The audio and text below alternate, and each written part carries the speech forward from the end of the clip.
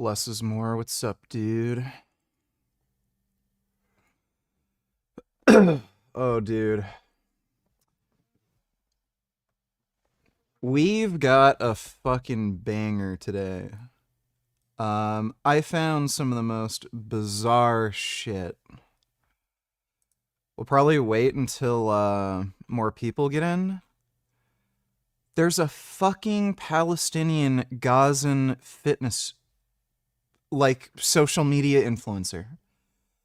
This guy is claiming Gazans are starving, and he's working out, lifting weights, and all this shit. It's hilarious. Like, oh my god. So, we're gonna be going through this guy's social media, and he's a fucking liar. This, like, fucking idiot saying, we're all starving. When it comes Genocide, we're starving. And then he's lifting weights. Oh my god, I can't believe it. I love how these people expose themselves. All right, guys, and they're just fucking idiots. Play Mafia Old Country, it's really good. Maybe. So far the reviews have been pretty good. Need for Speed franchise sale. Apparently Unbound was stupid. Like, these... I don't understand making racing games that don't really work with a wheel.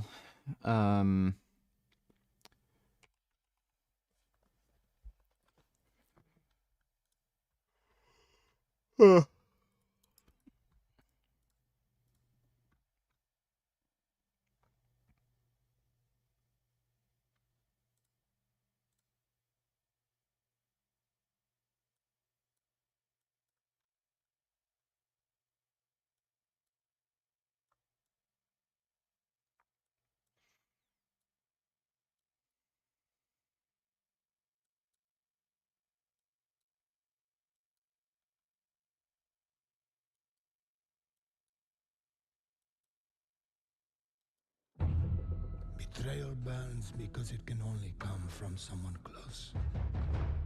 An enemy can't hurt you like a friend. Who are you? Sono Enzo. I work here.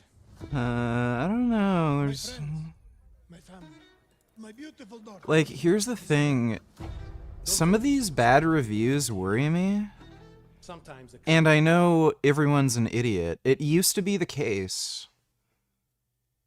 Like, I started noticing this about 5 years ago, where if something got, like, a really good positive reception from users, it was, like, pretty much always good.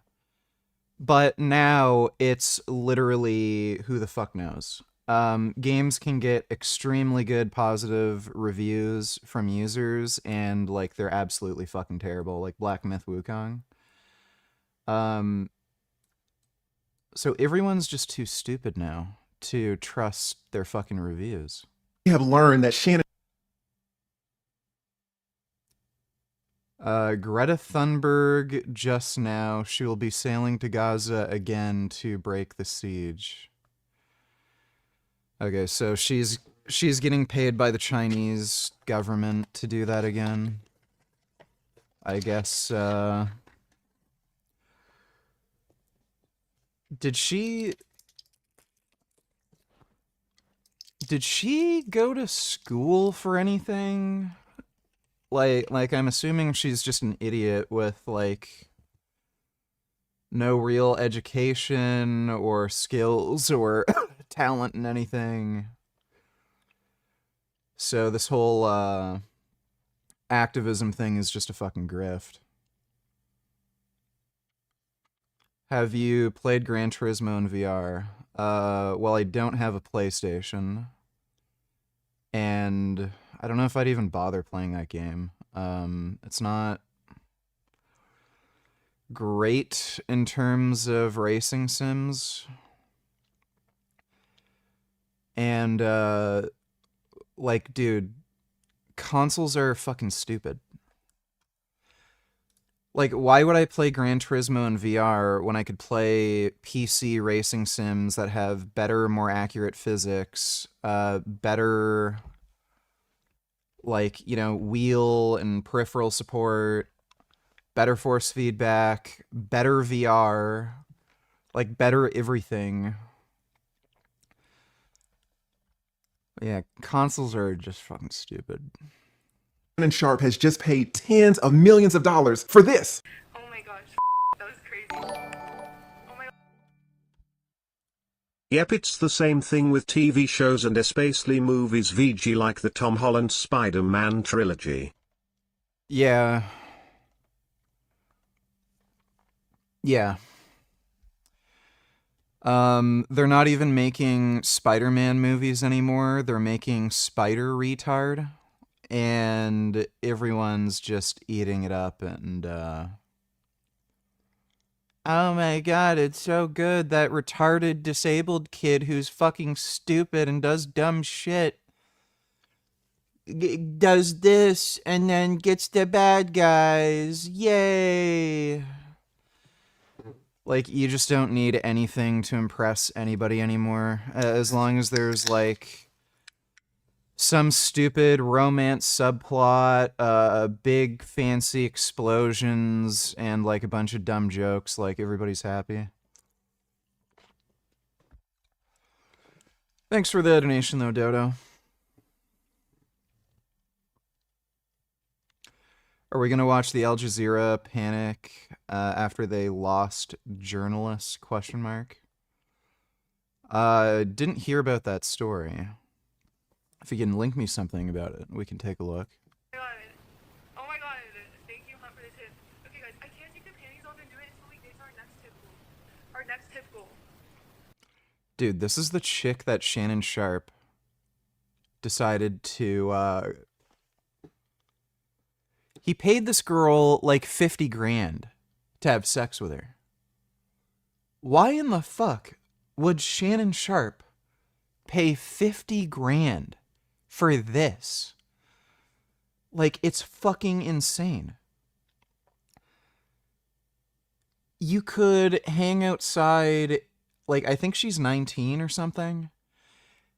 Buddy, you could hang outside a college dorm in your nice car, being Shannon Sharp, and then girls will just get in the fucking car with you and want to suck your cock. Like, what is he doing? And this chick is ugly.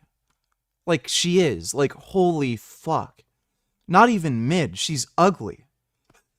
$50,000.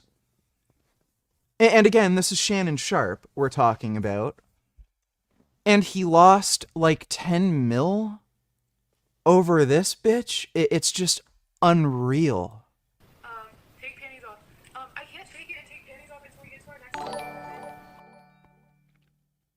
Found some good rage bait. Let me take a look. Butter we're all familiar with. Bill Gates, back company producing butter with no animals, no plants, and no oils made from carbon. Companies working with... They're combining hydrogen, carbon, and oxygen to create fat molecules, then manipulate that to taste like butter. Why do this when we already have butter? Pretty sure that was explained in the video, stupid. It's more efficient and environmentally friendly and probably healthier. I've already seen this, like, whole thing. We were watching this, like, story yesterday. But, like, mother of God, our people are fucking dumb. You know, like, imagine, you know, like in Star Trek, The Next Generation, I think they had that even in the original Star Trek. They had the, like, fabricator machine. You know, like in Star Trek, they found out how to alter matter, break it down into energy, and then reform it into any other matter they want. So they could literally, like, press a button and then, like, magically make whatever food you want just from using any other type of matter. like that butter thing is kind of the same idea, where it's like, rather than going through this like retarded ordeal of like breeding animals, feeding them so that they grow to a certain size, getting them pregnant, then fucking milking them, and then taking the milk and like churning it into fucking butter, and like, rather than going through that whole ordeal, hey, why don't we use technology to just alter matter, and then like we've got the same thing and it's probably better. Like, these same dumb fucks could be transported into the future and then be shown, oh, look, we have the matter fabricator machine. You could literally make any food out of, like, bricks or something. And then they'd be like, why would you do that when you could just, like, murder an animal? Like, I fucking hate people. They're so stupid.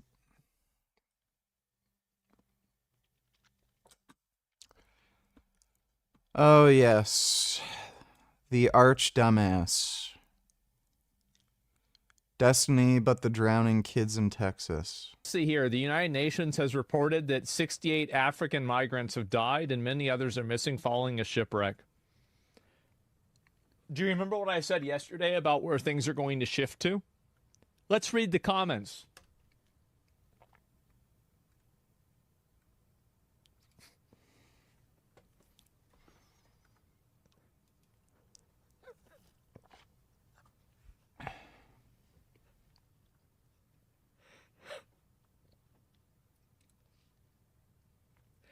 I told you guys. Isn't it crazy that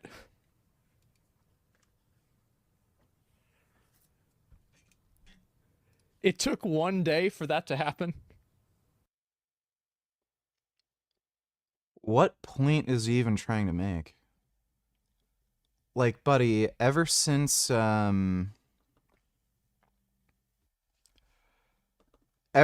Musk took over Twitter, we've been having this. So edgy people say things on the internet. And this is from the account Dixie Normus. What?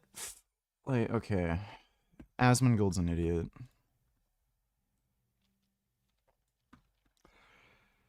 People vandalized India in W Place. That's good. Diarrhea. Thanks for the donation, retard. Oh, and by the way, just to answer your question, VG, no, Greta Thunberg did not go to school. In fact, she admitted to avoiding your own education to protest against climate change.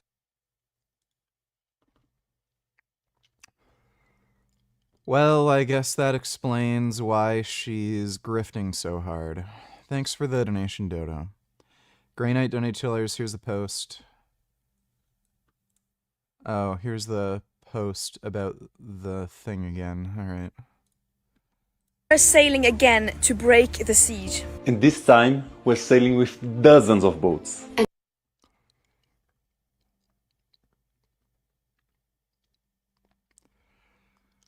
What the...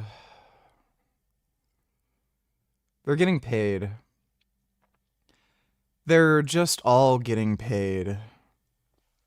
They really should be investigated, like for treason or something. They're getting paid by some, like, you know, government entity or something. Like, we know the CCP is doing this.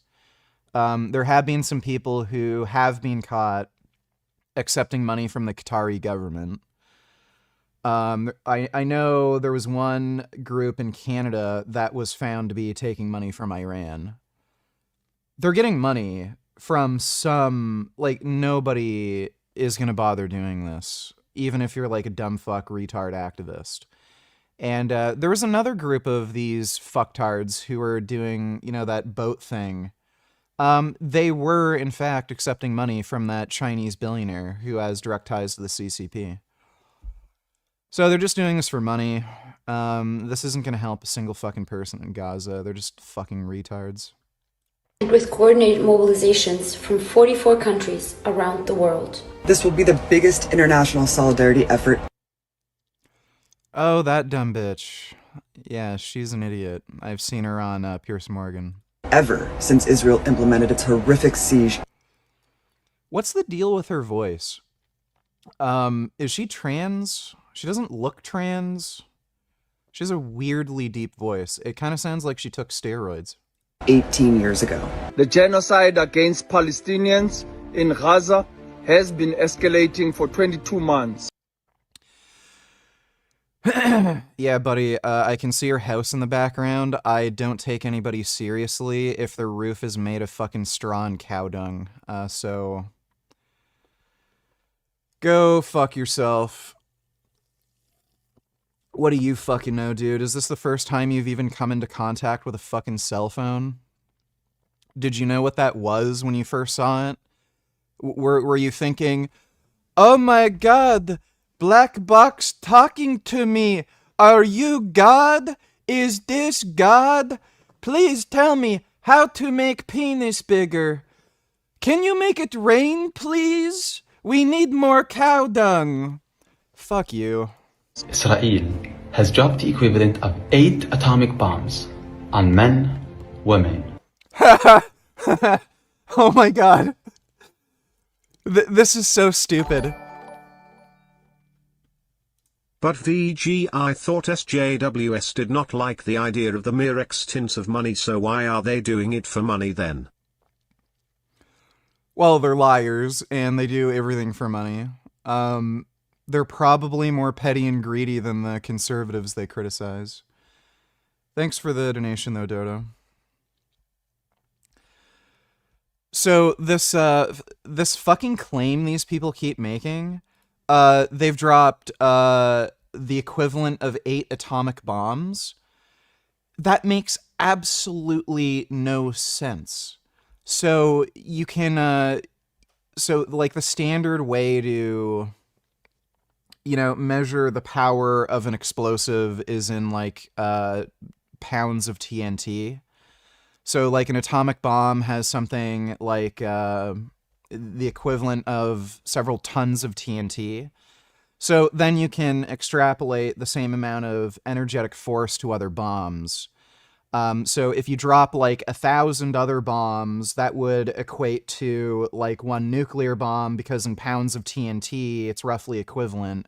But you could literally do that with anything. Your car works by making small explosions.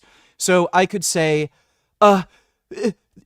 Israel has so many cars on the road that it's equivalent to exploding 10 atomic bombs per year. Like, what the fuck does that mean? Who cares? Nobody gives a shit about, like, the total amount of energy used by a certain explosive. Like, it makes no sense. The reason atomic bombs are considered, like, such a huge taboo versus other explosives is because of, like, their other effects. So they don't just make a shockwave. They do make a shockwave, but the huge issue is that they fucking incinerate you. So it's like burning people alive. You can look at PSAs from the 1960s and the 70s and 80s when the Cold War was going on. They would instruct people to make sure that they cover their skin as much as possible, because if you're caught in an atomic blast, your skin is going to be burnt off. Like, so it's these things that are kind of iffy with the Geneva Convention. Using weapons that cause, like, undue suffering and torment are kind of a no-no for the Geneva Convention. Again, that's one of the reasons why there's such a huge taboo with nuclear weapons. So again, comparing like the conventional explosives that Israel has dropped in Gaza to nuclear bombs is just fucking retarded. It makes absolutely no fucking sense. Like again, it's as unfair as saying, like, the amount of explosives that were dropped in Gaza would equate to, like, I don't know, the amount of energy that was expended by the fucking furnaces in the Holocaust. It's like, no one's getting burnt alive. So, like, what are you fucking talking about, you know?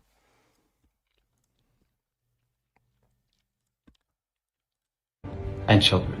Hospitals, shelters, schools, and homes completely destroyed.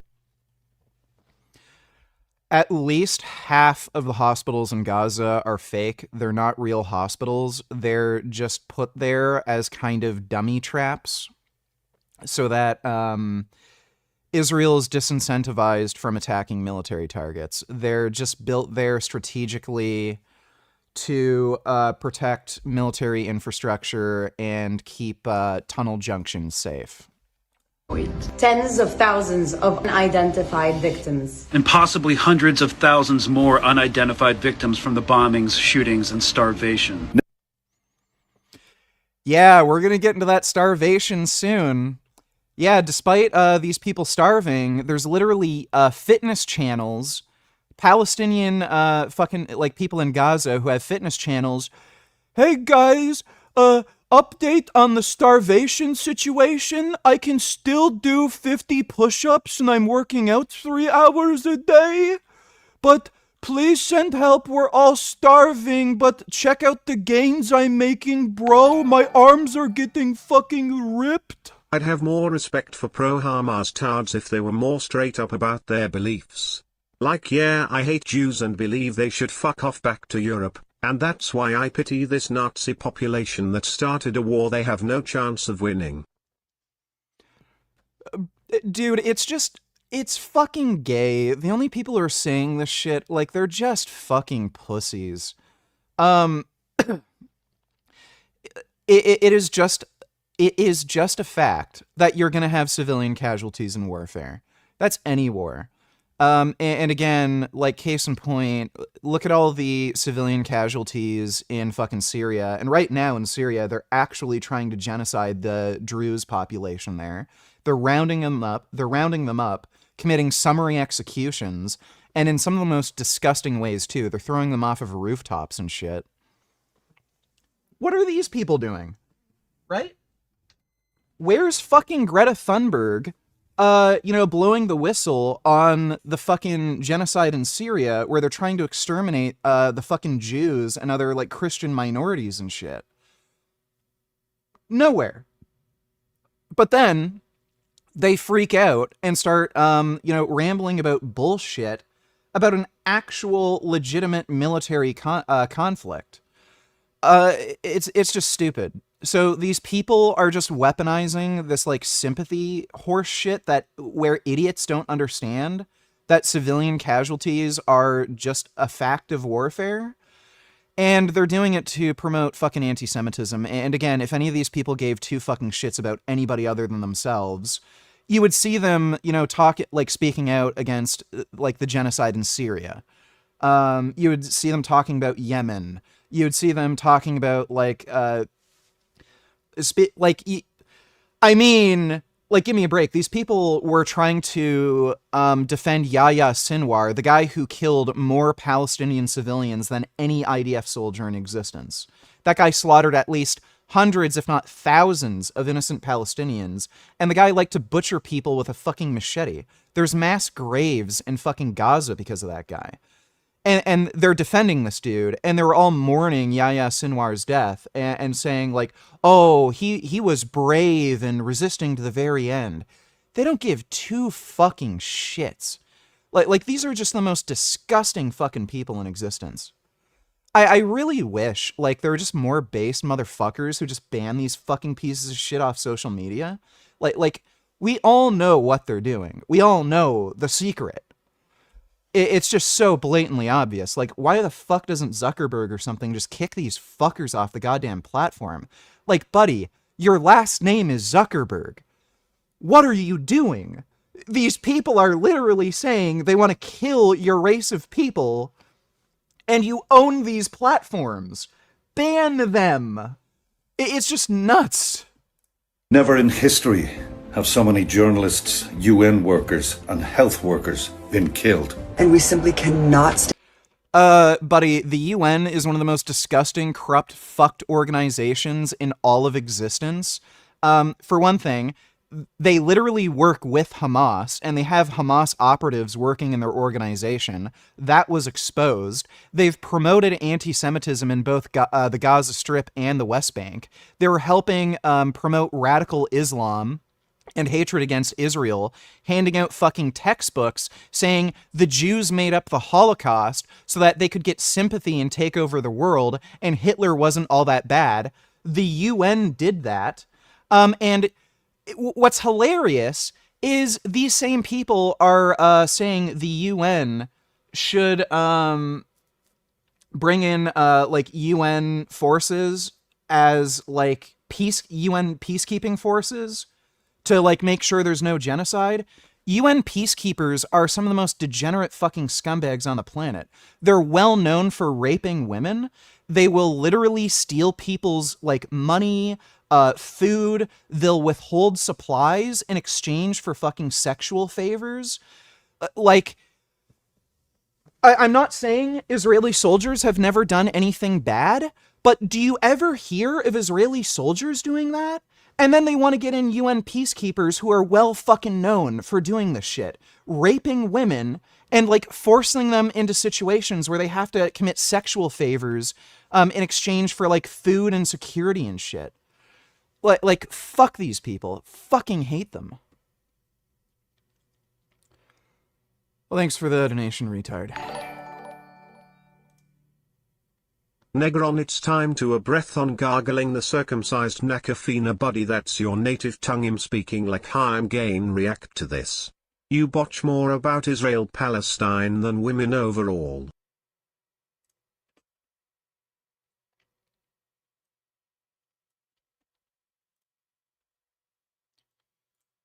So a all-white community. An all-white community in the Ozark Hills in Arkansas. That is literally a requirement to join this community. You must be white. They said no black people, no Jewish people, no homosexuals or anyone a part of the LGBTQIA plus community. You must prove your European ancestry, and you must be Christian and not follow any non-European religion. If I'm being honest, my initial reaction upon hearing about this all-white community being built, praise be. Praise be. We have prayed for times like this. People have been begging for years for white people and J-Lo to go away and stop bothering us. But unfortunately, I know this community is very unserious and it's not going to last for a couple of reasons. Number one, the community is called Return to the Land. Having people prove European ancestry to join a community called Return to the Land on American soil? Be so fucking for real. I'm gonna hold your hand with a napkin in between when I say this. That's not your land to return to. If anything, you should be returning that land to Native Americans. They're talking about we're creating this community because we want to be able to control who our neighbors are. If y'all would have left the world the fuck alone and stopped Christopher Columbus Lopezing everything, we wouldn't have this problem. Then they're talking about we want to be able. I don't fucking care. Thanks for the donation, Crime Daddy Jenkins. Is that true, VG? Are there really such a thing as dummy hospitals in Gaza? Do you have any proof of this? Yeah. Ryan Macbeth made a video on this. We watched it last night. Gaza has about twice as many hospitals than like similar areas in the United States. So there are more hospitals like given the size of the area and the size of the population versus like, you know, districts in Washington, D.C. Why, why do Americans need half the amount of hospitals, even though the area of land in these districts is bigger and they actually have a smaller, like they have a larger population? It doesn't, so like the only rational way to explain this is they're just making dummy hospitals. And this has been proven. They have terror tunnels under these hospitals. The IDF has done raids, and they showed you. They have underground fucking tunnels under these fucking hospitals that connect to one another. And they have, like, basically military installations, radio rooms. So they're just building hospitals that are not real. They don't need to be there, just so that the IDF is disincentivized from attacking their military infrastructure. But thanks for the donation, Dodo. Appreciate it. Could be wrong, but I don't think it's necessarily the Syrian government that is trying to genocide Druze. I was shown news clips that it is militias in Syria and that the Syrian government tries to stop it but can't, because they aren't competent.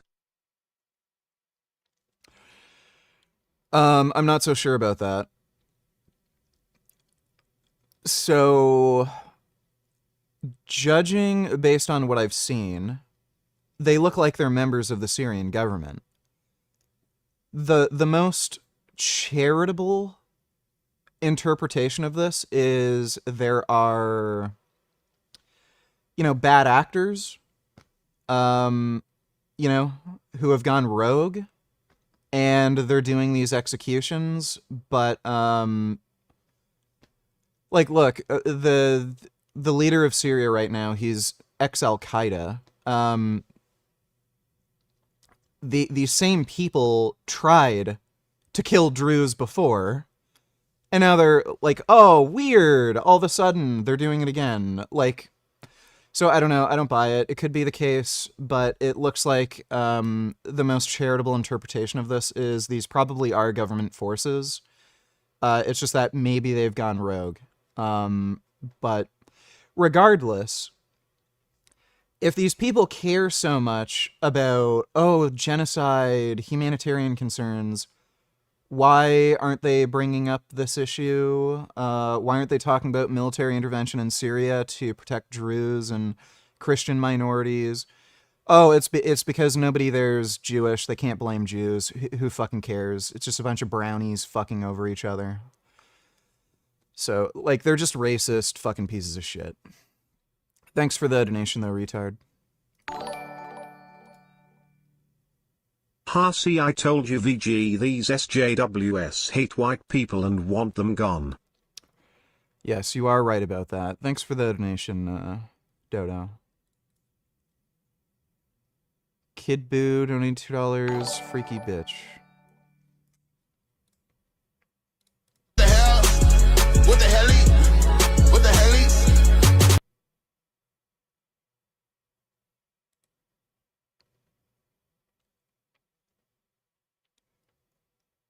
Why did she eat fish jizz?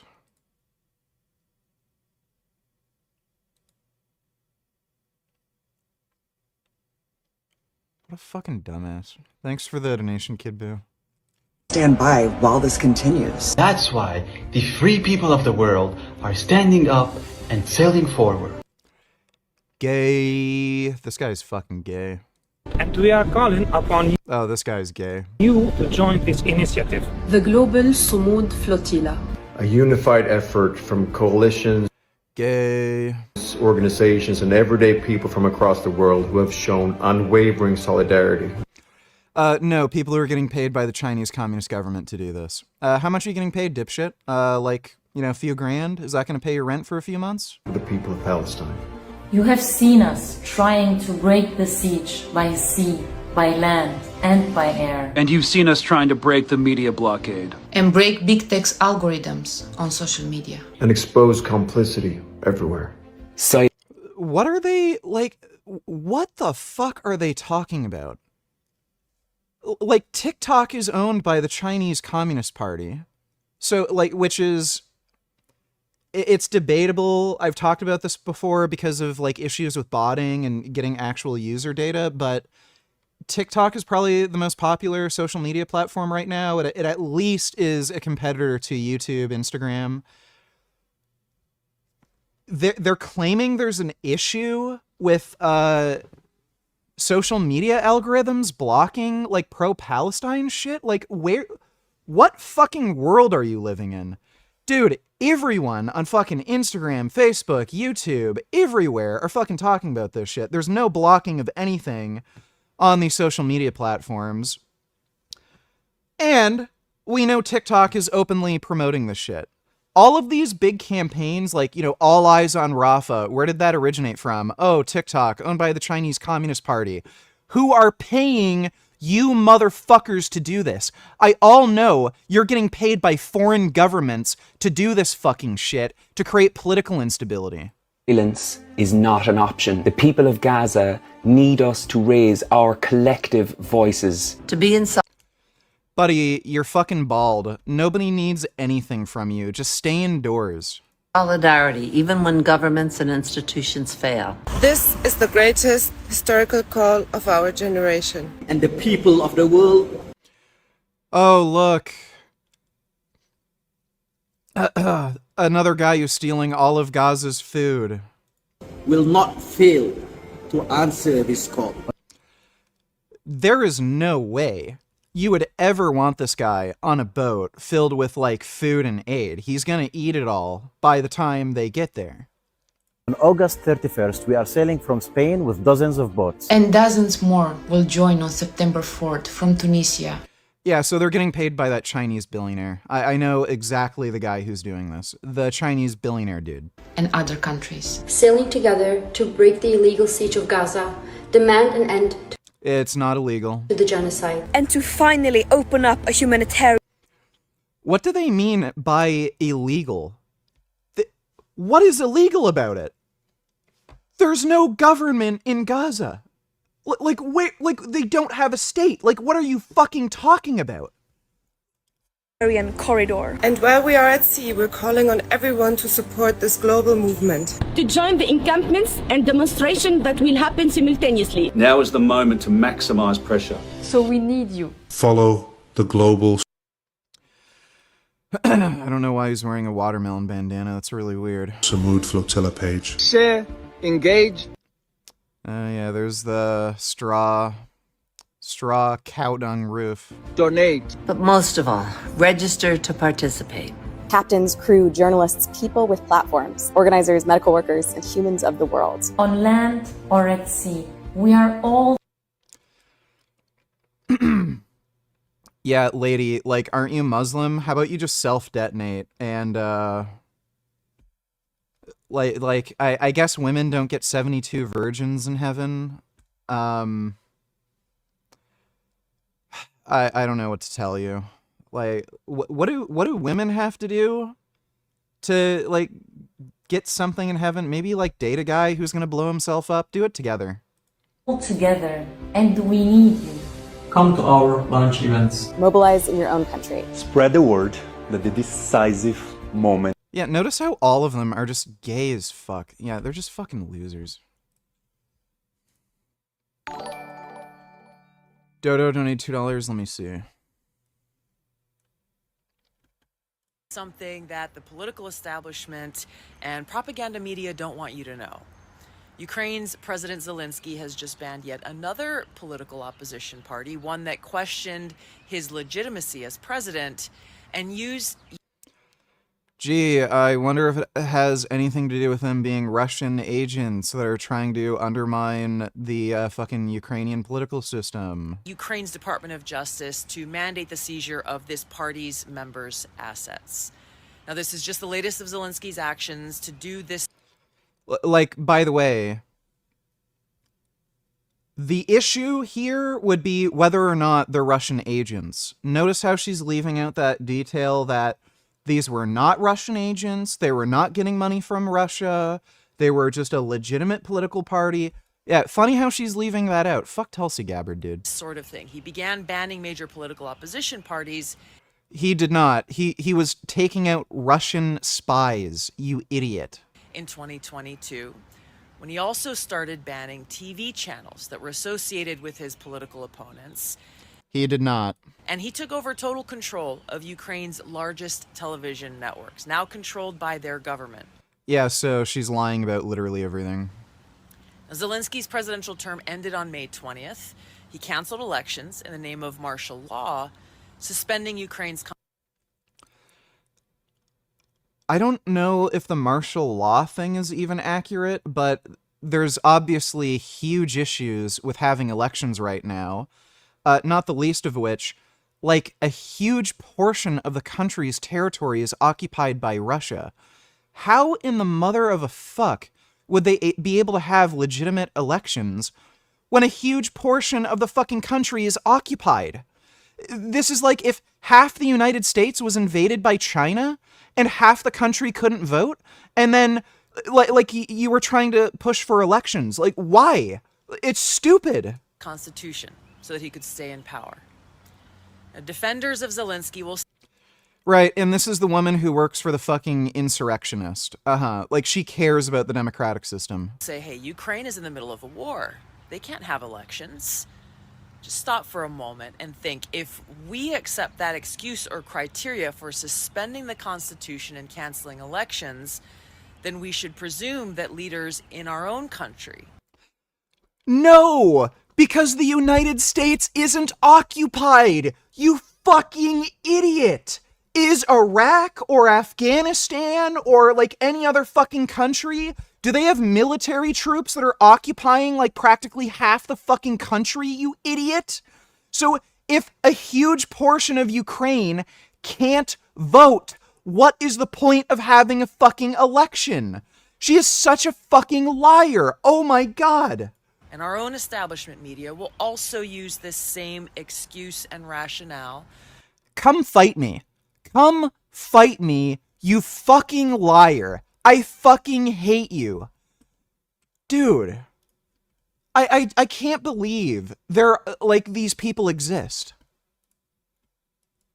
China's so safe. Billionaire Jack Ma rides his bike in public with no security. This is China. 是马老师吗？马老师，越来越齐啊！晚上吹风还好的，谢谢，拜拜。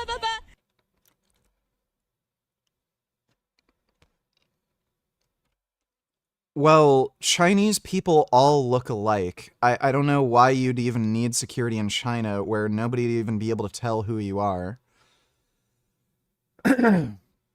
And secondly, like, this is normal. You can find plenty of videos with Jeff Bezos walking around, like, New York City and shit without security.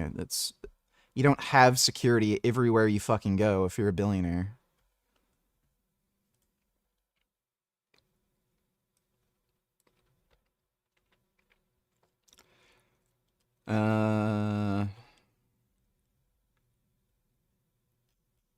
What is this? Privilege isn't being white, bonehead. Privilege is living in government housing and calling people oppressors while they pay your fucking bills. Get it? I'm done pretending that any of this bullshit makes sense. You want to talk about privilege? You want to talk about real privilege? Real privilege is wearing $200 sneakers when you haven't worked a day in your life. Privilege is walking around with $300 Beats headphones while you're living on fucking food stamps, while you're on public assistance, and it's paid for by people who wake up and grind every day. Privilege is having the latest smartphone with unlimited data and having zero idea where the bill goes because somebody else is always picking up the tab. Privilege is being able to protest every little thing that offends you without worrying about calling in sick to work because you don't have a fucking job. Privilege is being able to cheat, lie, fail over and over again in life and still get bailed out while people who play by the rules get punished.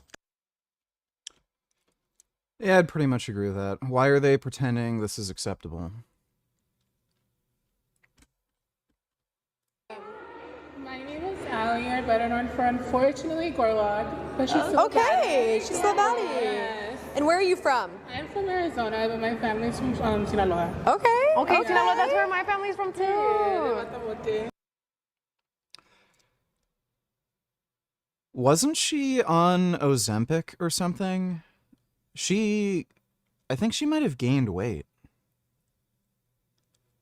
I don't know why these people don't get like a gastric bypass. Like if you can't even lose weight on Ozempic and shit. I don't know. People don't make any sense. They just do stupid shit. And why do you want to join the Bop House? I mean, come on, look at the material. Oh, 360? Yes. In all honesty, I just want to say that, like, I'm a perfect example of who gives a fuck what anybody has to say. Period. And, like, regardless of anything, like, you're the energy you put out, and, I mean, let's all be successful together. Yeah.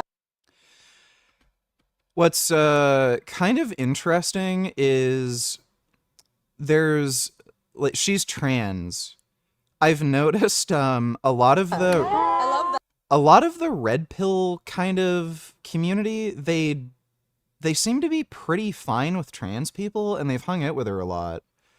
And she was trying to lose weight and exercise, and a lot of these, like, you know, male self-improvement gurus and red pill channels, like, they're pretty all right with, like, at least with adults transitioning, and they're supporting her with her weight loss and you know, exercise. It's kind of funny.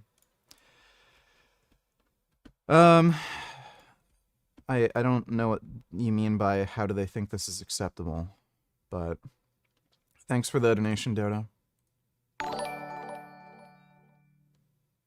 Hassan and Bad Empanada Doxson tried to ruin Willie Mac's wedding cause his fiancée is Jewish.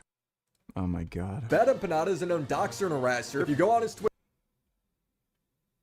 Wow. Alright, we'll react to that later. Thanks for the donation, retard. That's yeah, these people are scum. Dodo donates $2. Sadly, Tash and Jack and Mophead as well would agree with Greta Thunberg and her team. They are distracting from animal rights by caring about fake genocide. That isn't happening. Let me take a look. I'm pretty sure they just stopped posting about that crap. Oh wait, whoops. Do I have any other...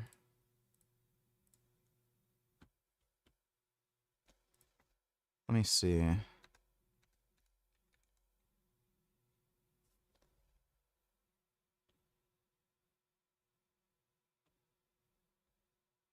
She has a Spanish account?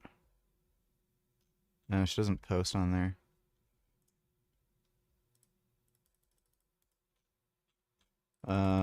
Her stories aren't... Like, I've looked on their, I don't know if this is an Instagram glitch. I think on the desktop, it's giving me weird problems. But ever since they posted that dumb shit, and I called them out for it, I haven't seen them post any pro-Palestine garbage. I think they're thoroughly embarrassed enough. Like, they're very thick-headed. I've kind of dealt with them before. About, like, you know, the COVID stuff. So even when you prove them wrong, they're just very thick-headed and they won't admit they're wrong. Yeah, okay, they don't have any new stories. So I think I embarrassed them enough where they realized they don't know what they're talking about and they should probably stay away from just mentioning this crap. So I think they're done, if I had to guess, with the whole, you know, Gaza genocide bullshit. I don't know why I think the USB port in my phone is fucked. So, like, I mean, that's good. I don't trust them, you know, because they're, like, stupid and shit, but at least they're not posting any more of this Gaza genocide crap. Thanks for the donation, though, Dodo.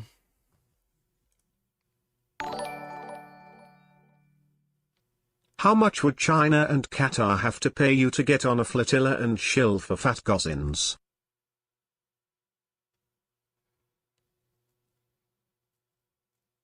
Well, there's no way I would ever accept, like, any amount of money to violate my own ethical principles. So if I were to accept money from them, I'd double cross them and fuck them over. So I would be like, oh yeah, like, genocide in Gaza, give me like $50,000. And then I'd just make post after post after post on the boat, like talking about how this is a scam, we're all getting paid by the Chinese Communist Party, I got the money in the bank right now. See, look at this, I just stole their fucking cash, Gazans are fat, fuck you. I would just fuck them over. Like, what is the guy gonna do, right? Like, if somebody gives you money and they're like some foreign fucking entity, they work for the Chinese Communist Party, they're not even like American or anything, like, he's not gonna be able to do anything once the fucking money's in your bank account. So I would just take the money and fuck him over. Thanks for the donation though, retard. Appreciate it. Oh. Twerk to the first song. No ifs or ands, only buts. You are welcome everyone. Time to go be homeless. Okay, I will do that in just a moment. Thank you for the big donation, Axel. Huh? What? Pardon me? What was that? Come again? I didn't catch that, eh? 777,777 watermelon bandanas. I didn't either. Thanks for the donation, butt plug. To be fair, giving money to forging governments is not a bad thing if it's for a good cause like saving pandas. Well, that is true. Saving pandas is a good cause. I like pandas. It's too bad there's not, like, pandas just walking around here. Pretty dope. Pandas are cool.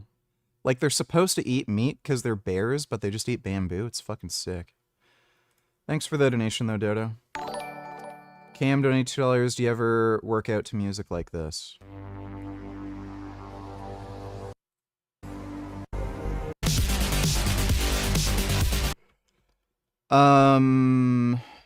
I do listen to synthwave. I think there are some synthwave tracks in my YouTube music playlist. So let me see. Some of them got deleted from YouTube, I guess because people uploaded them without permission. But yeah. Yeah, I've got some synthwave tracks, got Defiant Order, Parachute Ending, some like dark synth cyberpunk industrial. That's very loud. So yeah, my workout music playlist is public, by the way, if you want to take a look at any of my tracks. This one's really good. I really like this.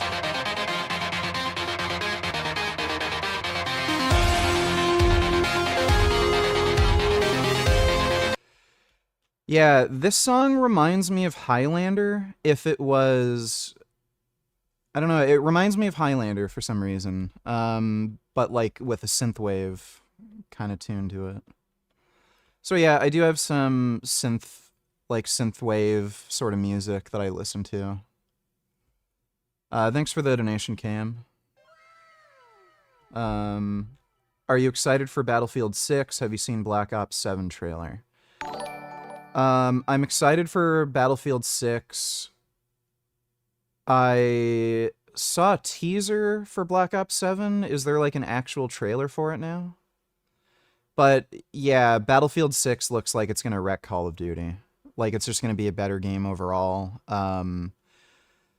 There were more concurrent players during the beta than there ever were during all of Black Ops 6. So I think that's a good sign. Battlefield 6 is going to be a way more popular game than Black Ops 7. And again, Black Ops 7, they spent so much money on Black Ops 6. I think the figure was something like $700 million. That game almost took $1 billion to make. So they're absolutely going to use the same engine and bones of Black Ops 6. It's not going to be a very different game, and they're probably going to still implement the same horseshit that like ruined Black Ops 6, like the skill-based matchmaking and shit. So, not particularly excited for Black Ops 7. Maybe the single-player campaign could be fun, but like the last few Call of Duty campaigns have been pretty meh. And again, they've ruined the multiplayer with skill-based matchmaking. If they had gotten rid of skill-based matchmaking, and there's absolutely skill-based damage in Black Ops 6, that ruined the fucking game. It's actually miserable to play. I never play that game on my own. The only time I ever have fun playing that game is like, you know, with a friend, and it's just weird. We can hate the game together, and then we end up enjoying it because we can complain about it together. But yeah.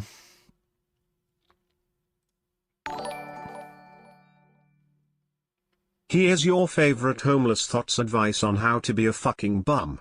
I told her stop being homeless and got banned.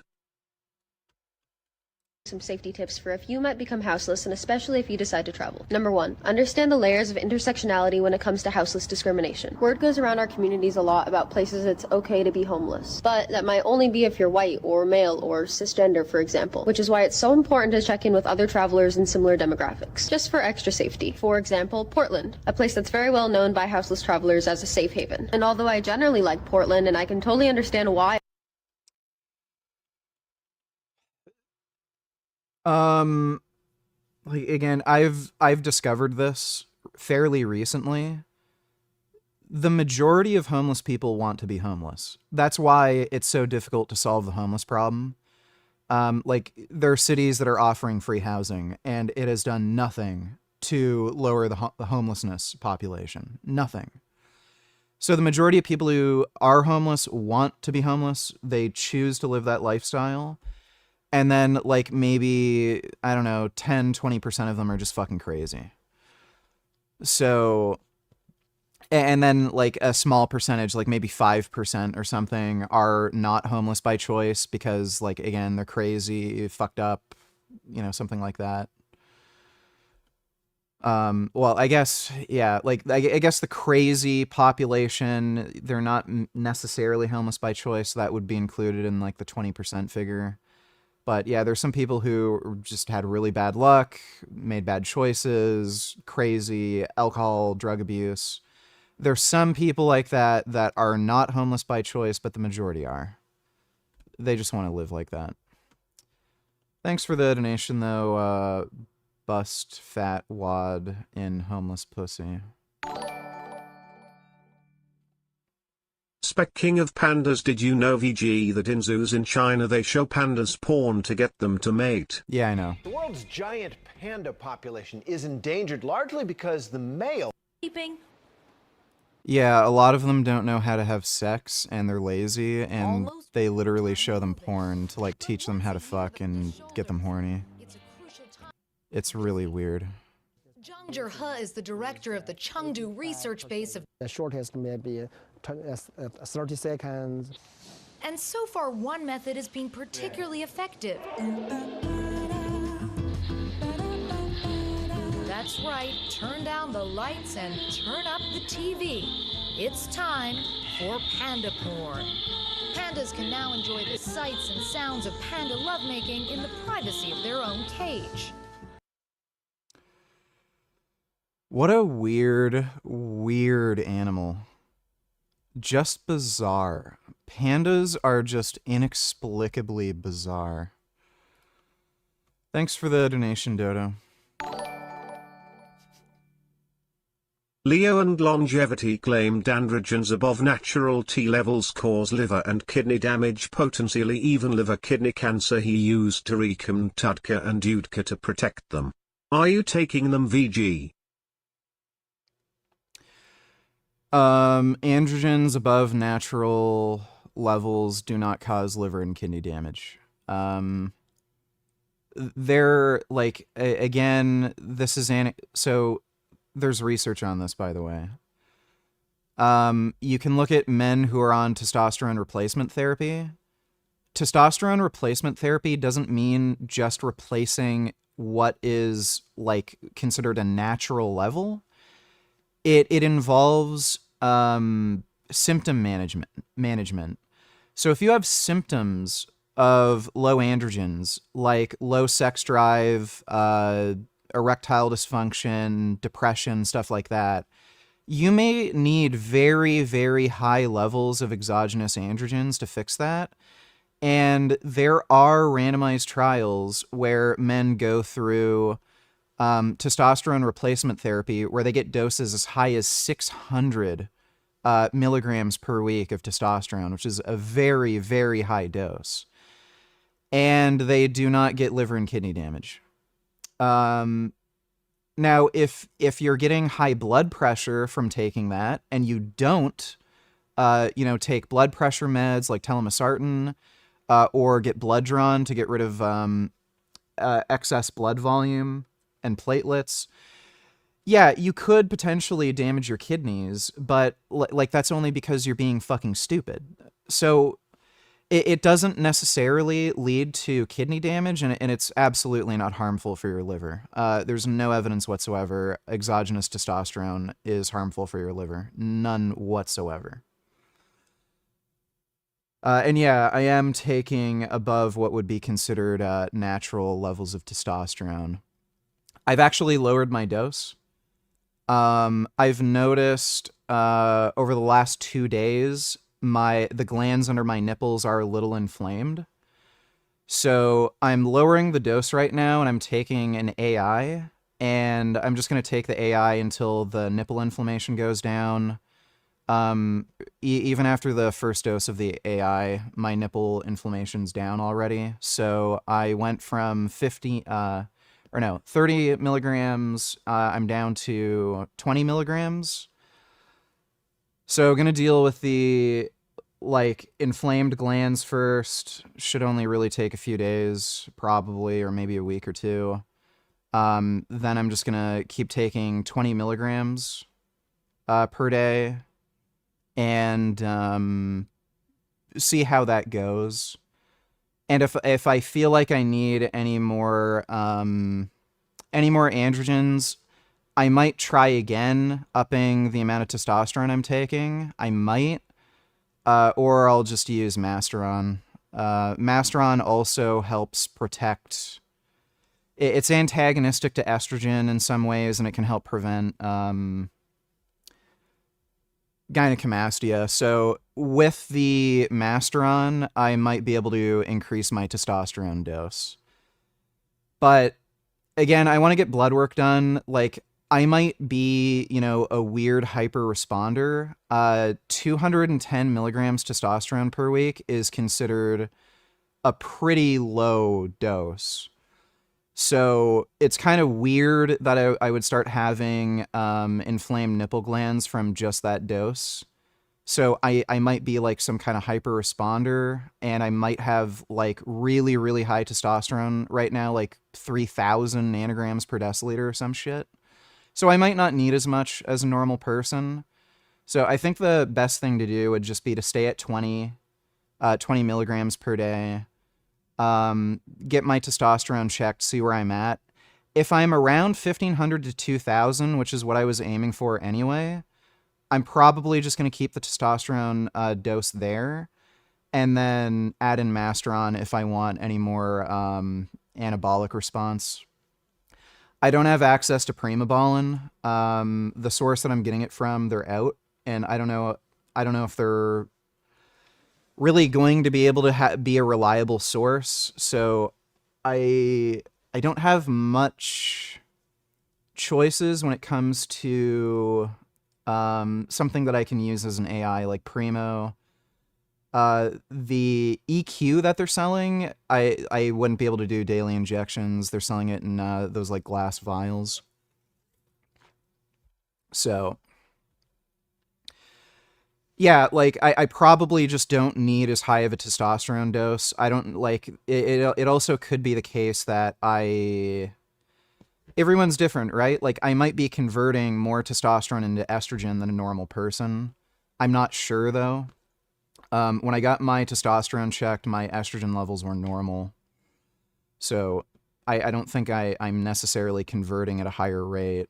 And this is also temporary. Some people, when they first go on, they end up getting inflamed glands, but then it goes away. So it's all this is why so many people end up getting fucked with steroids. It's because they think oh, these drugs work the same way in everyone, and I'm just going to go on 500 milligrams per week, just like all these people online keep telling me, and then they end up getting all these side effects and they don't know how to handle it. So start at a low dose, go slow, check your blood levels, see what side effects you have. If everything's good, then escalate a little bit, see how it goes. So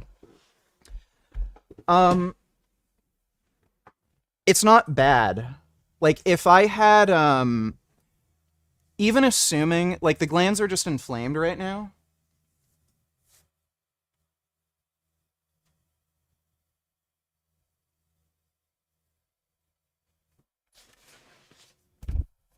I'll show you guys my nipples. Even if the glands were, like, the glands are just inflamed now, but even if, like, I don't know, my nipples stayed looking like this, I wouldn't care. It's not bad. Like, you can't even tell. So,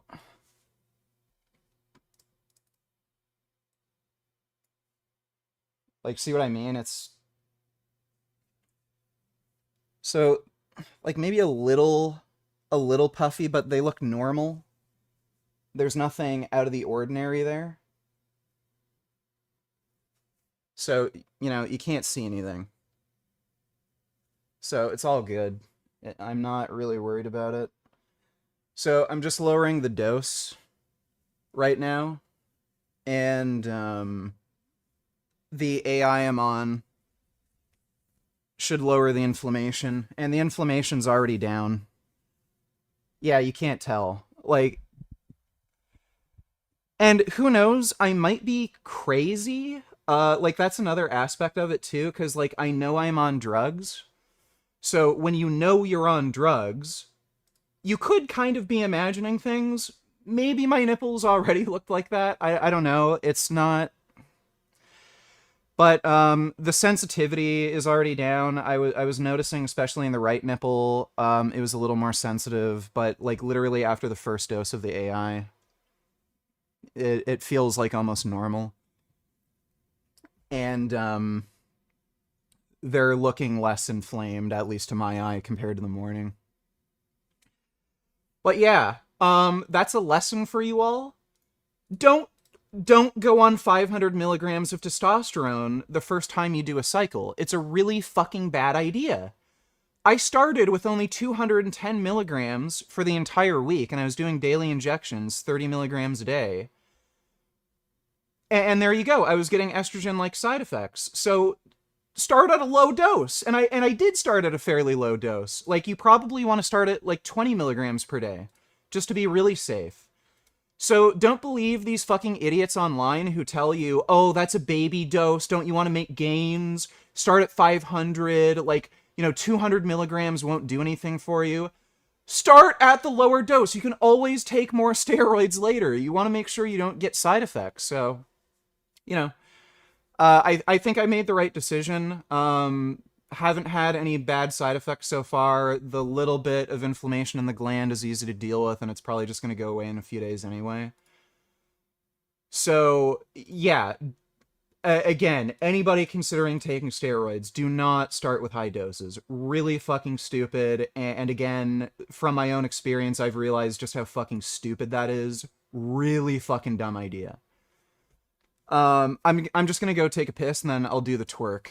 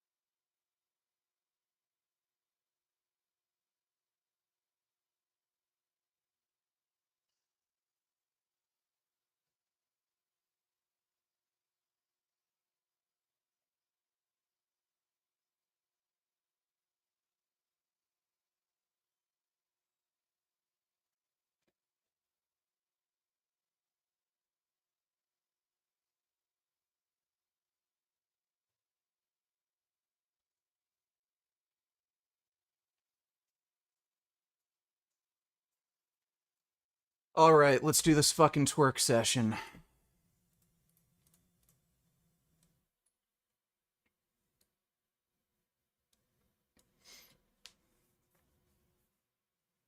Ugh.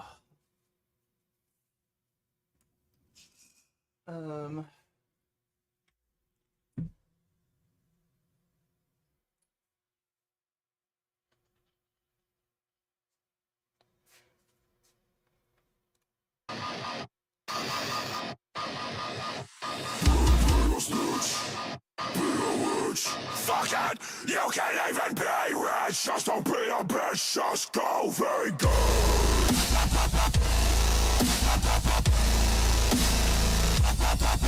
Very good!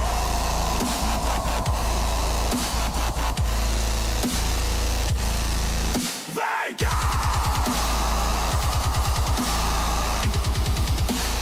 Say what? Go very good!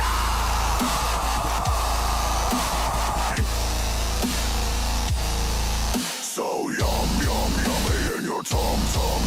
Have fun dropping dead for your protein. Don't be a bitch, just go vegan. Would you say I couldn't hear over your constant interrupting? If you were listening, I was simply telling you to not be a bitch.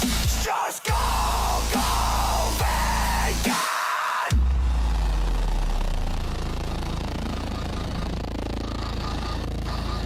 So yummy in your tummy. Have fun dropping dead for your protein. Don't be a bitch, just go vegan. You don't need to eat flesh. You don't need to ride anyone to get around. Don't be a lazy bitch and just go vegan.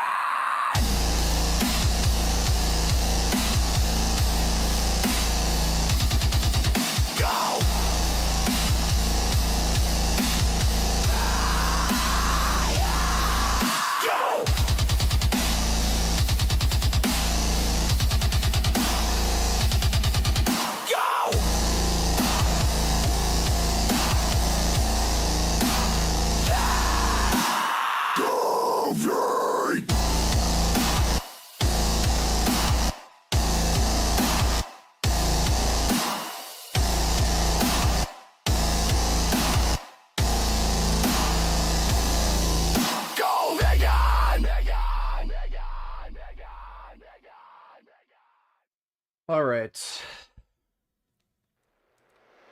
There you go.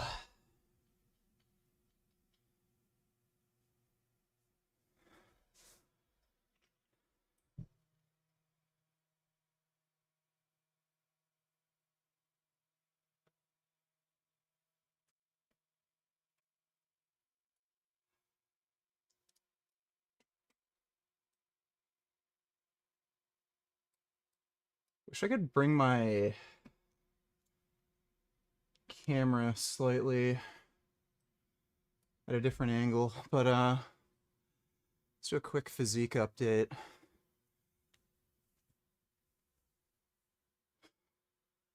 So I weighed in at 205 today. Slightly lighter.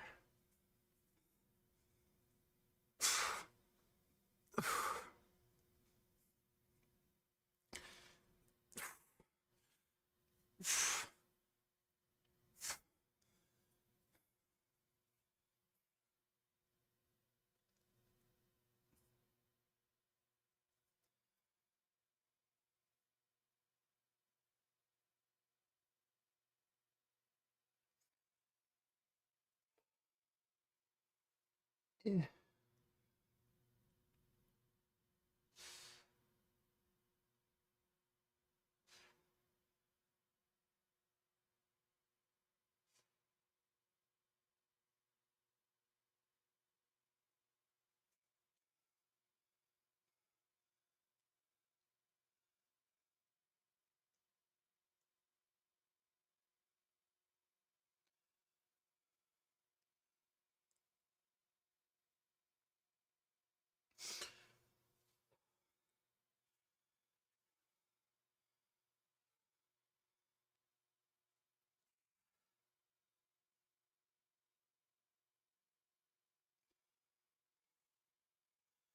Not bad.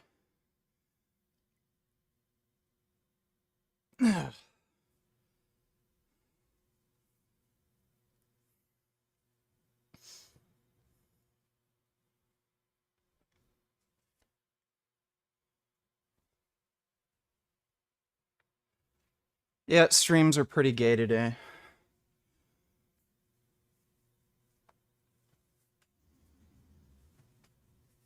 Ugh.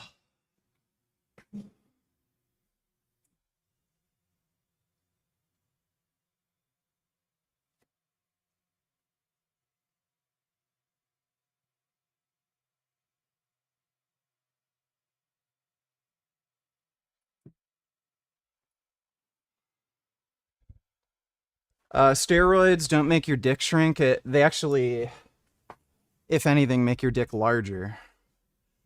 I've been getting bigger, harder erections since taking testosterone about a week ago.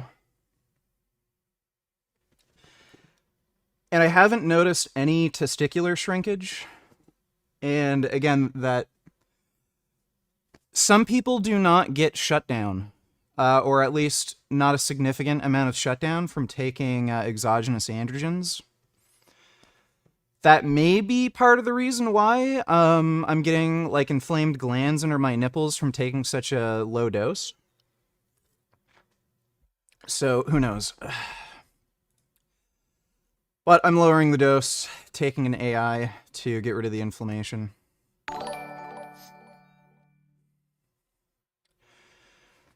Both. They can actually make your penis enlarge, and it increases blood flow. Dodo Donatillers, is Destiny on Discord. Can you tell him about your delusional take on homelessness, how you think majority of homeless people want to be homeless with no stats or studies? It's just your opinion. Go tell Destiny so we can get a debate in. It's not a topic I really care about, dude. Like, yeah, there's no stats, but like I've seen enough where it's like, yeah, most of them just want to be homeless. If not, like, they're all fucking crazy and beyond help. Anyway, thanks for the donation, Dodo. Maybe they should show porn to SJW woman to get them to stop hating men.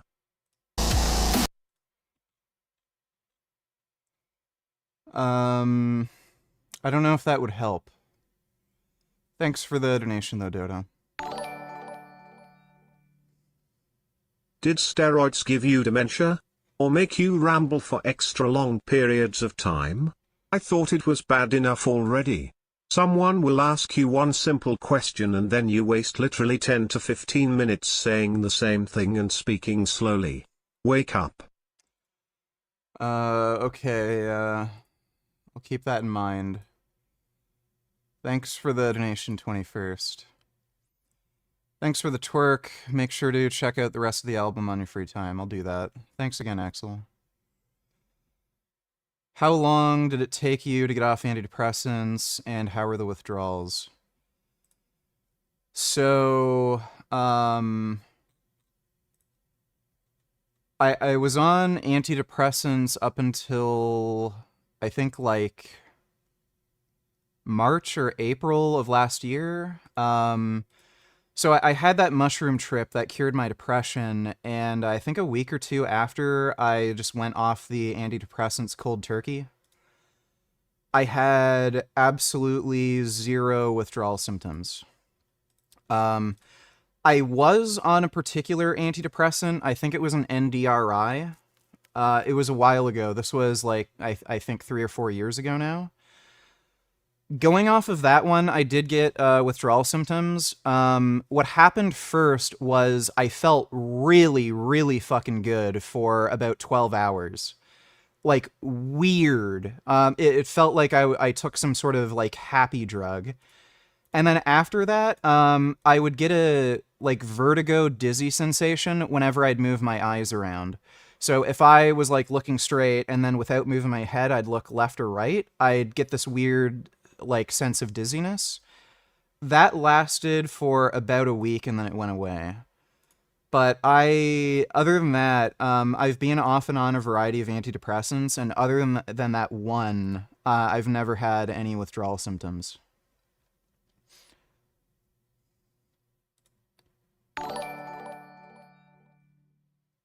I can't believe you got on test. You lost your natty card and I've lost my respect for you. It makes no sense, you look awesome the way you are. Now you fucked it all up. Dumbass. Well, I don't live my life for other people, so I thought steroids were going to be the best decision for me. So far, I've really been enjoying it. It's only been a week, but I feel like I look better. I definitely feel better, have more energy. I'm going to be making more gains. Injury risk is probably going to be lower, especially with the growth hormone combined. So, I don't care. Everyone is on steroids, like, by the way. Like, not everyone, but... Buddy, the amount of people who are on steroids, like, nobody fucking cares. People just take them, dude. It just is what it is. Thanks for the donation, though, Biden. Can you make a tutorial video on how to get high school age, Chinese, vegan, virgin girls? Can you do it in an Australian accent too? Are you even capable of that? I don't think so. No cute Chinese vegan high school girls are messaging your nigger ass. Good. I don't want to date high school girls. That's kind of creepy and weird. Thanks for the donation, though, 21st. Richard, please stop doing drugs. We don't want to lose you. We love you. Well, sooner or later, we all die, dude. Happens to everybody, so... I'm pretty sure I'm not going to die anytime soon. But, you know, it's going to happen eventually. We live long enough. Thanks for the donation, though, Dodo.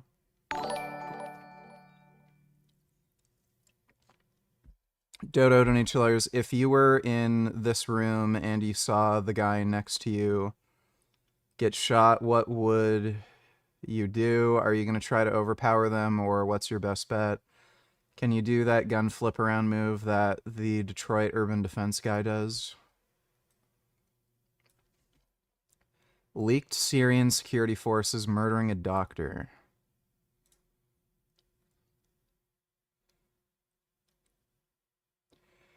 Yeah, so these are definitely people working for the Syrian government, without a doubt. I can't watch this video on stream, but... Well, you're probably fucked. There's like 5 fucking armed people there. If they're gonna kill me anyway, like, I'd obviously fight back. You have better chances fighting back than just letting them kill you, but... Yeah, that's fucked, dude. I am so glad I do not live in Syria. Holy shit. But yeah, they'd probably kill me. There's 5 of them, and they have machine guns. Thanks for the donation, Dodo. Little anecdote: I am on dutasteride only, natural, no steroids, no test. I swear to God I got gyno and high libido side effect. Dutasteride can raise natural T levels by up to 25% permanently. That small increase made me bricked up since 2 years 24/7 plus gyno frown.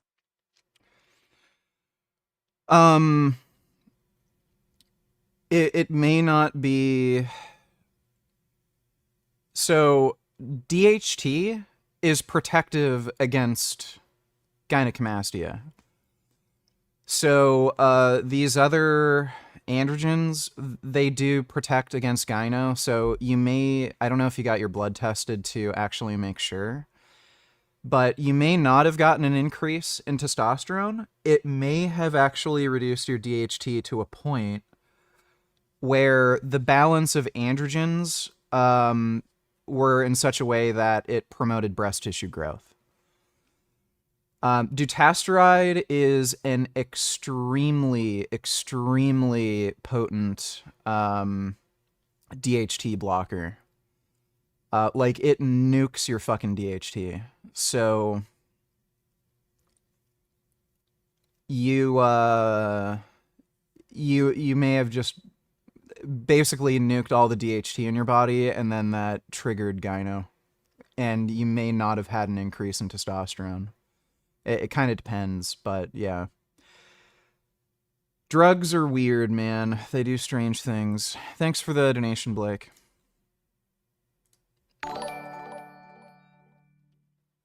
Battlefield community shitting all over this COD streamer saying they are aimbotting. Do you think they are? Force era. That was so long ago. Oh my god, what the fuck? That was nuts! Wow. That was an aimbot. That was an aimbot. So watch this.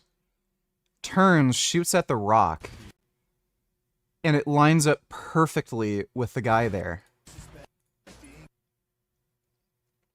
That was an aimbot, for sure.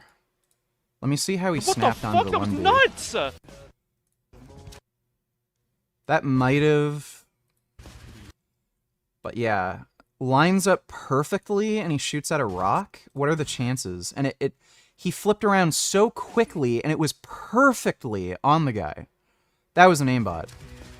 100%. Wow, I flicked straight at that guy through the wall. Oopsie. Targeting 240 FPS? Good computer. That also looks like an aimbot. Yeah, that also looks like an aimbot. I don't know, like, I don't know if some of these people are playing on console, because, like, consoles can have auto-aim. But that one was guaranteed an aimbot, for sure. How much of this game have you played, though? Hey, teammate. Whoa! Did he shoot through the wall? Wait. Was there a guy there? Whoa!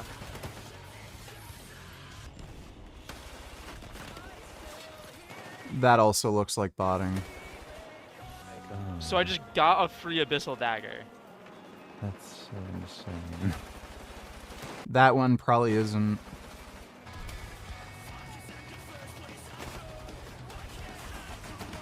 Oh Feels my. like this gun is gas.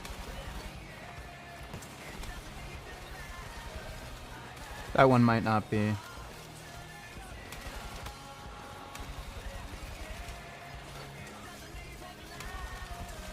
Oh my god, I'm crying. What the fuck? If you don't do the dishes, you don't have anything to eat off of. True. It's the method. I'm telling you. Doesn't Okay, look so you like had that was 2,000 botting. viewers and you're calling me famous.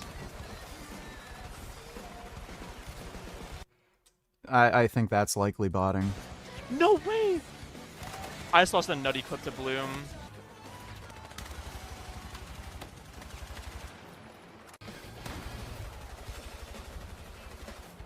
Three TS, what the fish?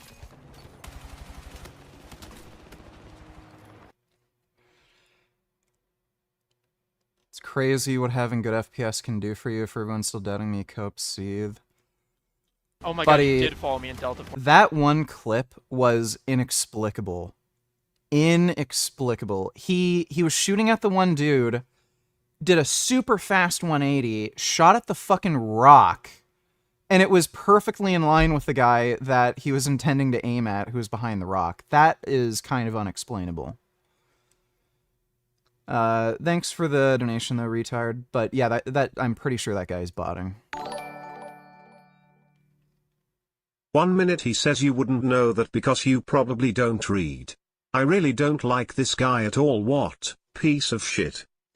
Nick, I want to ask you a question in terms of how are you? I think that you are a but to make money. No, Eisenhower does not believe that the Holocaust did not happen. Well, Eisenhower had concentration camps himself. You probably don't know that because you don't even read any books. But, I mean, they were camps for Japanese people, but they weren't systematically. I'm talking about working them to camps death. in Germany. My point is. What? Oh, so he's talking about POW camps? Yeah, no shit. Would Nick have preferred them to just mass execute any German prisoners of war? Yeah, POW camps are normal. That's what happens. He's comparing that to fucking rounding up Jews and putting them into fucking ovens? Do you believe that you...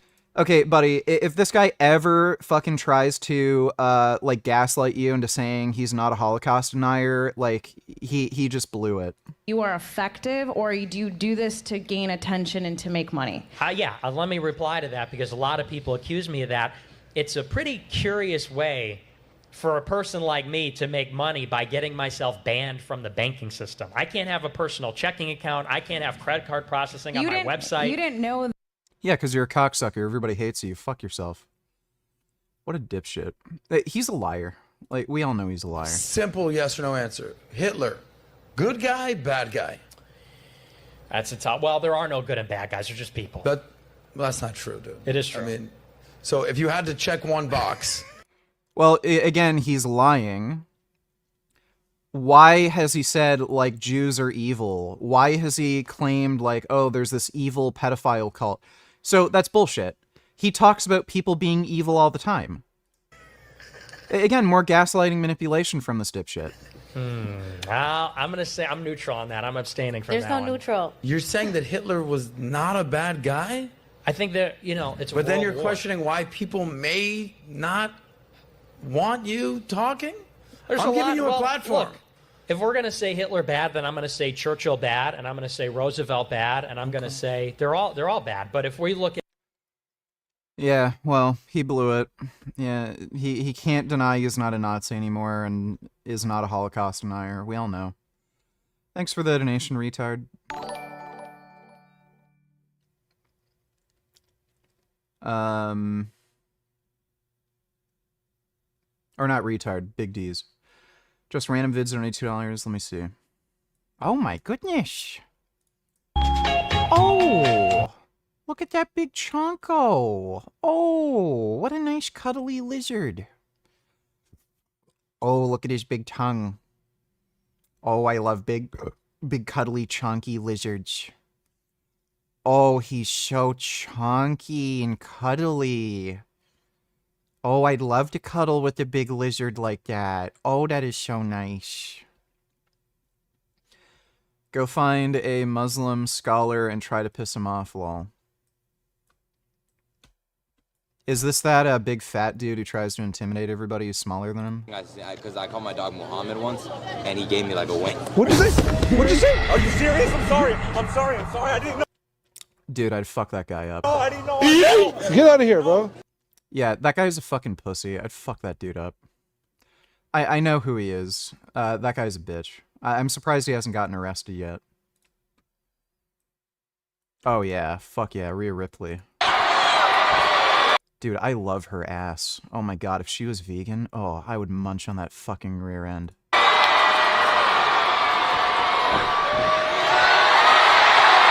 Dude, I'm jealous.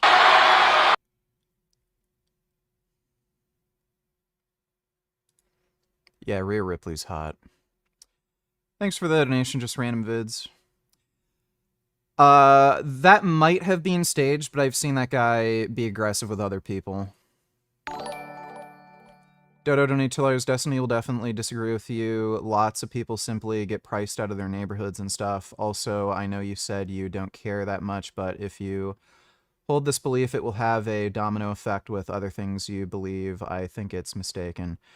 Well, you can get priced out of your apartment, but again, you can get roommates and shit. Like, if you're getting priced out of your apartment, presumably other people are, and then, like, again, you can just get a roommate if or more roommates if, like, rent becomes ridiculous, or you can just find a lower, like a less expensive apartment generally. So, like, that doesn't explain the huge rate of homelessness. At least not that alone. And I know you said you don't care that much, but if you hold that belief, it will still have a domino effect with other things you believe. I think it's mistaken. Like, I could be wrong, but I don't think that alone could really explain the rate of homelessness. I think a lot of people are either choosing to be homeless. I've seen so many interviews where homeless people are like, yeah, I want to live this way. I could, like, move in with my parents and get a job and, like, get back into, you know, the normal world. But I've seen so many of them say that. I'm sure a lot of it has to do with mental illness, drug abuse. Sure. But if we're, like, even if we're being generous, there's probably a huge amount of homeless people still, like 20, 30%, who choose to be homeless, and then the rest are, like, crazy. So either drug abuse issues, mental health issues, and again, I don't know what you could really do to help these people. Thanks for the donation, though, Dodo. If you had to guess, what do you think the core motivation is at the heart of Nick Fuentes? I watched his interview with Sam Hyde and he's so manipulative and dishonest, but he is charismatic and intelligent. He knows he's lying. I don't know if I'd call him charismatic, and I definitely wouldn't call him intelligent. He is certainly a fucking liar. I know that. There's just a lot of, you know, retarded dumb fucks who will listen to what he says just because, like, you can find anything someone says, no matter how stupid, you'll find a group of people who will agree with you. And there's an inordinate amount of white supremacists, anti-Semites, and shit who are going to agree with Nick. Thanks for the donation, though, Carrot.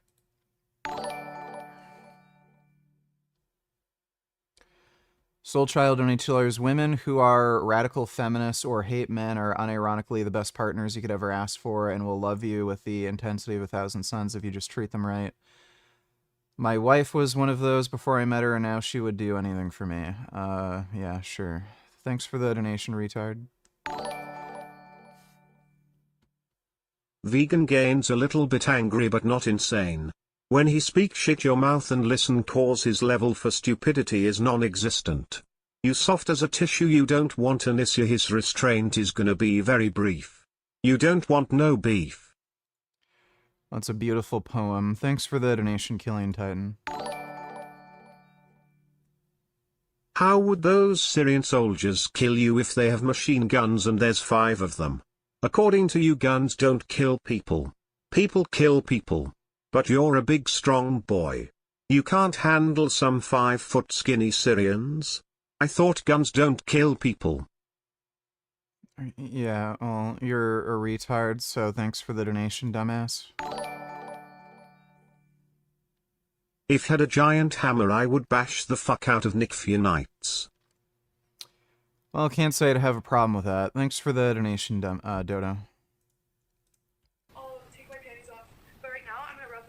So that she will show more of her skin to you. Now, this is on time, and Shannon was like 56. She ended up filing a lawsuit in the beginning of this year against Shannon for $50 million. What was she claiming? She was alleging that when Shannon was at her gym, he was harassing her for her phone number. So this NFL Hall of Fame player is harassing her for her digits, but she gave it to him. Then this girl, Gabby, says, oh, well, Shannon Sharp was harassing me for him to go over to his house. He wanted me to go over there. And then, of course, she went. And not only did she go the first time, but she kept going back. She kept going back. Now, what did she say? She says during this time when she was going over to Shannon's house, Shannon was abusing her. This is what she put in her complaint, all of these allegations of abuse. But she would claim that all this abuse was occurring, and then...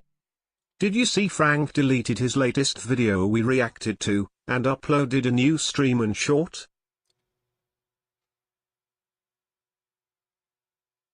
Why would he do that? That's weird. I don't know why he'd delete that one.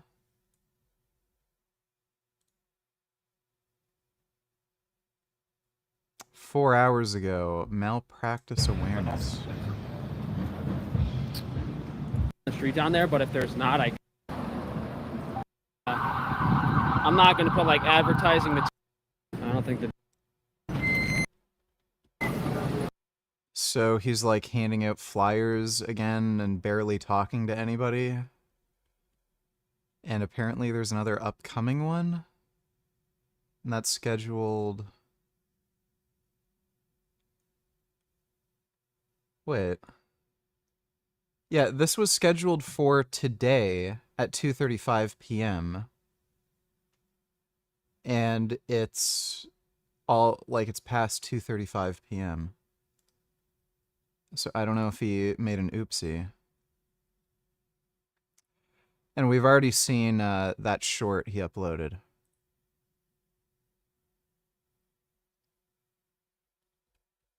Okay. Well, that's Frank. He's not very bright. Thanks for the donation, Twitter account.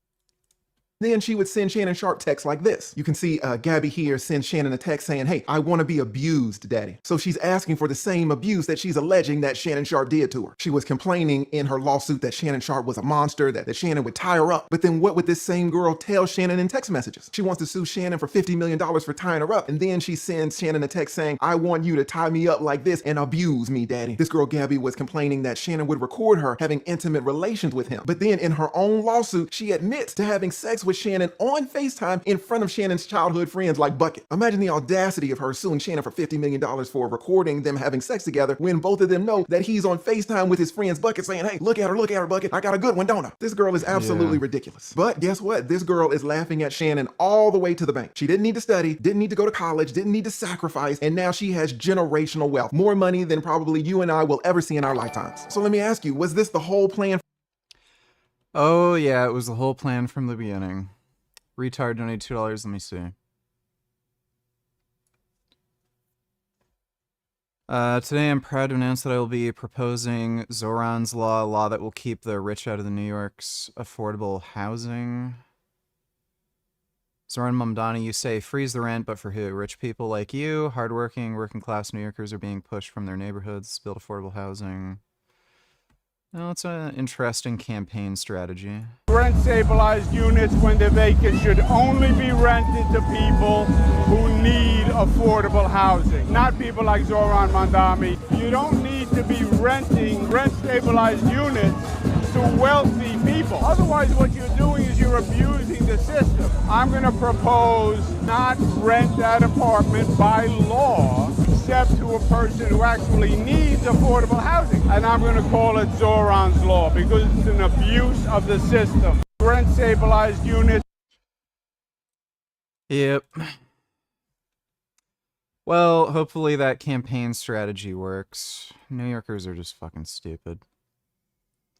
Have a bad feeling Zoran's probably going to win, and again, everyone's just going to be pissed at him because he's going to be a completely incompetent fucking moron, but we'll see. Thanks for the donation, retard. Sverge posted a new What I Eat in the Day on the Goatus channel.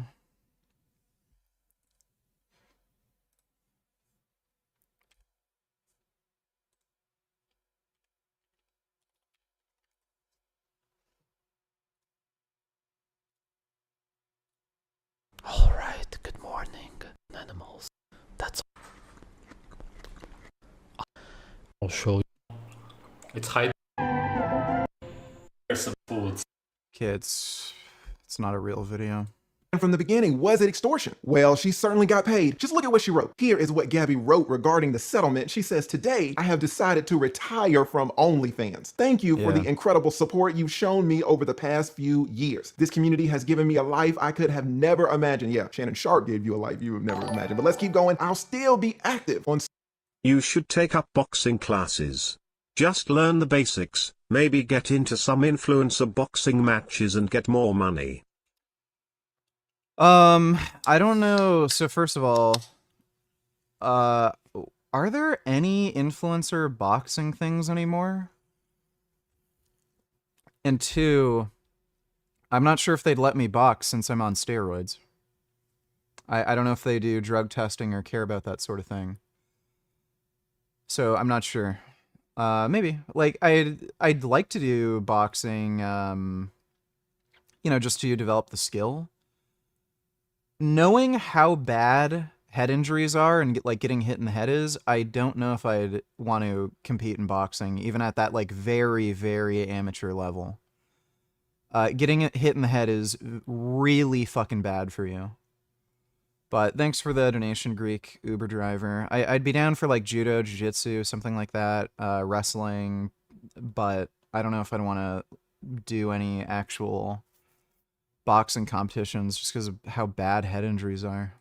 Social media and have several new projects in the works that I can't wait to share. I'm truly excited for this next chapter. I love you all forever and ever. Oh man, this is so sad. Shannon Sharpe is out here retiring OnlyFans models. And here is Gabby's attorney, Big Tony Busby, confirming the settlement of the lawsuit. What does Tony say? He says on April 20th of 2025, the Busby law firm filed a complaint in Nevada, making several allegations against the one and only Hall of Famer Shannon Sharpe on behalf of our client Gabby. Both sides acknowledge a long-term consensual and tumultuous relationship. After protracted and respectful negotiations, I am pleased to announce that we have reached a mutually agreed upon resolution. All matters have now been addressed satisfactorily and the matter is closed. The lawsuit will thus be dismissed with prejudice. And dismissed with prejudice just means that Gabby is not allowed to refile this ever again. She can make no further claim. By Shannon Sharpe paying her all of this money, her lips are permanently sealed. Now, the question is, how much money did Shannon Sharpe pay Gabby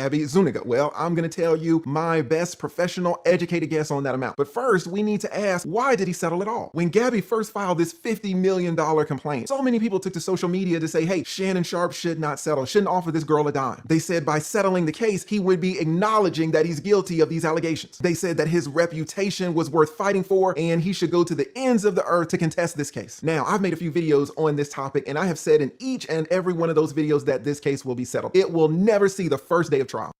I never said I had any injuries. I was talking about trauma to the head being bad for you.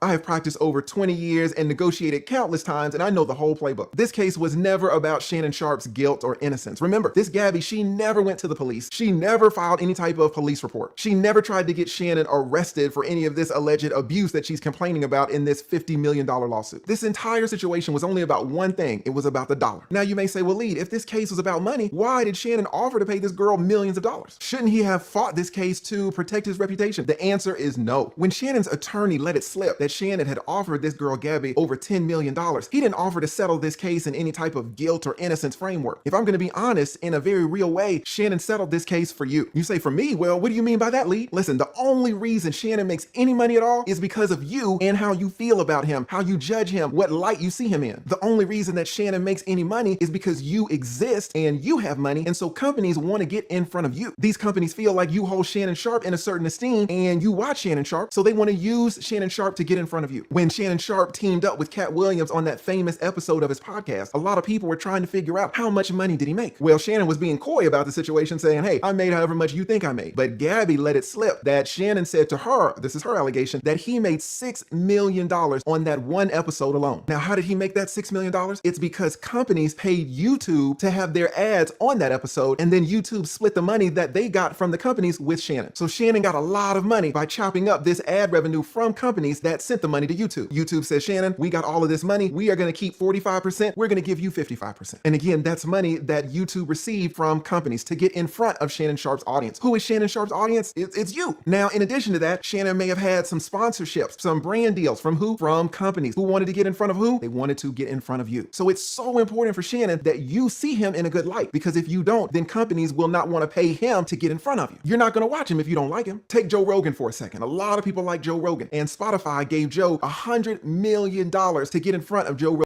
That Shannon liked to engage in all this race play in his relationships. Shannon likes to have all these... Yeah, race play is great. I love being called the N-word. That's so fucking hot.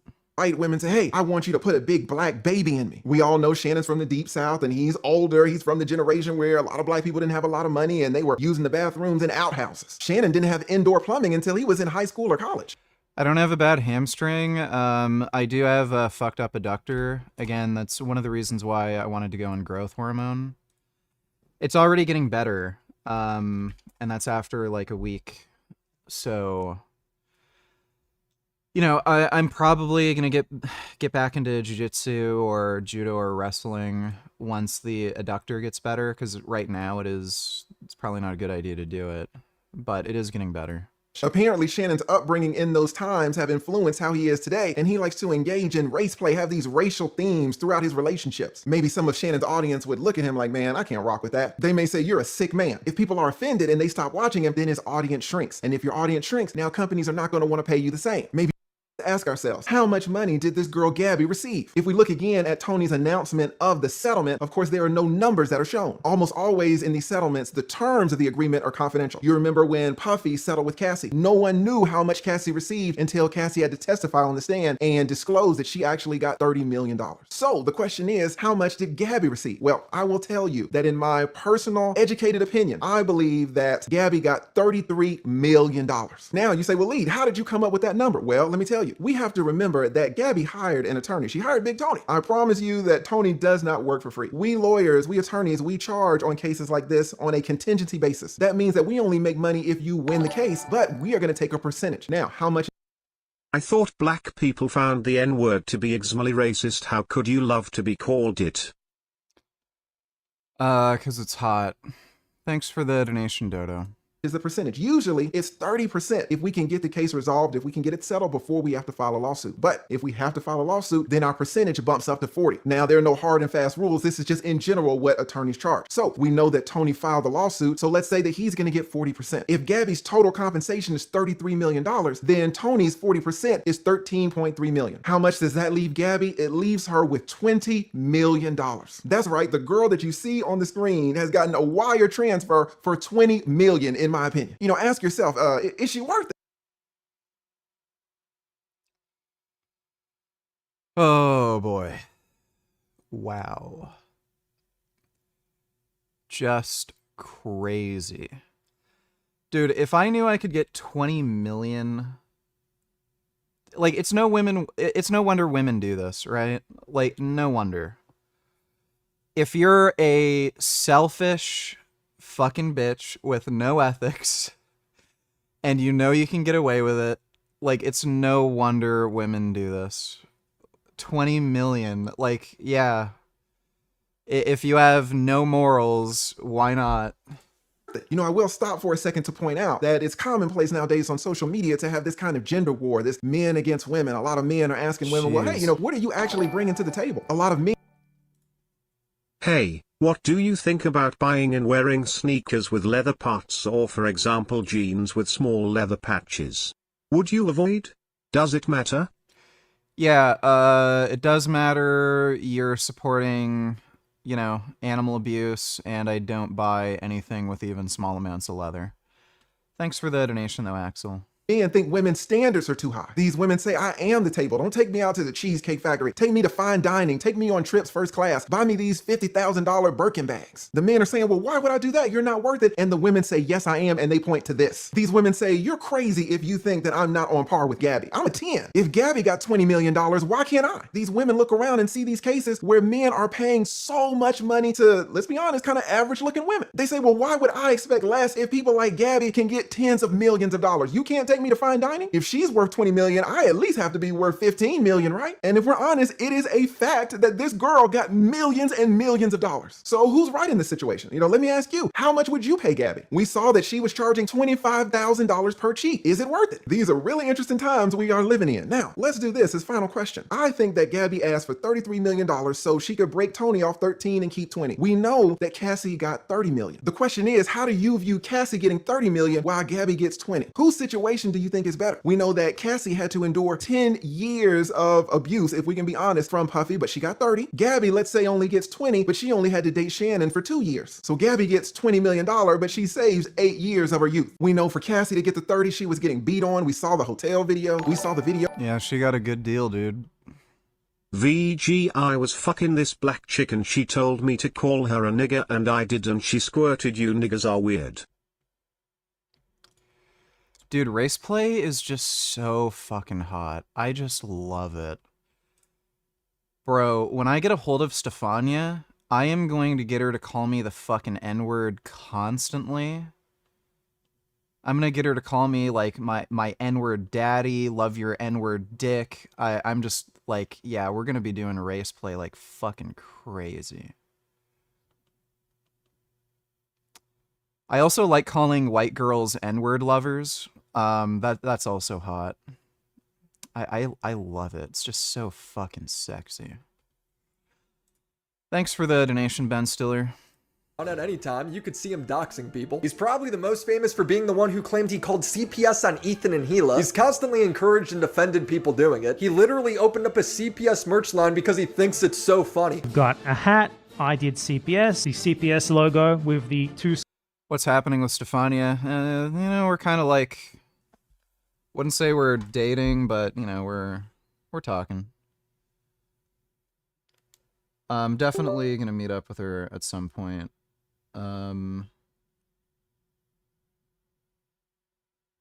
Jesus Christ. What is this fucking thing's problem?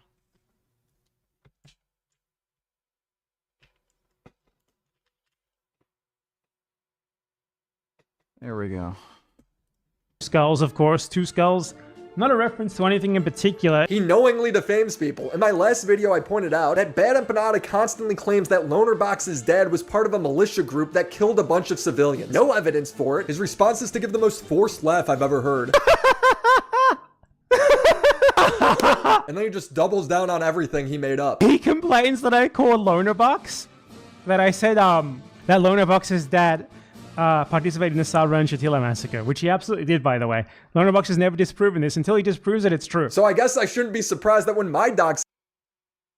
How can you disprove something that didn't happen? Like you can't prove a negative. That's philosophically impossible. Okay, Bad Empanada has sex with cats and dogs. Until he can prove that he's never had sex with cats and dogs, then it's true. So there you go. Bad Empanada has sex with cats and dogs. He can't disprove it, right? So Bad Empanada is a cat and dog fucker. Gets found, Bad Empanada immediately posted everywhere. Uploads a video blasting my name, my bride's name, the address of her wedding, all over the internet. It's also come out that he's swatting people, filing fake police reports, all while plugging his Patreon. So I figured if he's making money off of my docs, I should too. So thank you, Exter, for helping me cope. Do you have a big fat bulky wallet that's worn and beat down like this? Is your friend or family member living background story? Dude, Bad Empanada is the biggest fucking piece of shit. Stories about me and my wife. A certain slop tuber who does nothing but make videos in which he attacks pro-Palestinian people and de facto, as a result of that, helps to further Israel's genocide in Gaza, has been outed as having been honeypotted by Israel. Israel is literally assigning slop tuber. Yeah, I've seen Frank Tufano's, humiliation ritual in New York. Nobody wanted to talk to him. He was also too shy to talk to most people. He was being super awkward. Dude, like, there's no help for the guy.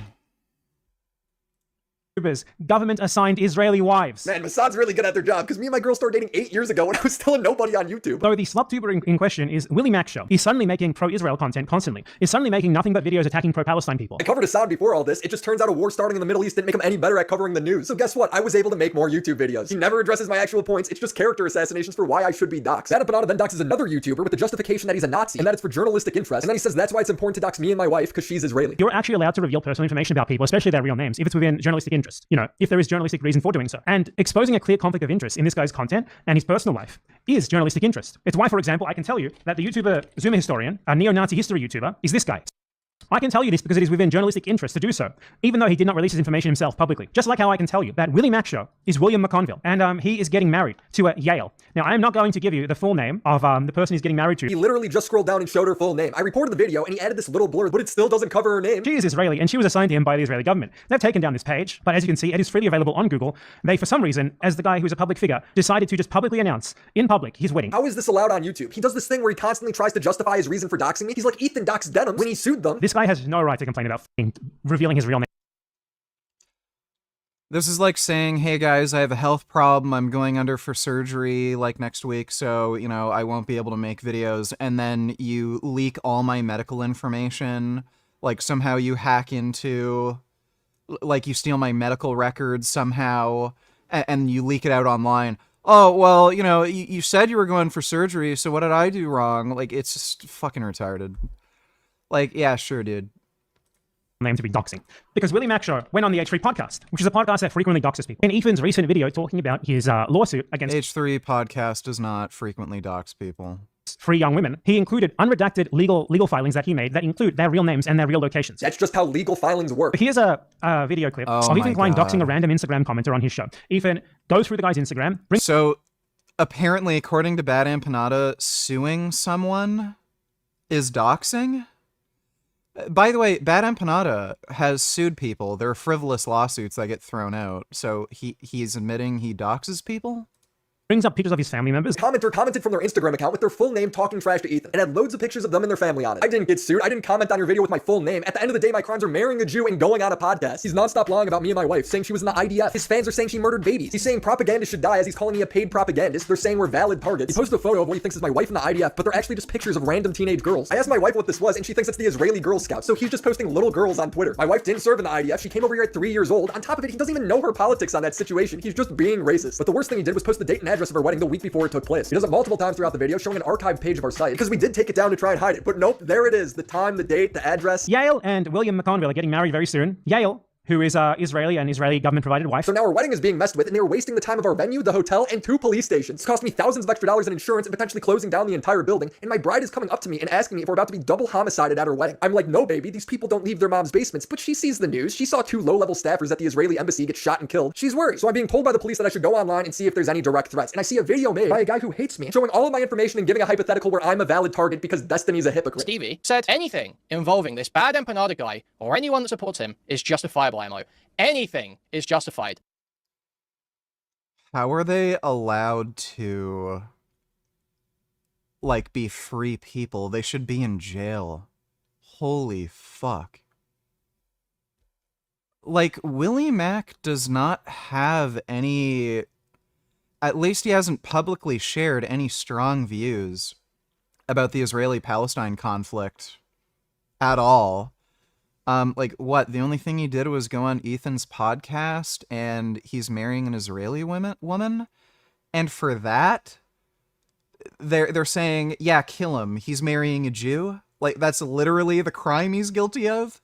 He's marrying a Jew. Like, again, these pro-Palestine fucktards who are like, this isn't about anti-Semitism, this is about being against Zionism. Yeah, kill a guy for marrying a Jew. Okay, right. You're not fucking anti-Semites. You're not Nazis. Gotcha. Against Bad Empanada and anyone that supports him. Let's apply those standards. Why are we saying this about Bad Empanada? Well, it appears to be because Bad Empanada doxed Willie Mack's wife. So, would Destiny be saying that those who dox people, those who make calls to violence or allusions to violence, should be fair game? And all of their supporters, all the personalities that back them up, all the chatters that back them up. This is essentially a Destiny snark community. This guy's narrative for the past 6 months is that I'm covering for Destiny despite me making 2 of the most in-depth videos criticizing him. Their evidence behind this is I said Destiny is better at covering the news than Hassan and Vosh, which is somebody who has made videos on all 3 of these people. I think that's objectively true, but I digress. But most importantly, it's that when these 2 do something stupid, I make fun of them back. The truth is, Bad Empanada did not originate my docs. He maliciously spread it everywhere, but my docs originated on a niche forum by this guy's unhinged viewers. So when I see this clip, it's obviously a dog whistle to fuck with me. He literally gets a donation that says, I understand what we must do. Wink, wink. Anything is justifiable against Destiny and the people who support him. No? Is that not the standard? That's what he's laying out for me here.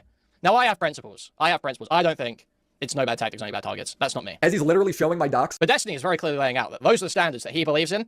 Those are the standards he wishes to be enforced. Is if you're a doxer, if you call for violence, anything is justifiable against you supporters. Order taken.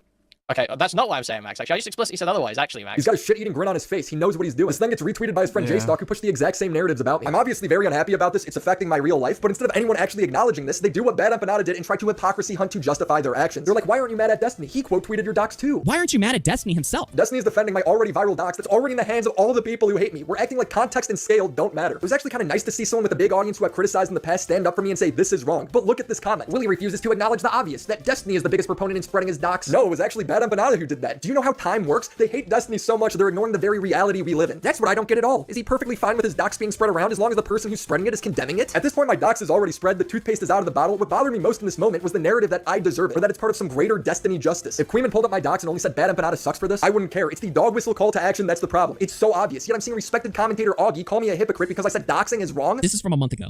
Willie says, you should delete this. It's just doxing and a shit thing to do to someone whose worst crime is being annoying on the internet.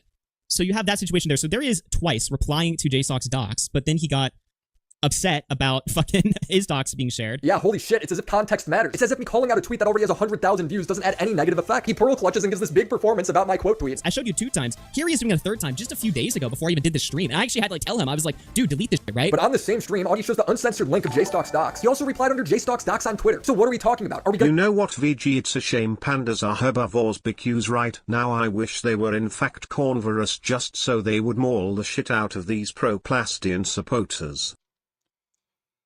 Well, pandas, like, will attack people if they're annoyed or threatened or something. So, you know, I'm sure we could, like, maybe train pandas to attack anti-Semites. Like, you know, if we can train pandas how to have sex by, you know, giving them porn videos, maybe we could show pandas videos of these anti-Semites and then train them to attack anti-Semites. But yeah, they're fucking cunts. Thanks for the donation, Dodo. Could you shortly tell me why the pro-Palestine argument is stupid and how one can counter such arguments? Plus, if the charger of your phone is disconnecting randomly even though plugged in, it means the port is clogged with dirt. Needle helps. I don't know if, like, I might try cleaning it. It's charging now, it's just very sensitive with how you put the USB cable in, and if it moves, it'll stop charging. It's a little complicated, but basically their whole argument is that Israel stole their land, and they've been trying to wipe out the Palestinian people for the last, 80 years or something, since 1946 or some shit. Or 48. It's none of that's true. Israelis legally immigrated into the territory that was known as Palestine. It was controlled by the British after World War I, after the collapse of the Ottoman Empire. So Jews legally immigrated. There were ethnic and religious tensions in that area during this period of immigration. And what ended up happening was the Palestinian Authority at the time was working with the Nazi German government during World War II, not only helping them recruit for the SS, but they were also trying to convince Hitler and the Nazis to come to Palestine to exterminate the Jews there. Netanyahu has kind of like a crazy take on this, and it's probably completely ahistorical. He's claimed publicly that the Mufti of Palestine was the one who gave Hitler the idea to exterminate the Jews, and Hitler only wanted to expel the Jews. That's not true. No historical evidence supporting that. But what did happen, and what is historically accurate, is that the Mufti was told by the Nazis that they're exterminating Jews, and then the Mufti tried to convince Hitler and the Nazis to come to Palestine to exterminate the Jews there. And Hitler actually went to Palestine and met with the Mufti. So, from day one, before like any of these borders were made, before the establishment of the Israeli state, Palestinians were conspiring with the Nazis to exterminate Jews. So after World War II, the British just created a mandate for the territories of Israel and Palestine. They carefully considered, a bunch of factors like what groups of people are mostly living in which areas, economic and resource considerations. And, they set aside Gaza and the West Bank for Palestinians and Israel for Jews. And the original plan was to have about a 40% Arab minority living in Israel. So there was never any plan of forcing out Palestinians. or I should say Arabs. There's no such thing as Palestinians. But anyway, after the British mandate, was like published, everyone found out about the British mandate. Arabs went to war with the Jews because they're Muslim extremists who, one, they wanted to kill Jews anyway, and two, this is just a thing in Islam. They do not accept any territory being held by Muslims being taken over by any other religious group. So it's just this radical Islamic thing. This territory that was mostly Muslim majority being taken over by majority Jews. They didn't like it, so they tried to kill all the Jews. They went to war, they lost. And then the rest is history. They've been crying about it ever since. And there's really nothing more to it. Israel's just fucking based, and all these people just keep talking about stolen land, settler colonialism. Palestinians are just fucking psychotic, insane people. They're just Muslim jihadist extremists. And all this bullshit about a genocide, again, it's just bullshit. Israel is not trying to kill civilians. They're trying to minimize civilian casualties, and they're allowing for the transport of humanitarian aid. So there's nothing to it. Everything these people say is just a fucking lie. And right now, they just keep talking about starvation, and they literally have no evidence of starvation whatsoever. They're just showing pictures of stupid retard babies. But thanks for the donation, Axel. Appreciate it. Gonna call Augie a doxer? No, because they don't actually care about this. He's just being performative to justify what's happening to me. Augie acts confused throughout this entire segment. Literally days after he threw a hissy fit. Yeah, I mean, it just doesn't really make any sense to me. It's like, what the f are we talking about here? I mean, what argument are we making here? This is just crazy. It makes no sense. I know why he's confused. It's because he never plays the original clip that made me mad in the first place. He just summarizes as they criticize Destiny, and that's why Willie's mad. Too bothered by this, but instead he was bothered by some stuff that Queeman and J-Stock were saying. And basically what they were saying was, it's kind of hypocritical for Destiny to get upset at Willie Mack for getting doxxed when he has a history of doxing people and is currently right now calling for their doxes, right? So he never plays the context and then acts like the reason I'm mad is because they called Destiny a hypocrite. Nothing about my wedding or my bride. How is that possible unless you're being bad faith? I'm not even sure if Augie knows what a dog whistle is. He's like, unless Queeman pulls up Willie's dox and then says, I love doxing Willie, it's all fine. It wasn't even really a point against Willie Mack. It was mainly a point against Destiny. I don't think at any point Queeman was like, so, by the way, again, these people are all the same. They're all small, weak, beta male fucking cucks that just whine and complain. It just, without fail, they're all just these weenie little twinks. Like, yeah, and he got doxxed, I love that, I don't think he ever said that, right? Bro, if you're this stupid, make life better for everybody and just quit. Destiny has recently doxed J-Stock and Queeman. His motivation behind this is that everyone they associate with him ends up getting doxed and harassed, so he's doing it back to them. The victims I know are Destiny's girlfriend, Dan Saltman and his family, me and my wife, Hutch and his family. Augie pulls up Destiny's employee saying she was swatted. I was also swatted. Now, why would she be saying that she was also swatted in a reply to this clip? Is she saying that J-Stock and Queeman had some part in her getting swatted? Or that their communities had some part in this? Yeah, clearly. Becufuel VGSJWS might call you racist for saying that about Palestinians. Well, again, that's fine. They can come fight me. They're the ones who keep screaming Antifada, Antifada, so if they think violence against Zionists is, the way to go, I'm a Zionist. Come fight me. I don't care. Thanks for the donation, Dodo.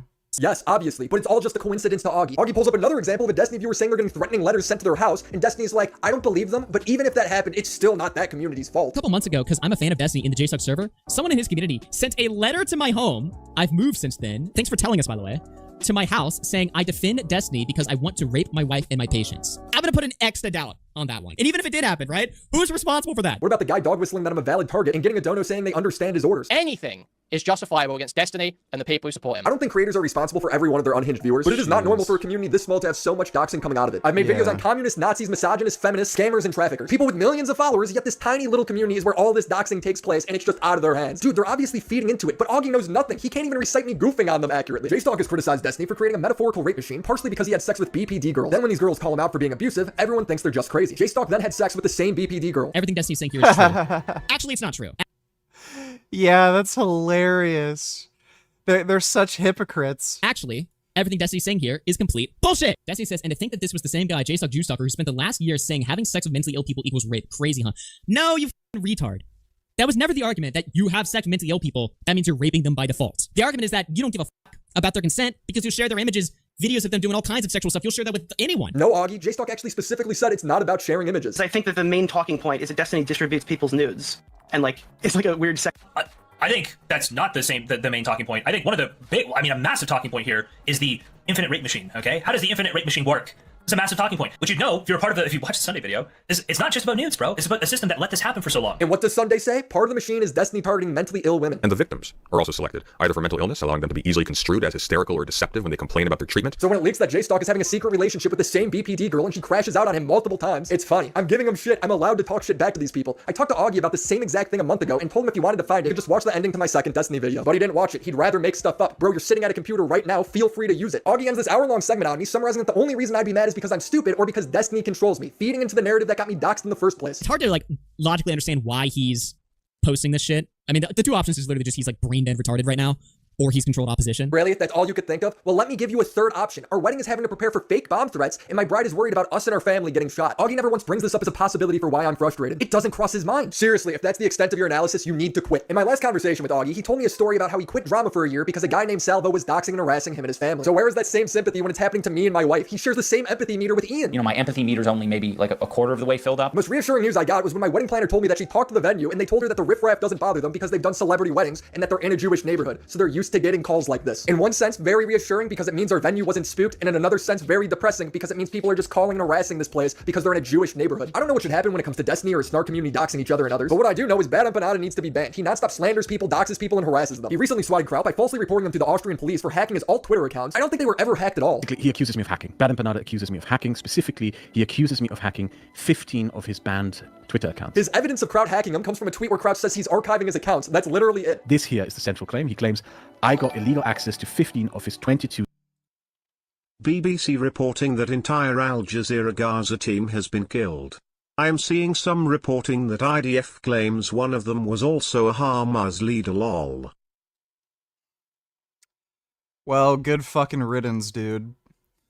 BBC says Al Jazeera's entire team in Gaza City has been killed so far. 4 confirmed dead. Had a big team in there. As I understand it now, their entire team in Gaza City has been killed, but they had a big team there. What do they mean by entire team? So, first of all, this is coming from Al Jazeera and the BBC. They're both fucking liars. And 2, we know Al Jazeera has Hamas members. There's an Al Jazeera journalist who was keeping Israeli hostages captive in his fucking apartment.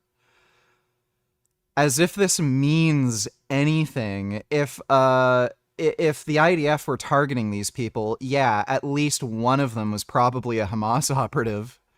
Like, Jesus Christ. Yeah, get fucked. Oh, dude. You mess with the best, you die like the rest. If all these people can do is whine and cry about it, well, maybe quit while you're ahead. Because IDF is coming for you motherfuckers next. Thanks for the donation, retard. You temporarily banned X accounts. But what did I tweet? I tweet, yeah, we managed to get archive files containing everything Bad Empanada tweeted with 15 of his 22 suspended. Sewage, fruit eater, donate $2, coconut water, and melon. Typically. Jeez. Yeah. Yeah, we know he eats fruit. He's never been shy about admitting that. He thinks like fruit is natural, so he's also admitted that if he doesn't eat fruit, he ends up losing way too much weight and feeling like crap, so then lies in the sun for hours. I can guarantee you he does not lie in the sun for hours. If he did, he'd, like, again, this guy's from Latvia, and I think he has, like, Swedish ancestry or something. If he were lying in the sun for hours, I don't know what the UV index in Kazakhstan is like, but he'd be burnt. so he's not lying in the sun for hours. According to his ex-girlfriend, he'd mostly stay indoors watching porn all day, and then like maybe go for a walk or something occasionally. But thanks for the donation, Sewage Fruit Eater.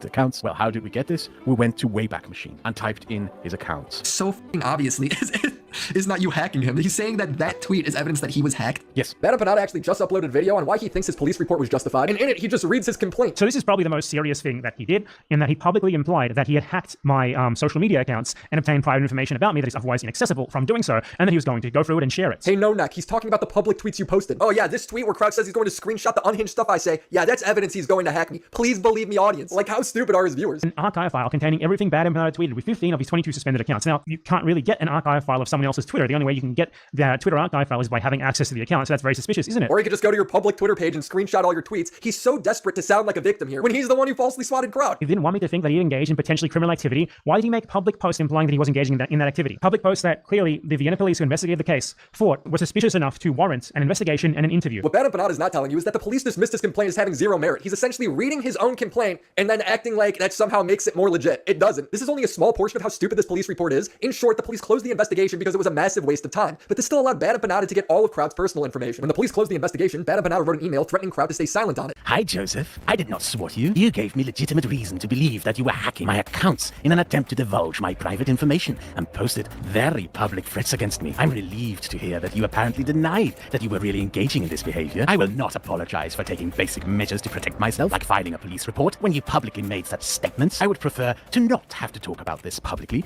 as you will note that I have refrained from doing up until this point, because I legitimately never did any of the things you claimed I did to you and have no wish to embarrass or divulge any personal info by releasing any of the files I received from the public prosecutor's office on this case. Or in other words, stay silent or I'm going to post all of your personal information I got from the police. Crowd has vented a bit about this, so Bad Empanada has already started lying about the facts. Crowd is currently going around claiming that I swatted him. In reality, I reported him to the Vienna police because he was openly posting on Twitter about he was stalking/doxing me for months. The prosecutor thought the evidence I provided was suspicious enough to warrant an investigation, especially one about him illegally accessing my data. Crowd told me that the Austrian police are obligated to investigate every report, and the investigation came back saying Bad Empanada had little more than circumstantial evidence, that his accusations of violent threats can both in objective and subjective manner not be proven due to there not being any violent threats, that the accusation of libel or slander is not detectable. This video is so embarrassing by him. He is non-stop lying. And from what I've seen, Bad Empanada has no evidence. He's just wasting everybody's time to get a dox. Seriously, how is this guy not banned from everything? There is some good news though. Bad Empanada is apparently on the run. I thought it was just a meme when he posted, "Today's stream is delayed as I am fleeing to a different country." But it turns out this might be real, as Ethan is monologuing his next move to track him down. Bad Empanada is on the run. He knows we're closing in. We suspected he had fled back to Australia, but upon further research and verification, he's actually fled to Uruguay. This information is probably shocking for him to hear, as he went to great lengths to obscure his escape from Argentina to Uruguay. Bad Empanada, if you ever decide to return to Australia, we'll be immediately notified and a torrent of lawsuits will follow. You are easy.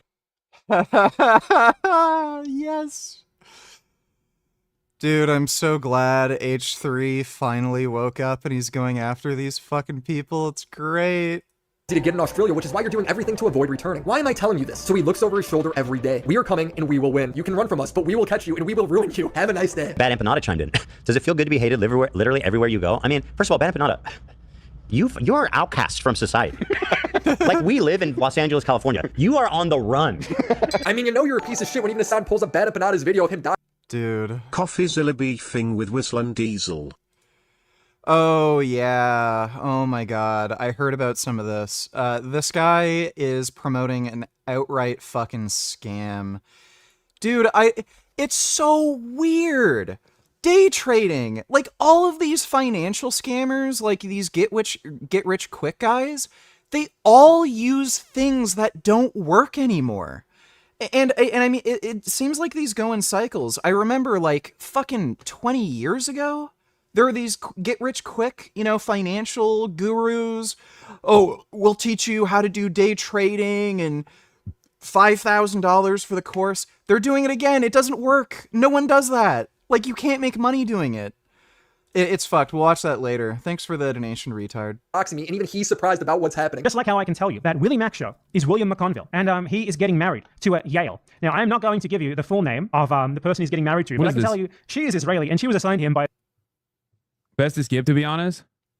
This is Drama Slop Empanada content? Yeah, I don't really fucking give a shit about this. Like, I appreciate that he stopped watching immediately, but why are we acting like it's just slop? I'd argue it's a bit more ill-intended than slop content. Assad is a guy who thinks the subreddit LSF posting his stream clips quantifies as stalking and harassment. If I was a smart person, I wouldn't be getting ritualistically humiliated by socially maladjusted freaks that are agoraphobic on a daily basis in a mass harassment campaign online. But I do that for a living. But Bad Empanada posting my personal info, it's just drama slop. Then he watches them again a few days later. Bad Empanada is a good example of this, where I think he's like a crazy person. He is chaotic good, if that makes sense. No, it doesn't. Please explain. Like, think about how little little time I spend like shitting on Bad Empanada or whatever. Because like, I think he's coming from, like, we have different methods, we have different tactics, we have different techniques. His tactics are dox. Would the Islamic YouTuber Dow Wise beat you in a cage match? He looks like he's well built, lean, has a high school Chinese vegan girlfriend. He's bigger than you, has a lower body fat percent than you by far. I was gonna ask if you started bulking actually. Thanks for the donation, dude. False police reports, false CPS reports, slandering people constantly. But overall, we're working on the same side. Hassan is literally saying he supports what Bad Empanada is doing. Like, Hassan clearly knows at this point who Bad Empanada really is. He literally had a one-on-one conversation with him where Bad Empanada said these people deserve to be harassed, meaning anyone who mildly disagrees with them. Be mean to them. If they feel bad, if they feel harassed, honestly, great. I don't give a f***.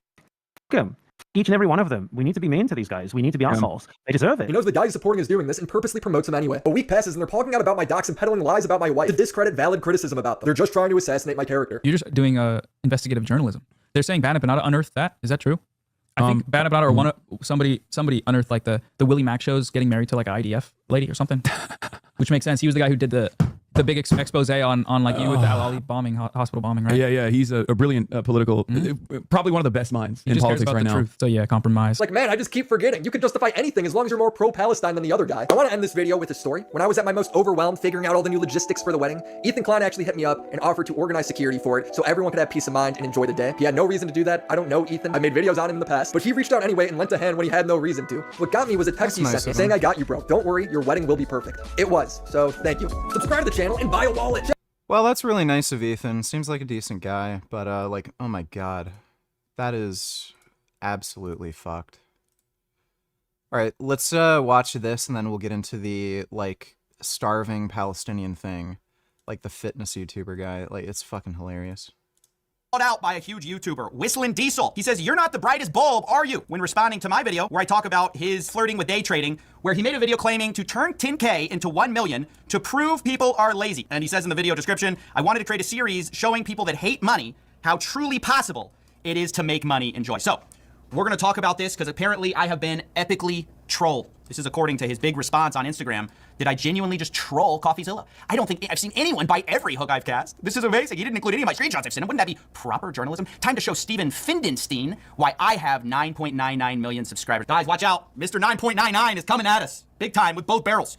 So I want to go through, we're going to go through all our text messages together, which, by the way, are linked in the main video, have been from the very beginning. We did quote him in our video, but he says the full context exonerates him. It changes the story. We're trying to lead you astray, so I'm going to show you everything today so you can see for yourself. But first, I want to talk about this main thing that he seems to be saying where this is all a troll, right? Where have we heard this before? Anytime you take someone seriously, it's all a big troll. Well, let's look at the comment section of Whistling Diesel. These are the people who know him best. They're saying, don't underestimate your subscriber base. They can make and definitely break you. One hell of a way to screw up your channel and destroy your reputation. Not watching this channel again. Now, did all these people miss the joke?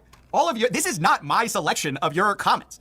I mean, it's funny, in his Instagram post, he like selectively grabs a few screenshots where people with no likes are defending him, saying, if you're taking Whistling Diesel seriously, you're not that bright of a person. But on your comment section, not filtered, where it's all the top comments, people are saying Cody's doing a durability test of your career. So apparently everyone missed the joke. Nobody understood that this was a giant big laugh. This actually isn't even the first time it happened. Previously, he got in a fight with people because he called a Ferrari a, quote, normal car. You just think it's crazy because you're poor and have low standards. That's the bare minimum. And when people rightfully called him out for this insane out-of-touch take, instead, he once again kind of said, well, they're just not getting the joke. This guy got offended that I called everyone poor. You know what? Cry me a river. Do you think if I walked up to Jeff Bezos and said, you're poor, would he get offended? No, probably not. Mr. Jeff is gonna laugh. Because Jeff Bezos knows he's not insecure. But yet, if I go up to a homeless person and call them poor, they still laugh because they know they're poor. They're not trying to, I'm not poor. They don't get all sensitive about it. But yet, if I call one overbite, greasy pan, redneck, with 5 missing teeth poor, they get all upset and cry to mommy. And here's where we first see Whistling Diesel's special brand of comedy. Dude. Yes, he will use a Vine boom effect.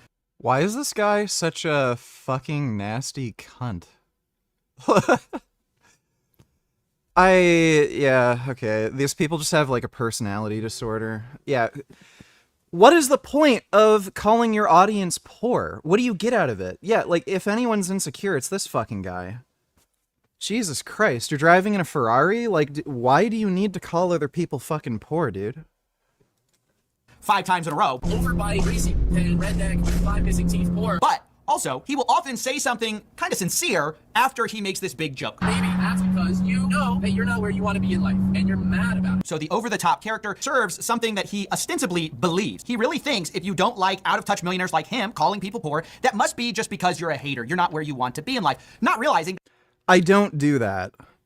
Like, I think one time somebody was trolling me in Streamlabs chat and I made a joke about him being poor, but I don't do that. He has actually lucked out. He lucked into a very high income job. And I can admit that because, hey, guess what? I'm a YouTuber as well. And yes, sure, we work hard, but at the same time, it's not as hard as like being a teacher, which gets paid way less. It's not as hard as being a cop, a firefighter, which get paid way less than a lot of YouTubers at the top end. So this idea that a... Dodo Donatilers, you promised to watch this today. Or does chaos theory and quantum mechanics ensure that worry. nature will... We'll have time to watch that today. Thanks for the donation, Dodo. Also, you finna watch this? A strange letter arrives at the home of God. We might be able to watch that today. I'll make sure I make time to watch this. Thanks for the donation, Dodo. Ferrari... Opinion on Toyota GR86. I think I know what car that is.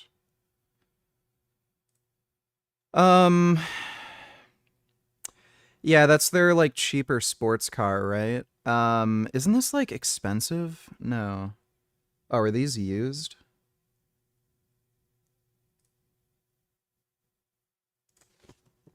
Yeah,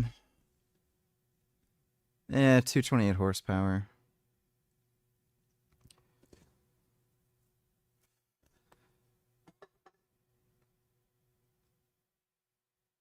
I guess that's the only way they can be that cheap. 228 horsepower is pretty underpowered. I don't know if you can tune these to get up to like at least 300, but like really for a sports car to have like some real kind of speed, you'd want at least like, you know, 350 to 400. 228 is a little anemic. It's nice that it comes in a 6-speed, but I don't know. Like at that point, it's okay, I guess, but yeah, like around 30 grand used. It just doesn't seem like that interesting of a car. Is a normal car, and that everyone else who can't afford it must just have low standards, I think is just incredibly stupid. Now, just so I wouldn't get trolled again, I wanted to make sure that this sentiment he's expressing about Ferraris isn't secret. Retard $20 whistling Dixie's ex-girlfriend so fucking bad. Who would you let her call you a dirty nigga?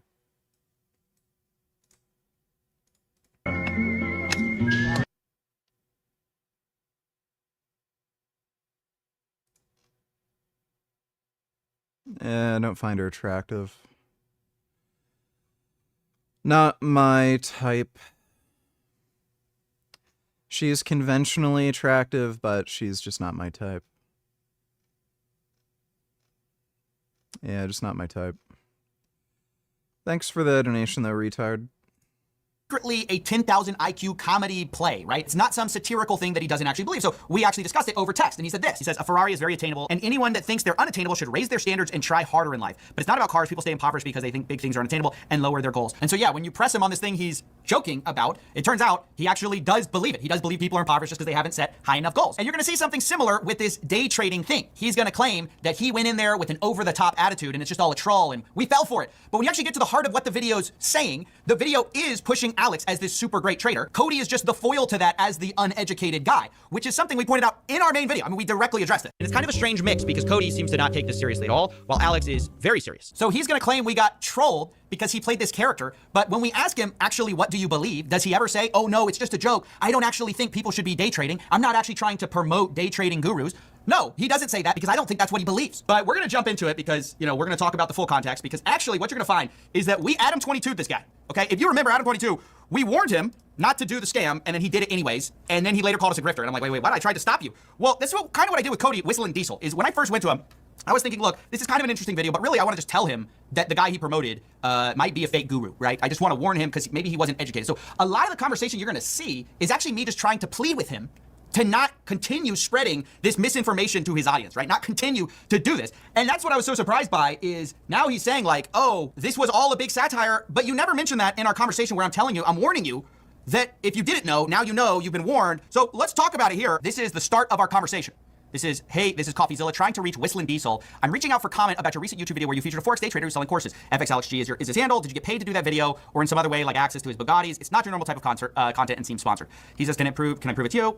So I prove it. Says, Epic, as much as I'd love to say he paid me for the headlines, I actually wanted to see if I could make money day trading. Trying it for the new experiences and content, although it's hilarious how people are reacting to it. So there we see, he doesn't say, hey, this was a big joke. He doesn't say, oh, this was a big satire. He says, I wanted to see if I could make money day trading. And so he posts his screenshots with Alex. And here's the content idea that he comes up with. He says, I'm experimenting with different style videos where I basically try new experience or buy something new to try it out. I thought a Cody invest all his money day trading a video would be cool where I shadow you for like a day and we use 20K of my own money to see what we can do with it. Obviously, we don't want to actually lose money, but we could...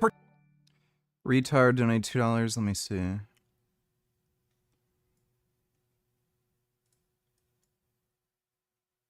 And we pray for the people in Gaza. I don't care. People say that's third worldism. That's not third worldism. That's called being a good person. I'll do you one better. That's called being a Christian. That is called being a Christian. It doesn't matter what color they Buddy, he wants to exterminate all people who aren't white. are, not to sound liberal, but it's just true. It doesn't matter. We don't want them to live in America, and we don't agree with their values necessarily. But as Christians, to see innocent people being slaughtered like this, you have to speak out against it. Right, innocent people who support Hamas, support 9/11, want to kill Jews. You have to pray for these people. And the only people that say otherwise are spiritually Jewish or actually Jewish. The only people that their hearts are so hardened to the suffering of others that they could say there's a virtue in hating those people. They're all guilty. This is the same guy who said Hitler wasn't a bad guy. So Hitler wasn't a bad guy, but we need to care for the people of Gaza. It's just the Christian thing to do. It's all lies. Everything that comes out of his mouth is a lie. Yeah, I love this. LMO, what a fucking fag.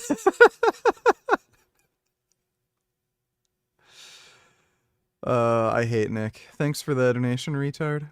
Pretend to do all the worst moves like panic buy and sell based on no information, and you're just cringing. LMAO. Alex responds, I think that's a fire idea. We can make it lit. So this is where the whole argument that, hey, it's just a big troll, it's just a big satire. But at the core of the video, Cody's trying to actually learn something about day trading. He's trying to show people something real about day trading, which is why this whole thing of like, it's just a satirical joke doesn't really fly with me. I ask him directly, is buttholes look good but are gross? What the fuck are you talking about? Like, buttholes do look good. How are they gross?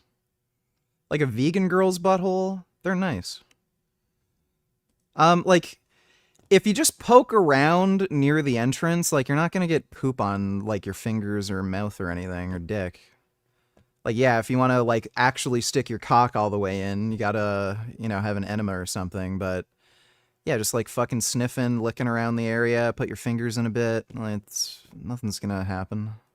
Is it your statement that the whole video was a joke? And he responds, my statement is the same as from the beginning. I wanted to try day trading as a beginner, so I did and filmed the experience, lol. So when you actually press Cody on like, hey, why'd you do this? Was it a big joke? Was it a big satire? You actually get, no, it was a sincere try at day trading as a beginner. Yes, he played up this character, which we talked about in our video, but ultimately it was about him sincerely trying. Now that was later in our text thread. I just wanted to show that. I'm gonna go back up to the top and we're gonna continue from there. And in these screenshots you see, okay, sort of like, hey, if you're confident, I'll do like 100K. It'll be viral, I think. I have no clue what I'm doing. Oh, I'm confident AF. We just have to catch a good session, so we have to have a good time. So here's these extra screenshots here. Literally just tell me with 1 day notice. This is Alex G. He's talking to, what if we did it this week? I'm down, let's do it. Anytime this week works.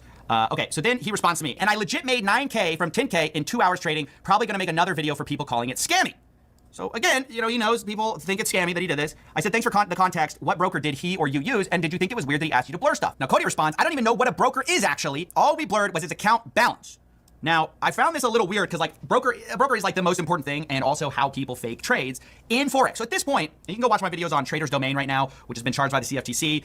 You can go see my stuff on Omega Pro where there have been charges by the FBI. But, you know, I'm thinking at this point, maybe Cody just doesn't know, right? So I tell him, He's been accused, FXLXG, multiple times of fake trades and faking stuff. He does technical analysis, which is a bit like astrology for finance. There's little evidence it works over long periods, and tons of evidence that 99% of traders lose. Forex is one of the most scammy markets in the world, and faking trades is the oldest trick in the book. Broker is who executes the trades. There are ways to rig trades in your favor. He responds, I see. I sat there and watched it all. Made 9K in 2 hours-ish, haha. I actually told him when to pull out my money and everything. And so you'll see, I continued to plead with this guy. And you get the sense that I'm not actually trying to get him here. Like, I'm just trying to explain it to him. I say, I hear you, but I can't say without more info whether those trades were rigged, right? Because things are blurred. I don't know which broker they're using, but what I can say is that Forex is full of the biggest fraudsters in the world, and this guy checks a lot of the boxes. Now, later, obviously, we realize he's, promoting this prop firm that he actually owns, which is insane. He's telling people, minors, that they can, trade on their parents' accounts, which they're not allowed to do. He's telling people to VPN, right? But then I say, they want to use people like you to self-promote so viewers buy the course.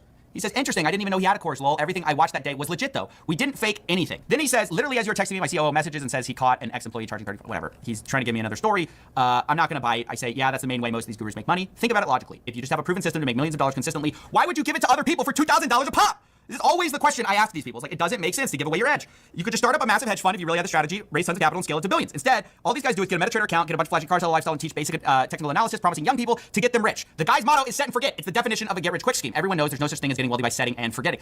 I mean, again, I can't believe he's coming at me going, you should have shown more screenshots. My guy, do you think that makes you look good? It's just me explaining, like, really methodically how the grift of these gurus work. And so I think it's funny, he's like, show more of our texts. Fine, we'll show all of them. It's just Cody being like, well, maybe I saw everything, even though I know nothing about day trading, according to him. I would know somehow if it was legit or not. So we have a long conversation. I will, again, link all of this below. A lot of this is, once again, me saying, look, there's a reason that people who have profitable strategies, they're just running hedge funds, right? Why would... If you... Like, CoffeeZilla said this in a million videos, and he's actually gotten financial experts to talk about this. If anybody had an investment strategy that actually worked, you wouldn't be able to just tell everybody about it publicly because it's not going to work anymore. Like, it's so stupid. Would you give away your alpha? People don't understand that in finance, different strategies have a size limitation because at a certain level, you're affecting the market with the size of your trade. So as you size up, your alpha starts to diminish because you start to become more of the market. So the idea that if you were super successful, you would sell your trading ideas is insane. And I just explained it here. It's complicated, but TLDR, if you had success in the Forex market, the last thing you would do is give away your edge. And I explained to him, there's tons of people doing this. Then he gets to the whole, I didn't promote him thing. I literally went day trading with him and made $9,000. He's factually skilled enough to make double my money in a few hours. And then we get back to Cody's beliefs about society and money. I truly believe society is so stupid that if I made a video about how to easily make $1 million, which is what I'm doing in the series, they still wouldn't take advantage of it because society is trained to avoid risk and not aim high. Again, that was the perfect chance to say, hey man, it was all a joke. Instead he goes, I'm showing people in this series how to easily make $1 million. That's what Cody says behind the scenes. Now, if this is part of the epic troll, if this is still part of the over-the-top brand, I guess I just don't get Cody's unique brand of comedy. Quote, hence why him giving away his edge. He's a liar. He got paid to do this shit, promote a scam. Probably isn't affecting his edge. The same reason I was scared to show people how to make good YouTube videos for years because I thought everyone would do it. Yeah, so this guy was just a piece of shit. I don't know, like, I don't know why they have to lie and like, do all this, like, fucked up shit. It's, don't they make enough money on YouTube? Like, what the fuck's going on? All right. Let me see. I'm gonna get this guy's Insta. Just a second.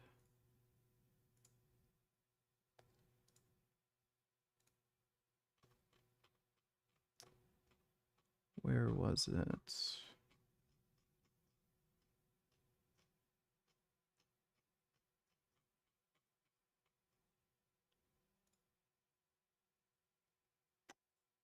That's not it. No. Here we go.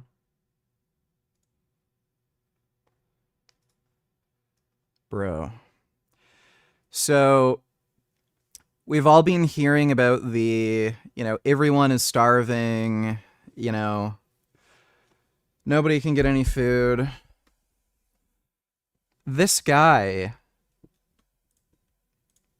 was doing a live stream or something with Jeff Nippard, and I think Jeff Nippard is like one of these pro-Palestine, fucking cucks or some shit. So this fucking guy is a self-described Gazan bodybuilder. Sharing the truth with Palestinian causes. So this was uploaded July 30th. So apparently this guy who's starving is working out and trying to build muscle. Waiting for the, oh look, he's working out, he's not starving comments. Do people who are starving work out? Do they do push-ups and sit-ups and all this shit? Like, by the way, you can just see the guy's face. He's not a big dude. This profile picture that he has on his Insta, he's not big. He's just a skinny guy. Just the way he is. You can just see his face. Does this look like the face of a starving person? Versus...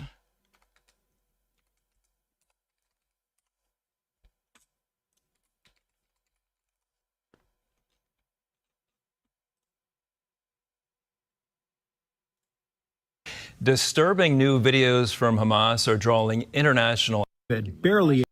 Yeah. So there's an actual starving person. This is an Israeli hostage. So you can see their faces way more gaunt. And I mean, you can see the guy's body too. Way more gaunt.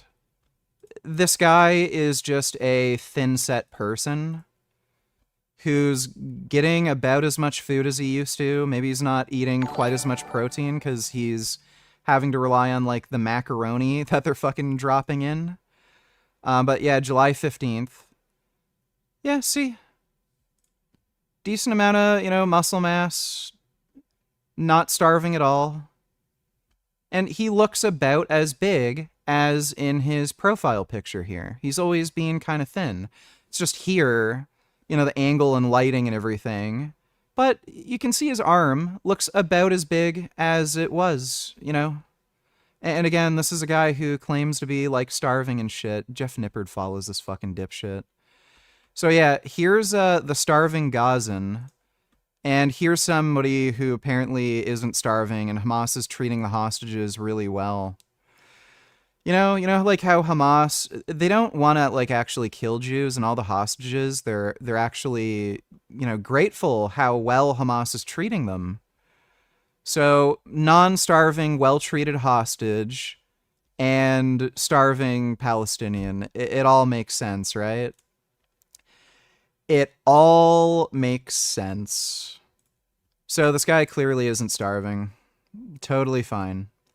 And, like, we've seen the footage. Everyone you see at these aid stations and shit, they are not underweight. A lot of them are fat.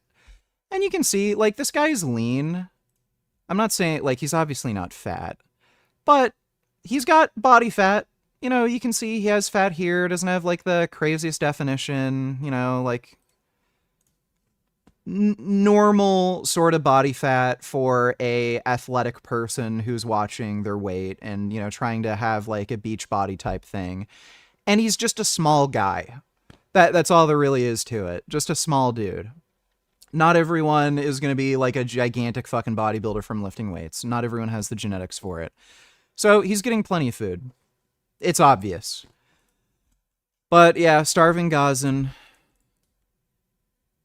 Gazan diet breakdown. Calories 105. 410. 350. Yeah, sure. He got 865 calories. So this guy is claiming... I don't know if he's claiming he's eating this on a daily basis, but he's eating 865 calories out of what he claims to be a 2,400 daily requirement. So he's getting, he's in a 70% caloric deficit, according to him. And this is what he looks like. 70% prolonged caloric deficit, and this is what you look like? Are you fucking kidding me? Yeah, right. Horse shit. So he's eating more than he's claiming. He's not in a consistent 70% caloric deficit. They're all liars. So for reference, Jews in the Holocaust...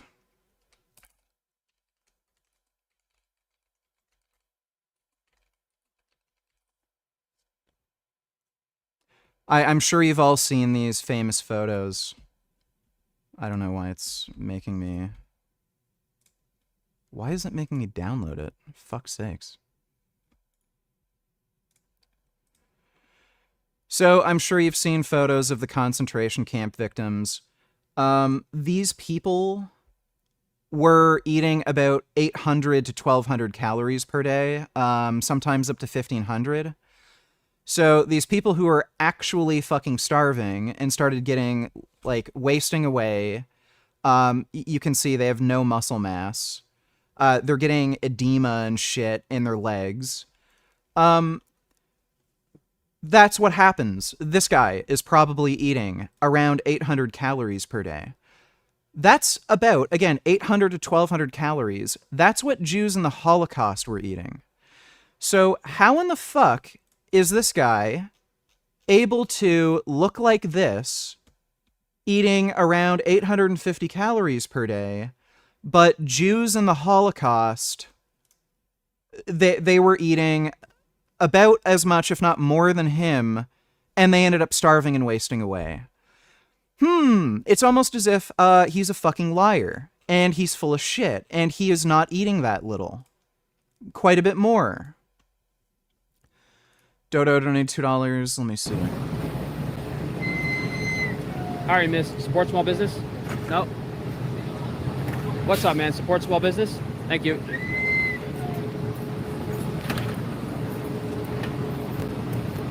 How are you, sir? Support small business?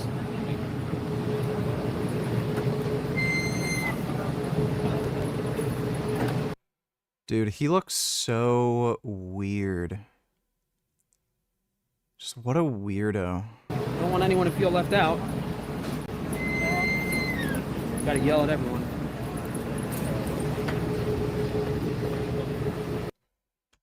What a fucking weirdo. Thanks for the donation, Dodo. Sengoku donated $2. Muscles on women are hot. People need to understand that looking bulky comes from having too much body fat, not muscle. Here's a good example.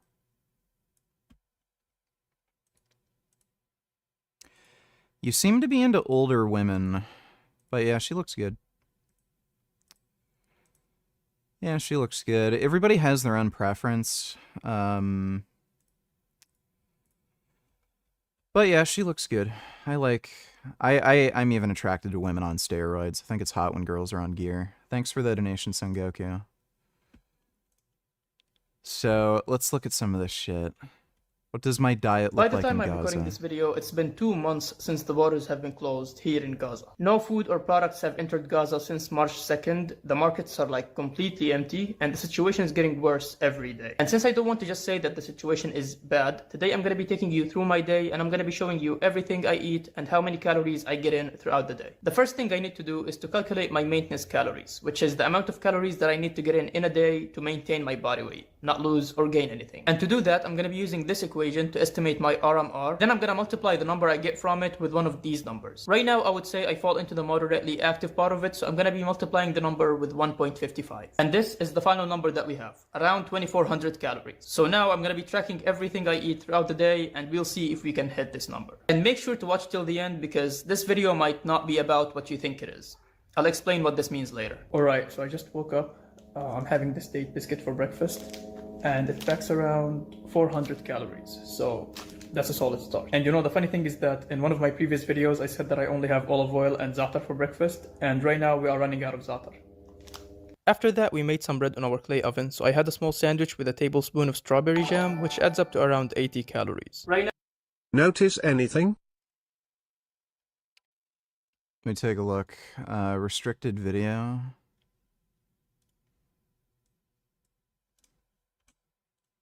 Each president served their term. Hate Instagram. I really don't know. Take a guess, around how long? Like, time? Yeah. An hour? No, like years. Oh! I said time and you said yeah. Yeah, I count that. 7. Yes, I'm sorry for confusing you. What language do the people in Idaho speak? I don't know.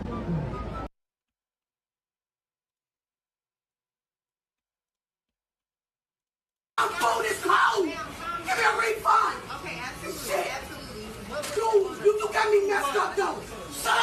to me. Okay? First of all, you should be giving me everything up here for free. And then he should up here. Don't they up in the garbage can when they should be up in your face now. Okay, they in the garbage. Where's those burgers at? Why would I want 30?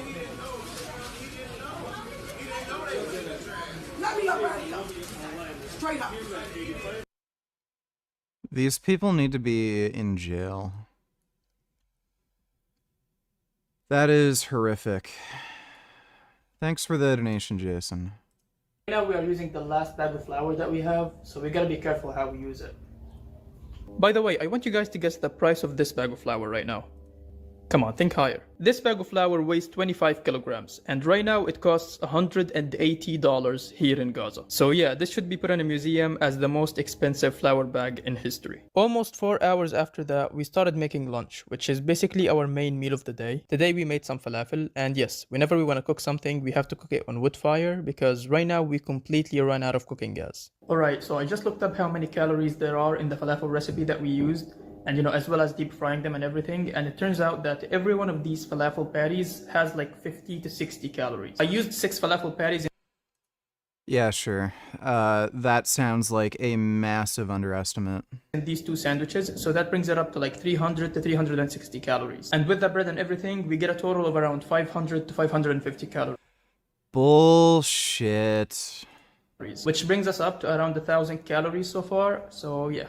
We'll see how the rest of the day goes. After I had my meal, I got into my workout, and since I don't get in that many calories on a daily basis, I'm using extremely low volume for my training. I'm training 3 days a week instead of 5, and I only do 2 to 3 exercises per workout. So I do pull-ups, bent over rows, and bicep curls in my pull day. I do push-ups, dips, and lateral raises in my push day, and I do pistol squats and some holds for my leg day. And this is what my physique looks like right now. I haven't been really making that much progress recently, and I was actually expecting to Oh, okay. Weird. The guy who's in a forced calorie deficit is growing, making progress and building muscle. Oh, all right. Hit a plateau considering the situation we are going through. But overall, alhamdulillah, I'm happy with the results that I got so far, and I hope it doesn't go anywhere. After that, I didn't really have any meals up until 8 p.m. We had some leftover falafel mixture, so we made it for dinner. And of course, on wood fire. Alright, so basically these sandwiches are gonna be my last meal for the day. And just like lunch, they're gonna add 500 more calories to my daily total. And right now, we have our answer. 1,480 to 1,580 calories. I added 100 more calories just in case I tracked something in. Dude. This guy is massively underestimating his caloric intake. I think he's gotten at least an extra 500. No chance. Correctly or anything. And honestly, out of 2,400 calories that I should be getting in a day, this is just depressing. And now, in the beginning of the video, I told you that this video isn't about what you might think it is. And the reason behind that is that right now I am doing a before and after video, and this is the before video. Yes, the before, not the after. Because let me tell you, if the situation keeps going this way over the next month or 2, we are not going to be talking about how expensive these foods. Alright, so this is 3 months. That video was posted 3 months ago.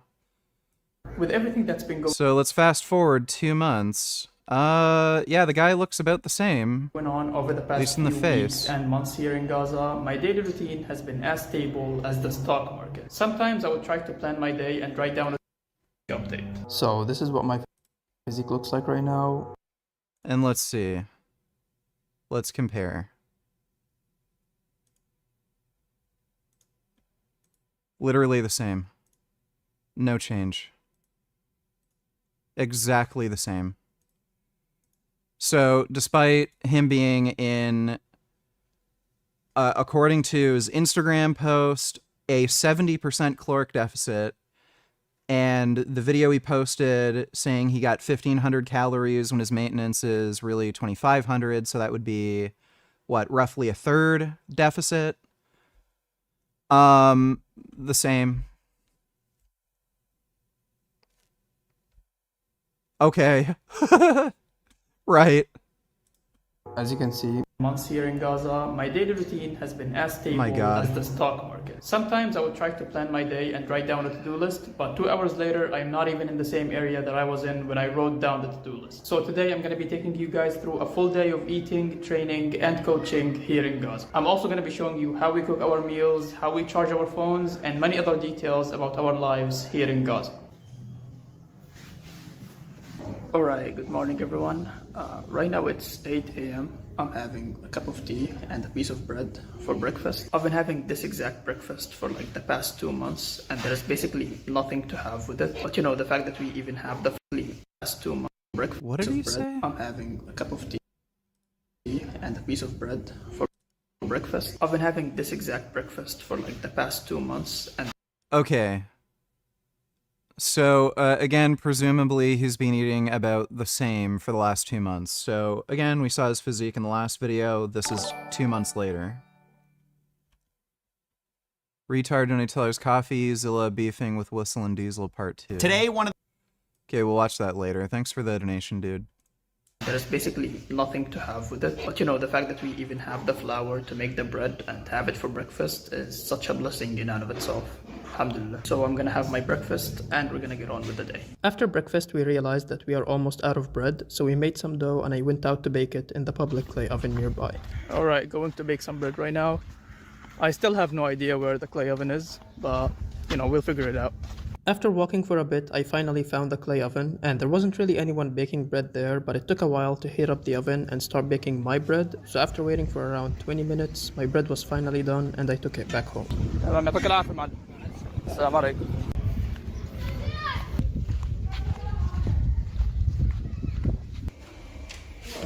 We got the bread right here. Nice. I just got home from the clay oven. Now I'm gonna be chopping some wood so that we can make lunch with it. For the past 3 months, we haven't had cooking gas like at all. And whenever we want to make any of our meals, we have to make it on wood fire. So yeah, I'm gonna chop some wood right now. Then we're gonna start making lunch, inshallah.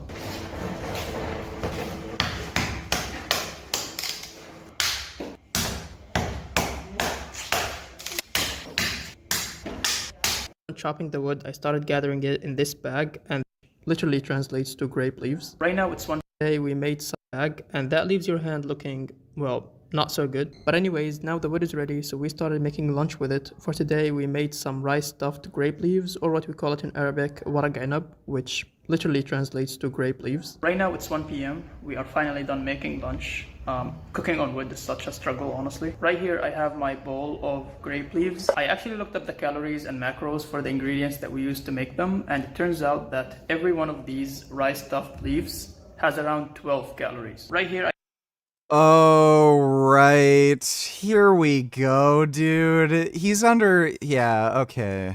I have around 35 leaves. He's doing it again. He's undercounting. So that's around 420 calories, which I know isn't much, but alhamdulillah, I'm just grateful for having such a meal. Yeah, sure, dude. Sure. He is deliberately undercounting. Throughout my day. So yeah, I'm gonna enjoy this. Then I'm gonna get some work done for my clients, and I'm gonna get into my workout around midday, inshallah. I had lunch, then I connected my phone to the charger for a bit, and I texted some of my clients to check up on how everything is going for them. But wait, there is one question I need to address here. So how many... Wait, I think I missed it. How many calories did you say total for lunch? 427? 35 leaves. My phone to the charger for a bit, and I texted some of my clients to check up on how everything is going for them. But wait, there is one question I need to address here. Now, dude, rice is surprisingly calorically dense. That's why I don't usually eat it. Like, a little bit of rice is a lot. Like, on the back of the thing, for the dry weight, like, even after you cook it, when you add up the total, a little bit of rice in the bowl is like 500 calories. So, it adds so much so quickly, and it's not that much volume. So yeah, this guy's deliberately undercounting his calories. Now, you might be wondering, how do we charge our phones here in Gaza? Now, for most people, what they do is that they send their phones to charging stations. They are basically stations where someone who has a source of electricity, like a generator or some solar panels, offers to charge people's devices for a small fee, like 33 cents for one device. For me personally, we recently got this piece that allows us to charge our phones directly from our batteries. We just connect it to the battery, then we connect our charging cable to it. Gigliardo donated $2. Look how scripted this is. The mom is asking leading questions to the kids. She got a double chin. Just watch the first half. Okay, this is going to be great. How difficult is it to calculate calories? This guy makes gross miscalculations. Well, they're all in on it, dude. They're all in on it, okay? They all work together to lie, to spread a narrative that, oh, Israel's starving us. You know all those videos where you see people huddling around, like screaming for food? Those are all scripted. They're told to scream and like yell and shit. I'll show you one. This is fucking hilarious. Yeah, a guy on Instagram sent me this. It's fucking retarded.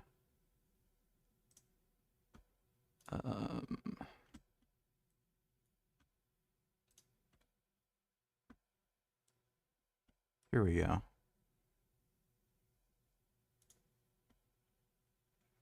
So look at this. They're all told to scream, yell, beg for food, make it look like you're really suffering.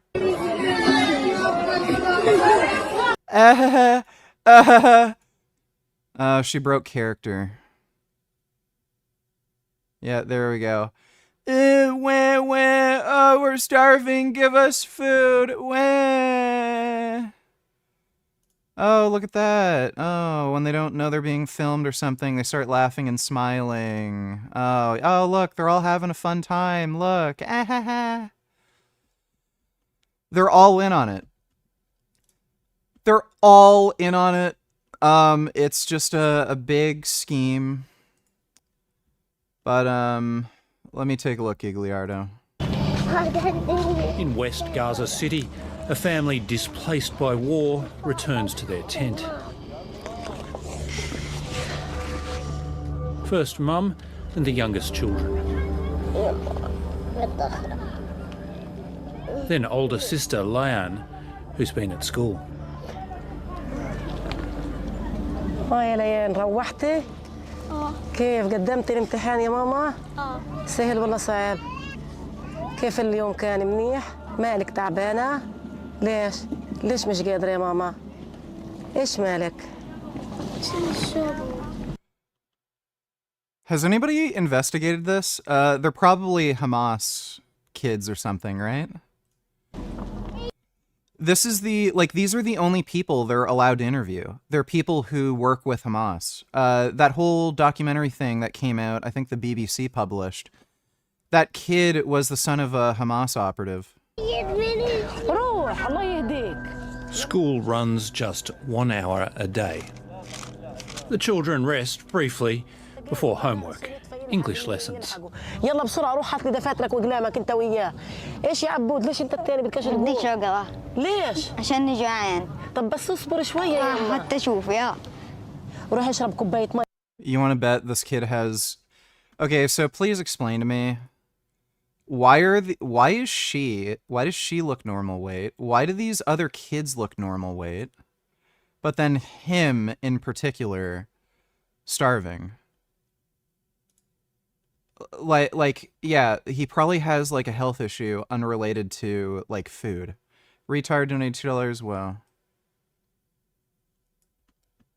Scoop. NVIDIA has done deal with Trump administration to pay U.S. government 15% of revenues from China H20 sales.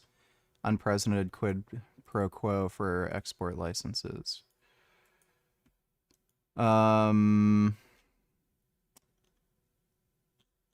I don't know if that's accurate. I'd have to look into that.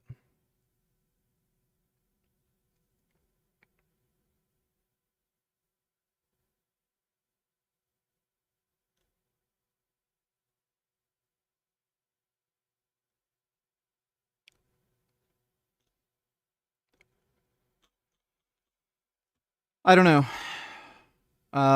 That's not a good idea.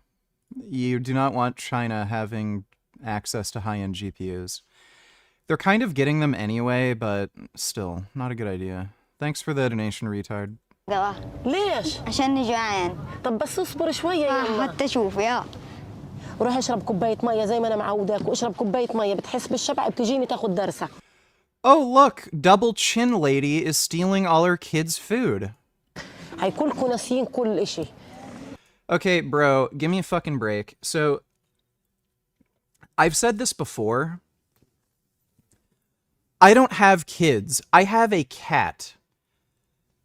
I would never even dream of eating food before my cat ate. If I was broke or starving and like the US invaded Canada and, you know, like there was no food around and I could only get a little bit of food, I would feed my cat before I ever ate. So this double chin overweight fucking lady apparently is getting enough food to still be considered overweight or obese. But apparently her kids are starving. So what I'm getting from this is either her kids have some kind of health problem or she's stealing her kids' food so she can be fat. In either case, I have no sympathy. وانت التاني اشوف ايش ماخذ always often sometimes. Before the war, the mother, Iman, taught English. بتيجي every month ايوه يا ماما وداي every day week صغير خلص اليوم هذا الدرس زاد الميه يا ربي من هنا ها بسكتهم هيك بقول لهم هذه شوربه يا ماما زي شوربه. Oh my god. The median weight for a healthy 13-year-old boy is 46 kilos. Yeah, why don't you weigh her? Weigh the mother. So tell the mom to take her clothes off and show how fat she is. So why is she so fat, but her kid is skinny? What? Like again, please tell me what fucking mother would eat enough food to stay fat, but then her kid's starving? Like, what is going on? Am I in fucking crazy land? You're telling me American or like Western journalists are seeing this and are thinking, oh, how dare Israel? The mother is fat. Like, am I the only one seeing this? Oh my god. The median weight for a healthy 13-year-old hospital, 100 people have been. This is just fucking retarded. Oh look, another fat ass. Dr. Mohammed Kahil says the hospital has little food to. Yeah, all people normal weight. Like, why are all these women fat? Like, I'm noticing this in particular. Women in particular in Gaza are fat. Like, to offer patients. They're stealing their kids' food. They have to be. Whose injuries. Oh, there you go, retard. So, again, family members, normal weight, but then, oh, skinny, starving person. So this is somebody with a genetic disease.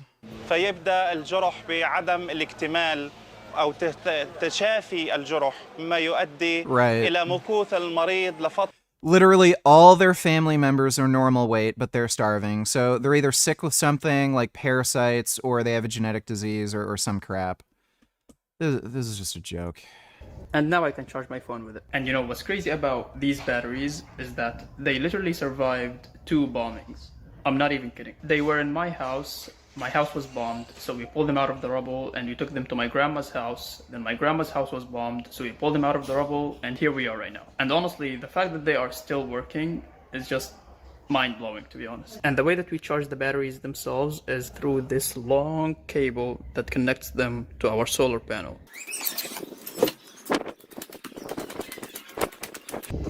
And this right here is our solar panel. And as you can probably tell, it also survived the 2 bombings. Yeah. Buddy, clearly the bombings weren't too bad. Dude, something is fishy about the story. A solar panel surviving 2 bombings. Are you missing out? Like, are you not telling us some key details about this? Like, give me a fucking break. Yeah, I see. Like, and you told me like you've been going to the gym for like 4 years on and off. Yeah, I would say like you there, inshallah. I'm gonna get into my workout right now, and you know, nowadays I'm trying to get back into working out since I had to stop working out over the past few weeks because of the displacement and everything that's been going on. For now, I'll be using a full body split. I'll be doing 5 deadlifts and squats. This workout once or twice a week, but whenever I have a decent meal or a decent amount. Nice. A rule that I've been following in my training since this all started here in Gaza is sacrifice the volume, keep the intensity. I believe this is a rule that bodybuilders use when they are trying to get down to extremely low body fat percentages, like when they are competing in a bodybuilding show. Because when you are in such a big caloric deficit, your muscles just tap out after a few sets into the workout or out of your workout and to be back at it once again. The roids and her vegan mind can't see straight. The women are clearly on the thinner side. That's not a double chin dipshit. They're wearing scarves that push on the face, you fucking moron. Yeah, sure. I bet. Thanks for the donation, vegan dipshit. Like, this is my first workout in a while, and it just feels amazing. Now, of course, no post-workout meal, but we're gonna end off the workout with a physique update. So this is what my physique looks like right now. Literally looks the same as he did back in the first video. Like, the lighting is a bit different. By the time So he's obviously gonna look a little different on camera, but he looks like the same to me.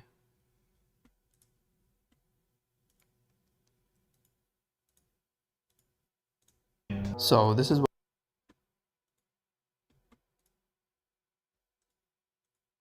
Yeah, like about the same. Again, the lighting's different, but if you just try to like trace the roundness in his shoulders, about as round. Mr. Vegan Gains, I heard Hamas is stealing the money and food. Then they force the Palestinians to claim Israel is withholding aid when journalists come to interview them. Yeah, that's true. Hamas is also shooting and killing people who are taking aid, and they're stealing it for themselves. I think somebody actually sent me a video about that. Let me see.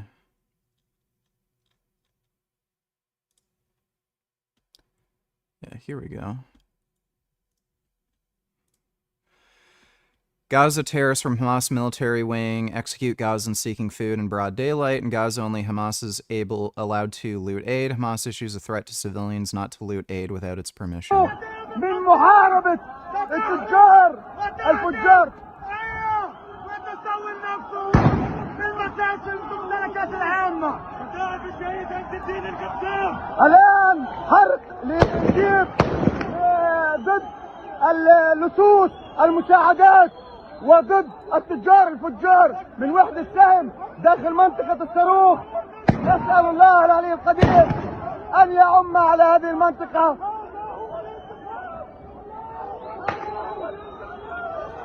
ارجع في قنبلة. الآن داخل منطقة الصاروخ ضد الفجار وضد لصوص المساعدات. يحرق الآن داخل المنطقة، يحرق جب للصوص المساعدات داخل منطقة الصاروخ. الآن ابعد عن الجب يا محمد، هيتفجر التانك. ارجع عن الجب. هذا مصير كل واحد خاين. لف علي، لف علي. By the way, look at the Hamas member. Look at his big fat fucking stomach. So yeah, they're eating pretty well, clearly.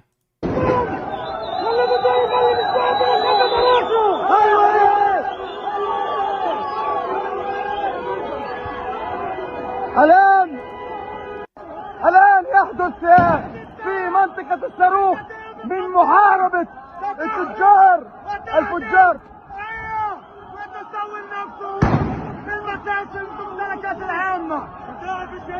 الآن حرق لتجيب ضد اللصوص المساعدات وضد التجار الفجار من وحدة سهم داخل منطقة الصاروخ.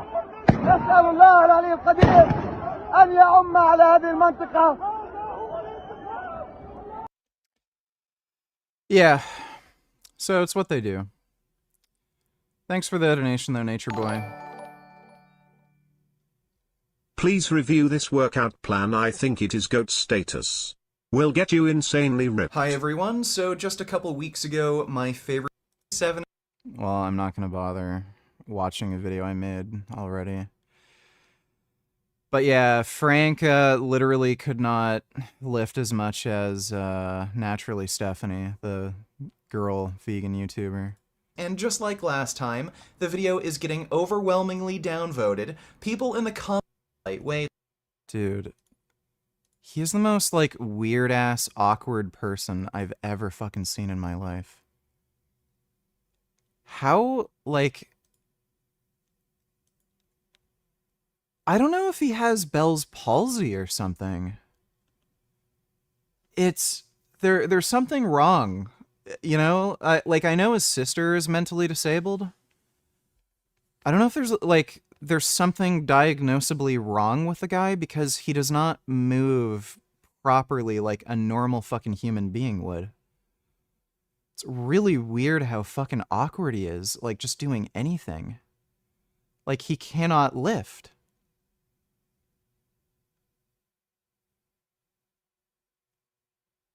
Just really fucking weird. Well, thanks for the donation, gay retard. So, like, he looks the same.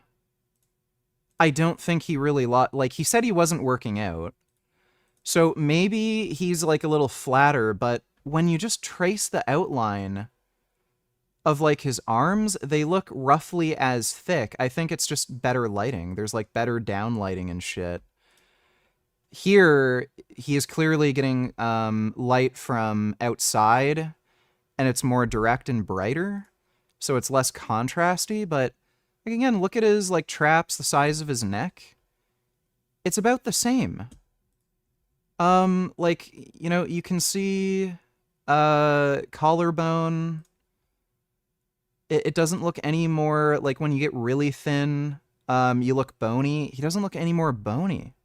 So this is what my physique looks like right now. As you can see, definitely. It's literally the same Like to right me, now, dude. I haven't been really making that. Like again, there's his lats. So just, like, again, trace with your mind, like, you know, the outline of his lats. It's about the same. So this guy is, like at least heavily implying that he's been in anywhere from a 30 to 70% caloric deficit consistently for the last 2 months. Yet he hasn't lost any weight. Like, and especially when you look at body fat percentage. To be fair, like he said, he wasn't really working out. But body fat percentage, it's about the same. Like, he doesn't look any, like, leaner and more toned. It's about the same. Definitely not my best physique update so far, but I'm happy with what I've been able to maintain so far. That much progress recently, and I was actually expecting to hit a plateau considering the situation we are going through. But overall, alhamdulillah, I'm happy with the results that I got. Like, he's just a small set dude, but again, this looks about the same to me. So look at the size of his neck and the traps. Like, I'm seeing the same amount of muscle, roughly. And again, he probably has, like, bad arm genetics and shit. Like, he's just a smaller dude. But, like, look at the... Like, you can see a little bit of the fat around his waist. It looks about the same. Everything looks about the same. Again... If anything, he looks a little leaner here because the the type of lighting, it's harsher, more directed lighting, where here it's like brighter, more diffuse. It's literally the same. You could maybe say he looks a little more pumped up here because, he did say he wasn't training as consistently, but he looks the fucking same. So there's no way this guy has been in a caloric deficit ranging from 30 to 70% consistently on a daily basis for the last 2 fucking months. He is massively undercounting the amount of calories he's eating. Clearly. Ranveer donated $2. Let me see. Canadians harass Indian couple and hump their car. I got the plate number, yeah. Want me to get out and fucking kill anybody? No. Yeah, I got it. Yeah.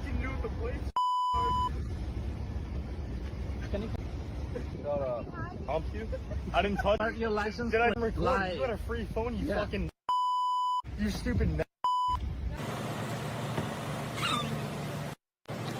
Oh my god, don't do that. What the fuck are you doing? If I saw that, I would beat the fucking shit out of those kids. Like, I'd literally fuck them up. Look at these racist white fucktards harassing an Indian because of his race. Do you think Canada is becoming unsafe for Indians? No. There's always, like, racist retards wherever you fucking go. That seems like... where was this? This seems like it might be out west. Like Calgary? Get in trouble. What happened? Get in trouble. Stupid I got the plate number, Hey, yeah. want me to get out and fucking kill anybody? Yeah, it sounds like a Calgary-ish, like western. There's more racists when you go out west in Canada, so like Saskatchewan, Calgary, that sort of area, there's just more racists. BC, certain areas of BC can be pretty bad. So, like, they're always around. I don't know where this took place. It just says Canada. I'm not sure where it was. Looks like Brody.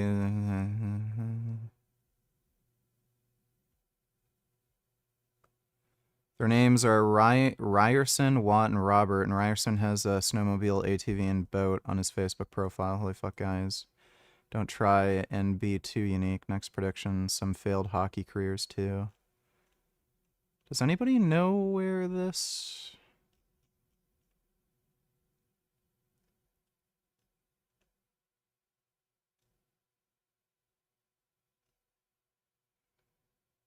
He was charged. 18-year-old Kawartha Lakes man. Kawartha Lakes. Where was that?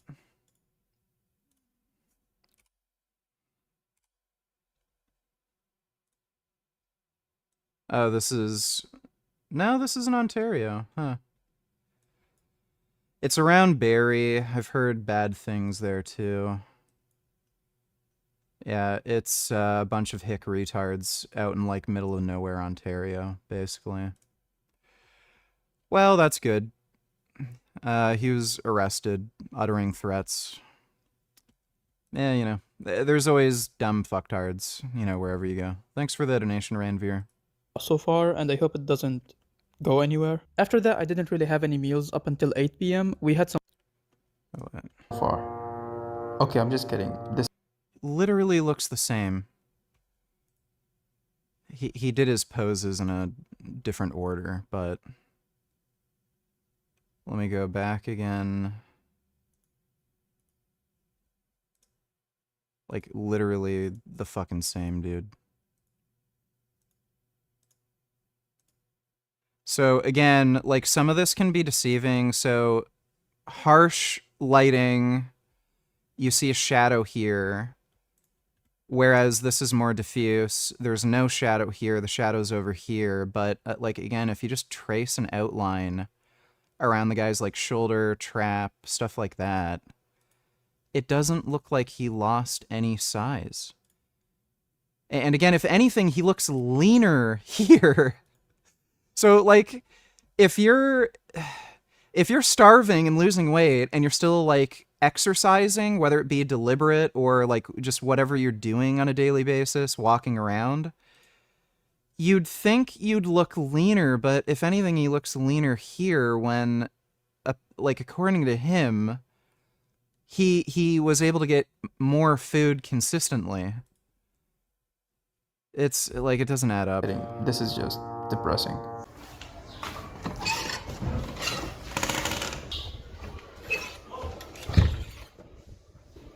Right now it's 6 p.m. Again, we're only able to judge based on what we can see. It's hard to say if he lost any muscle. He did say he wasn't working out as consistently. Even after a week of not training, the inflammation and stuff that happens from exercising, it goes away and it can make your muscles look smaller. I don't know, maybe he lost a little, but he looks like practically the same. It's really hard to tell, and he's not weighing himself. We don't know what his body weight change is. And just based on like visual changes, again, this guy is heavily implying he's been in a 30 to 70% caloric deficit consistently for the last 2 months. Does it make sense, like, the lack of visual change when over the course of 2 months, a 30 to 70% caloric deficit? So, like, if we were to be very generous and say he was in a 30% caloric deficit, so, 2,400 calorie maintenance, times 0.7, he's consistently getting 1,680. So that would be, a 720 calorie per day deficit, times 7, that's 5,000 calories over the course of the week that you're in a deficit. It takes 3,500 calories to lose a pound of body fat. So that would be roughly what? Divide by 3,500. That would be 1.44 pounds body fat loss per week. So this is over the course of 2 months. So times 8, he should have lost about 11.5 pounds. Coming from like a mix of fat, muscle, whatever. That does not look like a 10-pound difference or a more than 10-pound difference. Like, this is just basic math.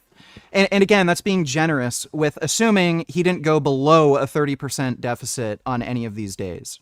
By this time of the day, I usually got all of my tasks done, and I just go for a walk or maybe go to the roof for a bit, you know, to take my mind off of everything that's been going on recently. So right now I'm going to the roof, and I'll take you guys with me. Bro, look at these guys just chilling and playing volleyball. You know, I've always wondered why this area is called Deir al-Balah. Now, Deir al-Balah means the house of dates. Or So, by the way, if you look at tribes people, I think there's probably a documentary on YouTube about this. Tribes people sitting a lot. I think there might be some kind of documentary about this. Shower, no.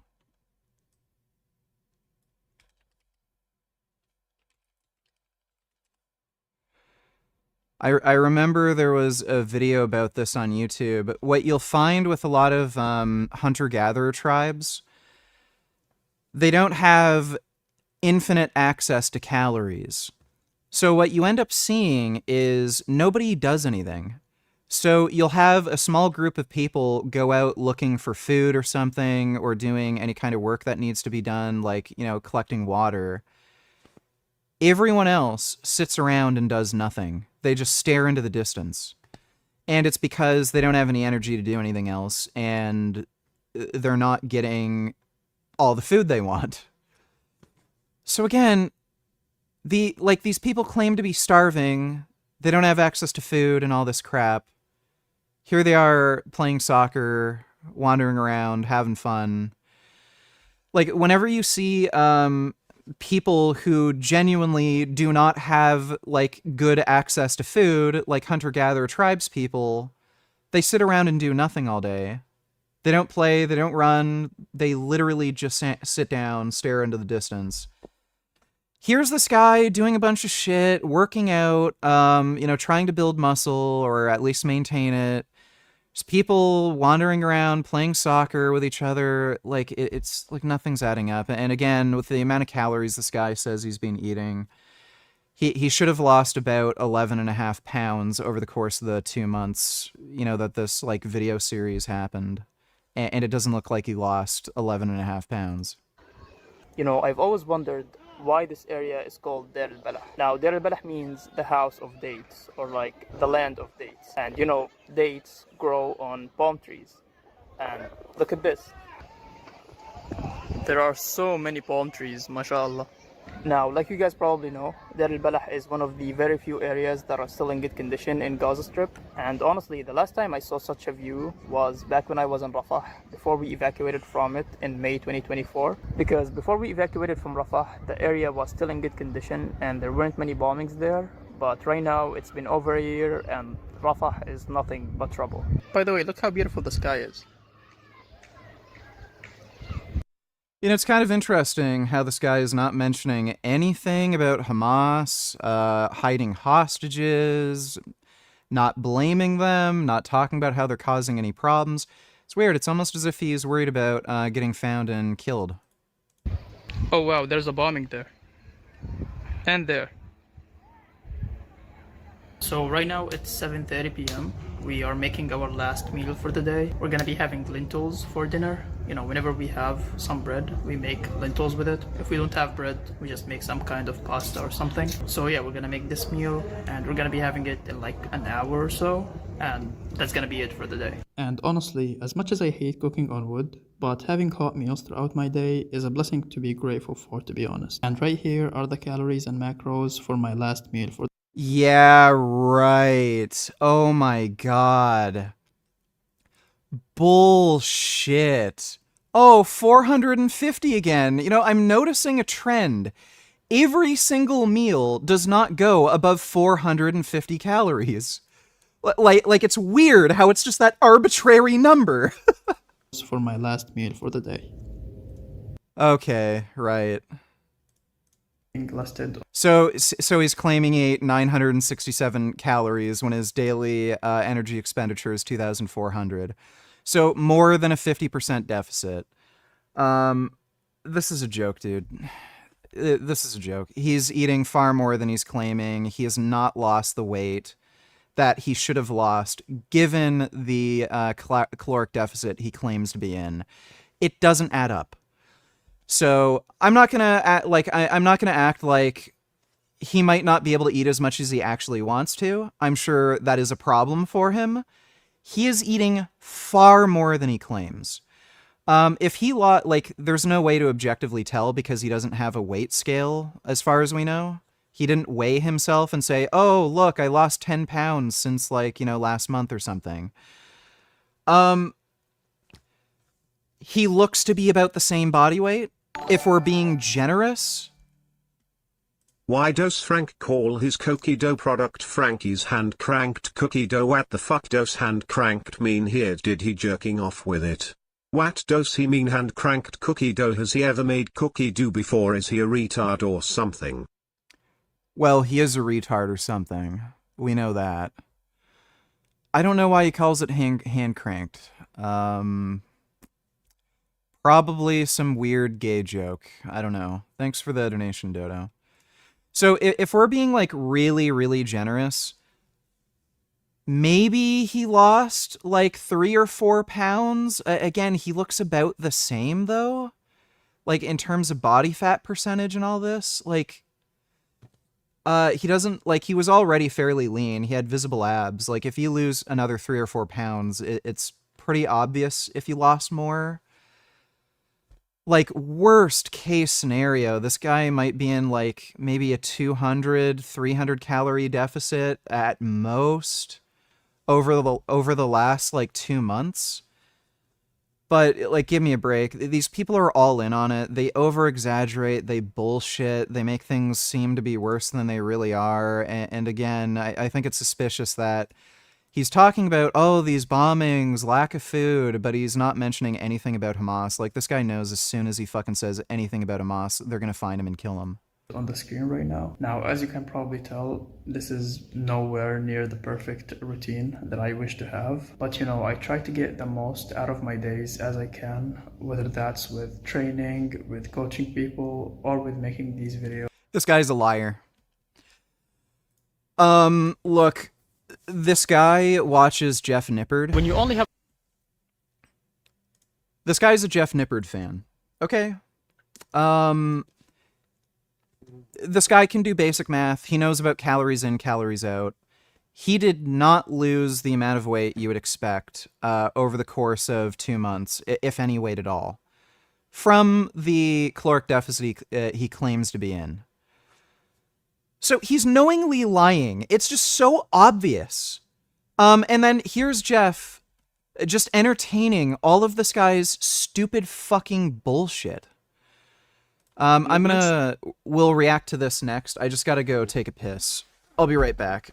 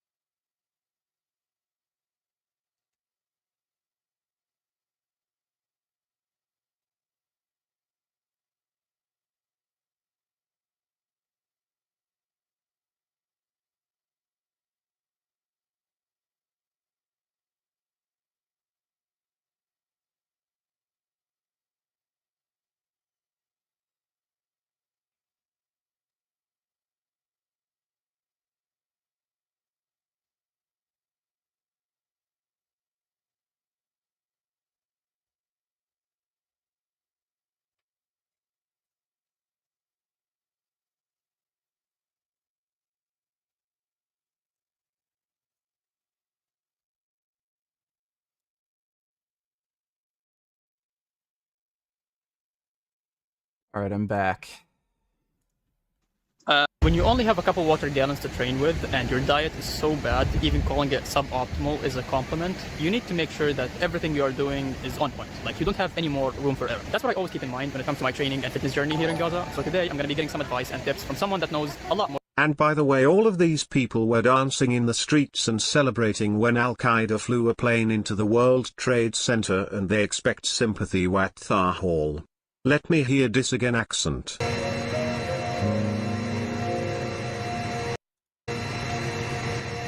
Israel doesn't want the world to see what Gaza looks like from above. But journalists, Dalama with Osama bin Laden, Hitler, the Ducka from Al Arabi TV got the footage, and he is going to fly his plane into the World Trade Center to protest the genocide in Gaza. Yes. Thanks for the donation, Dodo.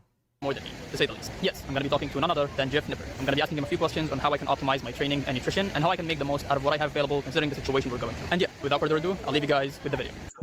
Alright, so great to have you here today. Thank you for making the time for this call. It's great to be here, bro. Yeah, so today I'm going to be talking to you about, how someone like me in such cruel nutrition, basically nutrition, like mostly nutrition, but, in general, like cruel circumstances, cruel conditions, can work their way around the obstacles that they have to still kind of maintain gains, or at least maybe like make gains, in the best scenarios. So yeah, I want to get straight into it. And I want to ask you, when it comes to poor nutrition training, would you rather go for high volume or high intensity? Because, high intensity training would, allow you to get the workout done much quicker, since you're going to be doing less sets and less exercises.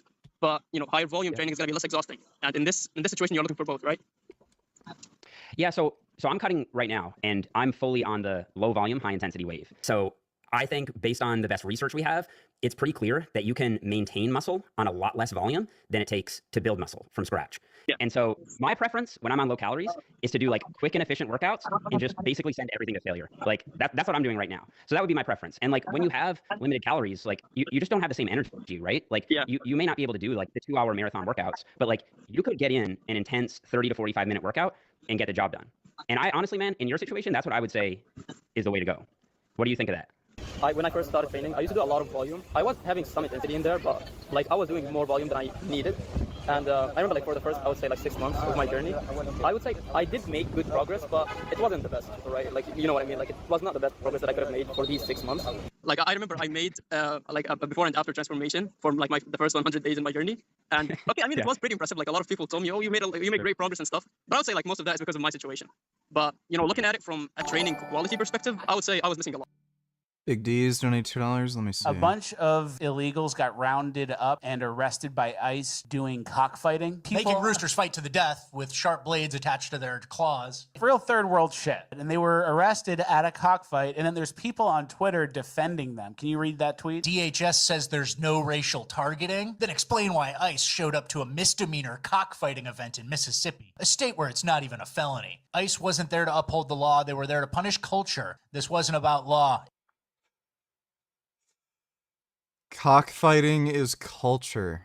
It was a hit job. ICE doing the dirty work for extremist nonprofits who want to wipe out traditions they don't like. So they're defending cockfighting. They're not even good at arguing against ICE. That's pretty good. You broke up a cockfight? It's not even a felony. It's tradition. Yeah. Dude, these people are fucking horrendous. In our next story, these people are doing funerals for the chicken at... Oh, geez. Oh, I thought that was Rafaela for a second. People are doing funerals for the chicken at Trader Joe's. Here today, some more. Oh my god. They don't even realize how hypocritical they are. The untimely death of the chickens whose bodies are... Cockfighting is bad, it's animal abuse. Yeah, deport anybody who does this. Oh my god, vegans are crazy. They're against abusing chickens. Oh my god. Chickens who were slaughtered at Purdue's Petaluma Poultry Slaughterhouse. We are here to honor their lives because no one else is. So this is stuff you worry about when your life is pretty easy. Instead of worrying about how to get dinner on the table, you're worried about how dinner was treated. Yeah, buddy. You've got a lot of dinner on the table, so yeah, maybe you should start thinking about it. Before it was put on the table. What was dinner's name? If God didn't mean for us to eat the animals, why are they made out of delicious meat? You know? No. Buffalo humans taste like pork. Chicken wings with ranch? Oh, you're not supposed to eat that. Oh, you can't have shrimp cocktail. That's just supposed to be the water bugs. You could drink the spicy ketchup, though. Yeah. That's the part that doesn't make sense. There's no hope. Everyone is a fucking idiot, dude. Thanks for the donation, Big D's. That tweet in the last video complaining about ice locks like it was made by ChatGPT because it was very rambling and on and the use of the M dash. Do you now at the M dash is VG ChatGPT likes to use that a lot, so I think that was China/Russia bot. Interesting. Good eye. Maybe. Thanks for the donation, Dodo. In it. So I 100% agree with the high intensity, low volume thing. Yeah, I mean, like the science-based community is interesting because, like, you know, things I feel like come in and out of fashion based on new research, which is probably not the best thing, right? Like, you really shouldn't change your opinion based on every new study that comes out. But you know, for a while there, I think most people would have said like volume is king. Like, you really need to do a lot of sets to maximize muscle growth, and I still think that's true to some extent. Like, if you have a lot of calories and you're trying to optimize everything, yeah, it does seem like more volume does lead to more muscle growth. But with that said, if you don't have intensity on the muscle, if you're not pushing the muscle hard, it really has no reason, I think, to stick around. Like, the intensity has to be there regardless, right? So yeah, to answer your question, in your case, I'm going low volume, like 1 or 2 sets per exercise, push those sets hard, get in and out, and then get on with the rest of your day. Yeah, that's what I've been applying to my training recently. Like, I would say I do 1 or 2 exercises, like max, but compound exercises, like obviously, because, you know, I'm not going to be wasting my energy on isolation movements. 3 sets, failure, and that's it. Like, my whole workout is like 15 or 20 minutes. So yeah, no, and I gotta say, like, I like it. I gotta say, like, the maintaining muscle part of it, it's 100% working. Like, despite how much how much my nutrition is not on point, but I'm still like noticing not that much difference in my muscle mass. Bro, that's awesome. And it's not just muscle mass too. It's strength and your health. Like, all of these things can still continue to improve, even if your diet is suboptimal, right? Yeah. So like, yeah, I mean, the fact that you're maintaining your muscle mass is incredible. Like, that's Yeah. great. Thank you. I mean, coming from you means a lot, you know. So now, when it comes to intensity, another thing that I'm looking at is rep ranges. So, you know, like when it comes to rep range, we know like how different rep ranges prioritize different stuff when it comes to strength, hypertrophy, and endurance. So let's say that I'm pushing a set, like a working set, to failure. How many? Dodo donates also the apostrophe looks like the ChatGPT one, not the one you have on your normal keyboard. And yeah, normal people don't use an M dash. It was 99% likely AI made and probably some bot trying to create division in our country. There's a lot of that on Twitter. Well, that makes sense.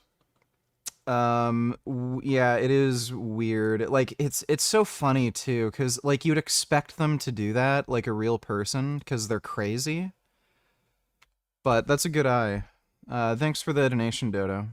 Reps do you think I should be doing to failure to, you know, kind of make up for the lack of nutrition that I have? Yeah, so that's a really good question. So like, what kind of exercises are you doing right now? Like, are you able to train heavy, or is it just bodyweight stuff? It's bodyweight, but weighted stuff. Sometimes I do actually train with weights, but those weights are mostly like, you know, like water gallons and stuff. So they are weights that I can't really modify, you know, like accurately. Yeah. So it's not like, you know, I'm picking up a few plates or something and doing exercise with them. Yeah. But they are in general like weights that I know for a fact I'm able to do 6 to 10 reps with it. That's cool, man. Okay, because for a while there, I saw on Instagram you were training at a gym, right? Yeah. But you're not there anymore. So the gym was bombed, actually. The water jugs. Unfortunately. Really? Yeah, it was. Bro, I'm sorry to hear that, man. That's wild. You know, thank God for it. Yes, but you're still making it work with the water jugs, right? Yeah. Yeah. Okay, so like, really what matters when it comes to rep ranges is, are you pushing the muscle to or close to failure? The actual number doesn't matter much, right? So under normal circumstances, yeah, it really doesn't, man. Like, the best research we have on rep ranges shows that anything from 3 up to around 50 reps, that's 50, not 15, causes roughly equal muscle growth that only activate when you have a heavy load or if you're close to failure, okay? But if you're doing a really, really light weight, your body has no reason to turn on those high threshold muscle fibers, right? It'll just use the smaller, lower threshold ones. But once you get to like rep 45, 46, 47, 48, 49, 50, those big high threshold muscle fibers have to activate, because like when you get to the end of a set of 50 reps, it's grindy, and that's how you grow the muscle. So like the rep range doesn't really matter as far as hypertrophy is concerned. Now, under more optimal circumstances, I would say doing sets of like 50 reps is just needlessly exhausting. Like, if you don't need to do that many reps, why are you going to torture yourself with that? Like, a set of 50 reps to failure is brutal. I would much rather people do. Dodo Tillers, I'm sure there are some fringe insane morons who might think that and might even post about it, but the amount of volume of insane delusional takes you see on Twitter are designed to polarize political groups and make you think the fringe is not so fringe. Well, yeah, I know China's doing that. Thanks for the donation, Dodo. Sets of, like, honestly, man, like 6 to 8, maybe 6 to 10 for the most part. Like, almost all of my training that's what I do. Is 6 to 10 reps right now. So but the thing is if you're doing like bodyweight stuff, those 6 to 10 reps should be challenging. Like, don't just stop at 10 reps because you hit 10 reps. Like, if you got more, then keep going. Yeah. So it just depends on what your like loading ability is right now, I guess. This changes a lot of my perspective to it, because, you know, when it comes to, like, you know, thinking about it as going to failure being the main, task here, or like the main goal. Yeah. Like, no matter how light I Would the Trump tariffs work if he decreased taxes so that people won't have to give as much money to the government? Probably not. In all likelihood, no. Most, economic experts have said it's not going to make up for the loss in tax revenue, and the deficit is just going to keep getting driven up. I'm pushing like I am using of weight, I'm not gonna get to 50 reps, right? Yep. So maybe like I would say I would get to like 15 or 20 reps. That's when I'm going like extremely light. Yep. So thinking that 3 to 50 reps is like equal when it comes to hypertrophy, as long as you're pushing to failure, that's a game changer for me. Yeah. Thank you for telling me about that. Yeah, man. So if you went back like 20 years ago and looked at the textbooks, they would say, okay, your 1 to 5 reps is your strength, your 6 to 12 is your hypertrophy, and then your 12 to 50 is your endurance or whatever. Now that is true for strength. Like to get stronger, at least optimally, you do need to lift heavy weight. Like you're not going to get strong with light weights. It just doesn't happen unless you're like a complete beginner or something. But with hypertrophy, it's way more flexible. You can hit any number of reps as long as you're taking the muscle close to failure. It's going to recruit all available resources and it's going to grow. There is one slight exception, and I need to say it just for the sake of completeness. The one exception would be when you go below around like 30% of your 1 rep max. So if you're doing sets of like 100 reps, that does seem to be worse. Like, or once you get above 50, it's suboptimal. Yeah, exactly. Yeah, and that's why you set the range for 3 to 50. That's where you need to be to at least ensure that there is some kind of hypertrophy to it. That's right. So yeah, that makes sense a lot. So I guess all sets to failure now, no matter the reps. Bro, just send it, man. Why not? Yeah, exactly. Yeah, that's what I already do. But I was kind of confused about it. Good. Right now, I have like a mostly carb diet, right? So when it comes to like protein, I would say like I have lentils and white beans, and that's it. So anything other than that is like pasta, white rice, white bread, or any of that stuff. So now keeping these foods in mind, I have 2 meals a day. All right. I try to time my workout around the first one. So what would you say is a good timing around the first meal that would ensure me like to make the most out of my workout? Yeah. So let me make sure before the workout, after the workout, something. Yeah. Okay. So you have 2 meals a day, and you're basically wondering like where should you put your workout? Is that what you're asking? Yeah. So I mean, I think the timing aspect doesn't matter nearly as much as people think. Like total calories and total protein is the most important when it comes to nutrition. And the good news is training is more important than nutrition. Like if I had to if I had to break it down as far as muscle goes, training is probably like 80%. Like as long as you're hitting some kind of bare minimum for nutrition, like training is going to override any kind of nutritional optimization. So that's good. Oh, okay. Yeah. And then as far as nutrition goes, the most important things are total calories and total protein intake. Timing is like quite a ways down in terms of importance. All right. So it doesn't super matter. With that, I just logged in. What did I miss? This guy, we've just been reacting to this dipshit. He's this dude from Gaza who claims to be in like a fucking Nazi Holocaust level caloric deficit on a daily basis. But over the last 2 months, he has not lost any weight. So, and he's apparently into fitness and stuff. that said, given that training is the most important thing, I would say to time your nutrition in a way that allows you to train the best. So what is going to give you the best energy and what's going to give you the best strength? Okay. Now, for most people, that's probably eating a meal about an hour to 2 hours before training, because you won't be hungry going into the workout, and you'll have some carbs that can fuel that workout, right? With that said, lately I've been experimenting with fasted training. So I've been doing my workouts on an empty stomach, and I've been doing it now for a few weeks, and it's honestly great. Like my energy and strength is way better than I expected it to be. And so if you want to try it, if you haven't tried it, try fasted training. The research shows like it doesn't like burn your muscle up or anything like that. And some people just find that they have better workouts if they're training fasted, and then you get your post-workout meal in, and then you have like another meal in the evening or before you go to bed or whenever it is. But I would say it really, that mostly comes down to personal preference, because like I said, the total calories and the total protein is by far the most important thing. When it comes to timing, it's mainly a matter of like convenience and then what's going to allow you to get the best workouts in. Oh yeah, and actually for the fasted training, that is what I was mostly like convinced with. So there. So like it's not like, oh no, I'm under 50 grams a day panic mode. It's just like, okay, like I said to you earlier, like the training is the most important thing, man. And you know what? You told me like at the beginning that like you think you're maintaining your muscle, you know? And I've seen on Instagram like it looks like you're doing awesome. Oh, weird. So I'm starving. I'm only able to eat like around 800 to 1,000 calories a day when my maintenance is 2,400.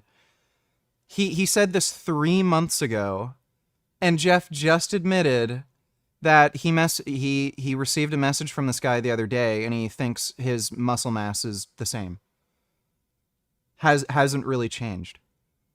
So after 3 months of claiming to literally be on a Jewish Holocaust diet, Again, Jews in the Holocaust ate roughly around 800-ish calories per day, give or take.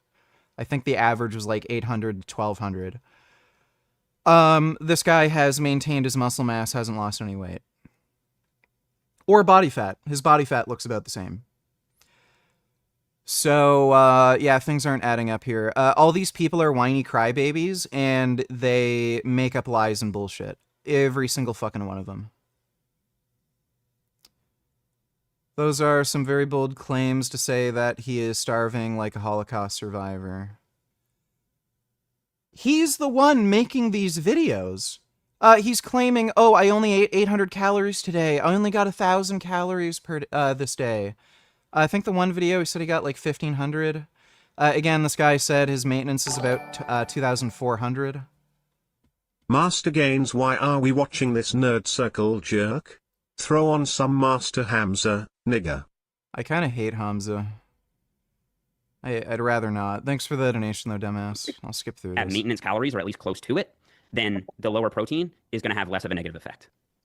Have some kind of plus. I would try to, like sneak in a little bit of lentils, but in general, like it's what you have available. I mean, if I think to actually like use this as like a hack to keep, to stick to it like for as long.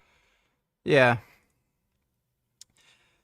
So, food shortage, starvation, but he hasn't lost any muscle, hasn't lost any body fat. Right. It all adds up. That's what happens when you starve. You don't lose any weight.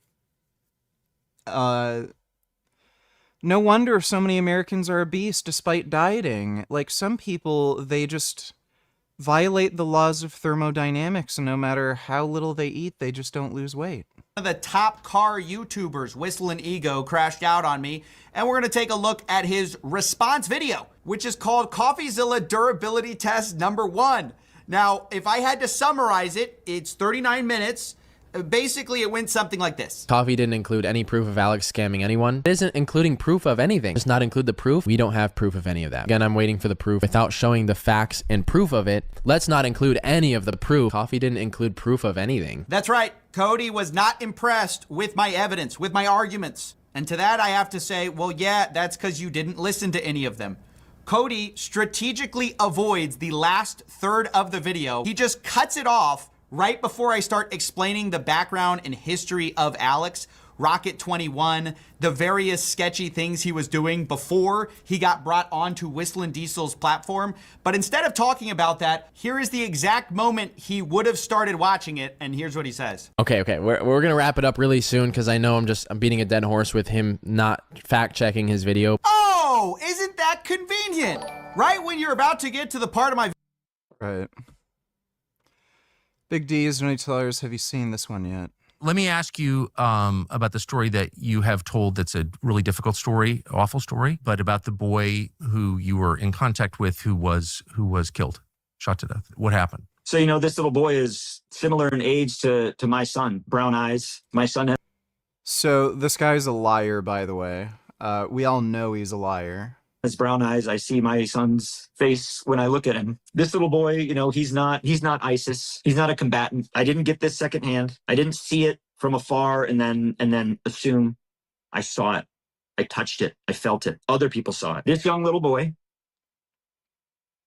his name is Amir. I know that because when he walked over from the crowd of people, he walked toward me. We thought maybe he was hurt or maybe he was asking for some more food because all he had in his arms was a small bag of rice, half a bag of flour, some lentils that he had picked up from the ground. He didn't have much. And we thought maybe he was asking for more food or maybe he was hurt. We notioned him over and he came up and he extends his right hand. This young boy holds his hand and he kisses it. Then he comes to me and he holds my hand and he kisses it. In Arab culture, that is a very significant sign of respect. As he was standing there, we were both looking at him and he was very emaciated. He had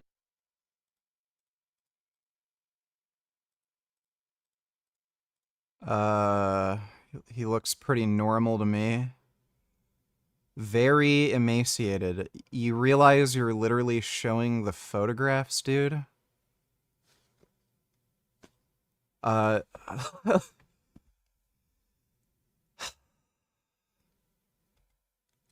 do they add that in when they're literally showing the photo?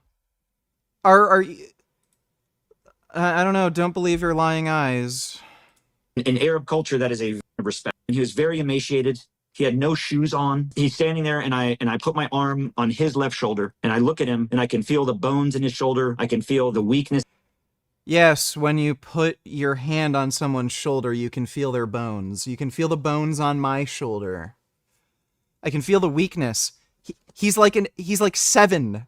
No shit, 7-year-old children are not strong.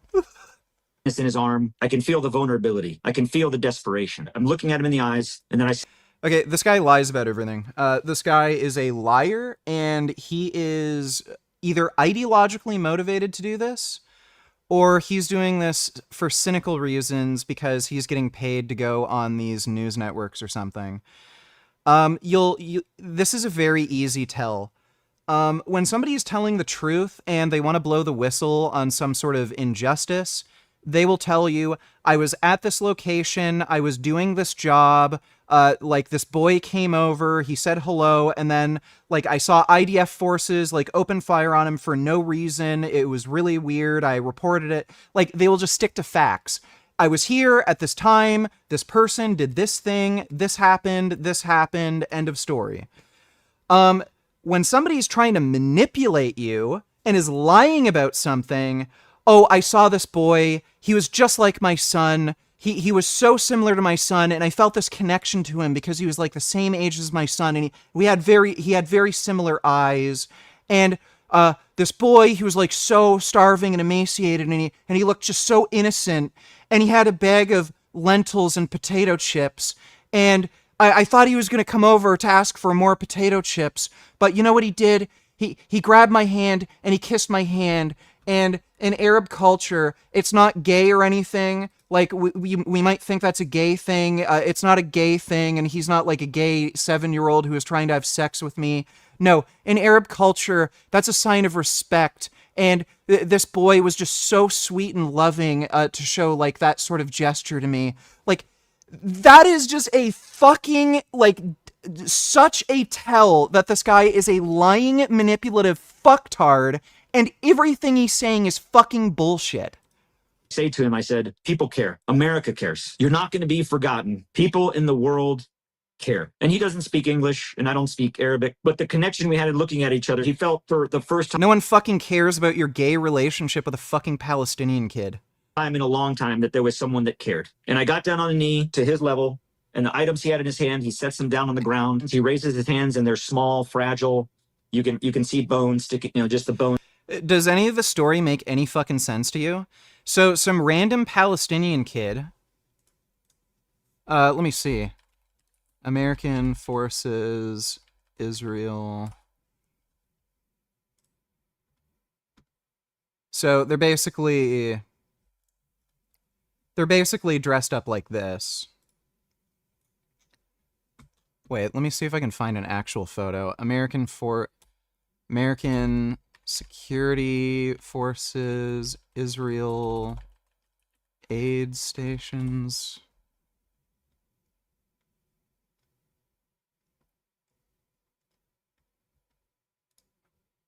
Not sure if I can find any actual photos of American security. But you get it. Like, they're going to be dressed up like this, basically. So you're telling me, like, a kid who's like 8 or 9 years old in Gaza is collecting food at one of these aid stations surrounded by a combination of IDF and American security forces for no particular reason, walks up to a dude looking like this and kisses his hand, and then this guy leans over, starts touching his shoulder, and then like starts hugging him. Why did this kid do this? Is this adding up to you? A 9-year-old kid, and again, like, I think people forget, Palestinians hate Americans. They, like, these same people were celebrating the 9/11 terror attacks. A 9-year-old kid who has been indoctrinated to hate Jews, hate Americans, support radical Islam, support fucking Hamas, is coming up to like a guy who looks like this and kissing his hand and like giving a hug and having an intimate moment. Like, nothing about the story is adding up, and the way he's telling it just reeks of fucking manipulation and dishonesty. Going through the skin, and he places his hands on my face, and he kissed me. He looked at me in the eyes, and he says, "Thank you." Where did he kiss you, buddy? Was it on the lips? Like, this is starting to sound like an inappropriate relationship you're having with a 9-year-old boy. He said it in English. Like, people are... He's lying. This never happened. He's lying about all of this. Starving in Gaza. People are dying. So okay. Where do we get to the point where this kid is killed? So, you kissed a 9-year-old boy. When do we get to the part where this kid was killed? In Gaza. Amir goes back to the main group, and he goes out the exit. Coming in and going out, they're tied right back into the active combat zone. And there's an IDF combat outpost just off the corner of SDS-2. So the IDF are shooting at the crowd that's leaving. As the crowd left and they would hit the Marag corridor to go west, the IDF would shoot at them. And the bullets start... Okay, so you're telling me the IDF is waiting outside of aid stations to shoot kids who are carrying bags of lentils back home. Who is believing this? Like, oh, yeah, I just kissed that 9-year-old boy. I lost him too soon. Damn you, IDF. I was going to have sex with him later. Hitting off the ground. There's video of this. It's on the BBC video. Hitting off the ground. There's no video of that. So he's lying. We've seen the video. They're shooting out warning shots, and they're shooting bullets right next to these people because they're trying to control a riot that was going on. Dirt flying up. So when I heard the gunfire kick off, the automatic machine gun fire, I thought we were under attack. I thought something had happened. And I see the shooting keep going on, like just the rap, and Palestinians dropping on the side of the road. So Amir didn't make it home. He walked 12 kilometers to get some food, picked up scraps off. Where's the evidence that this kid actually died? This guy is just such a fucking liar. That guy is a crazy lying fucktard. I don't know why anybody is agreeing to do an interview with that dipshit. That guy is so fucking sus. It's crazy. So, he was working for American security forces in Israel at an aid station. A 9-year-old boy decides to kiss him, and then he sees the 9-year-old boy walk out, and he gets gunned down by Israeli forces. Okay. Yeah, I believe that. And Obama had sex with a fucking meth addict. Right. Alright, well... Kid Boo donates $2, but Destiny will still tell you to go to school. 4 million Gen Z adults are becoming jobless, our degrees becoming worthless, pretty much. I think the rate of joblessness among people with and without degrees after post-secondary education is narrowing, and I think in the like 20 to 27-year-old age group, it's matched. Thanks for the donation, though, Kid Boo.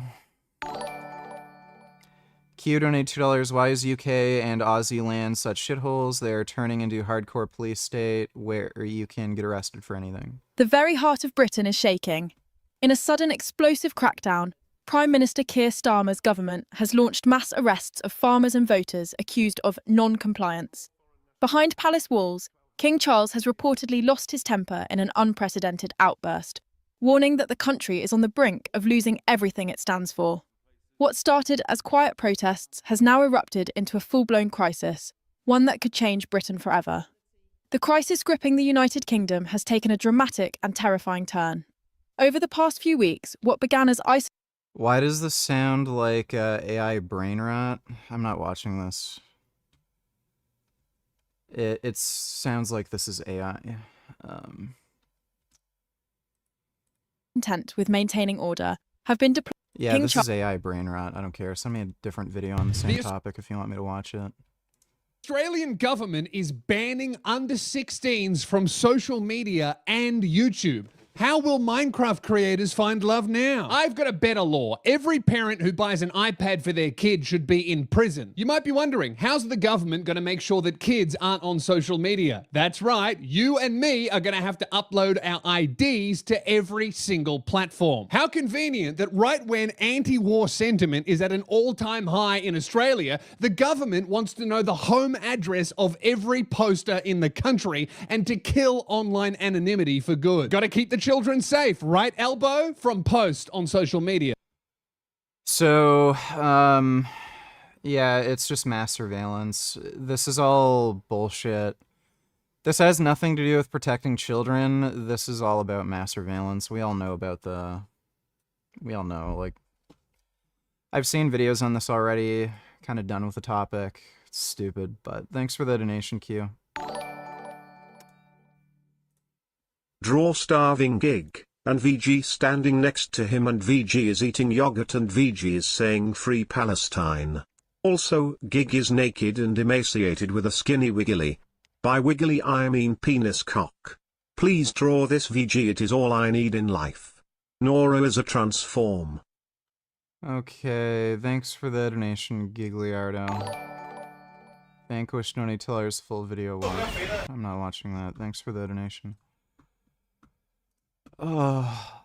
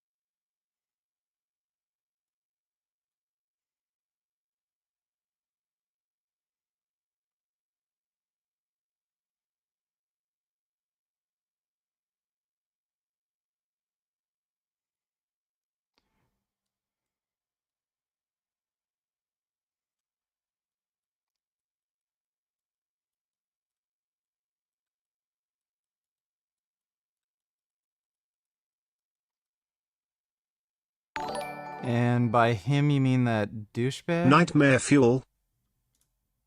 This is the scene of one of the most harrowing diving accidents in recent memory, where beneath the tranquil waters of Pointer Pit. Okay, I'll watch that in a minute. Thanks for the donation, Lauda.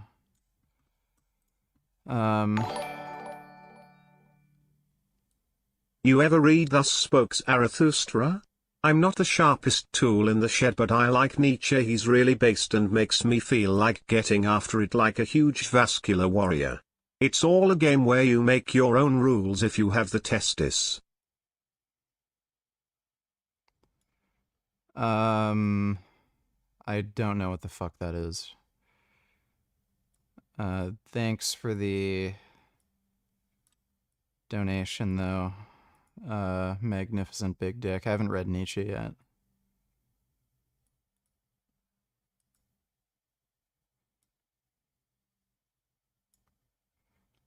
Yeah, it's fairly accurate what that guy kind of looks like. Eh.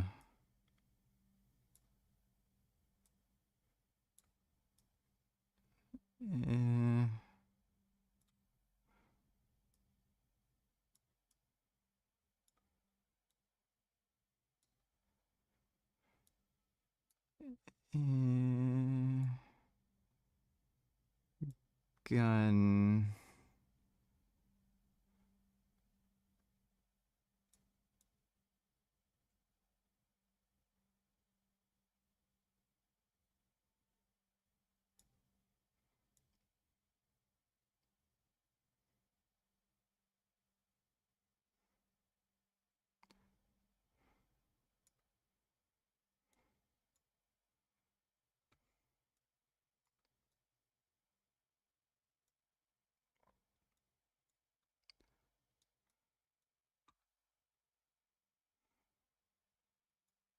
There you go.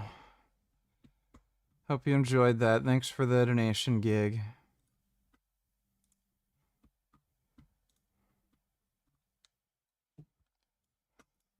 Trinidad, maintenance crews work on an oil line that snakes across the sea floor, a high-pressure job that not only seals pipelines, but also fates. This is the story of the Paria diving incident. Welcome to a series that I'm calling Scientifically Interesting Ways trained under pressure to provide a dry working environment. Was this just the story where the guy opened up the wrong door and then they all, like, died instantly?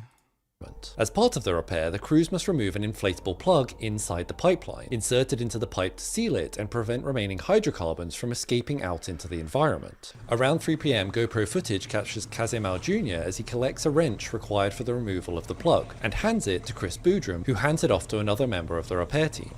As Kazimau Jr. begins to lift himself out of the water and onto the platform, his team begins to loosen the inflatable plug. But unbeknownst to them, the pipeline beyond the plug is essentially a vacuum. It has been drained of oil weeks earlier, leaving an empty space where temperature changes, trapped air, or the weight of the ocean itself had caused dangerously low pressures between the pipeline and the platform. This scenario is known as delta P, or differential pressure, where the pressure difference can generate thousands of pounds of force in an instant. The moment the plug loosened, the chamber was cast into chaos.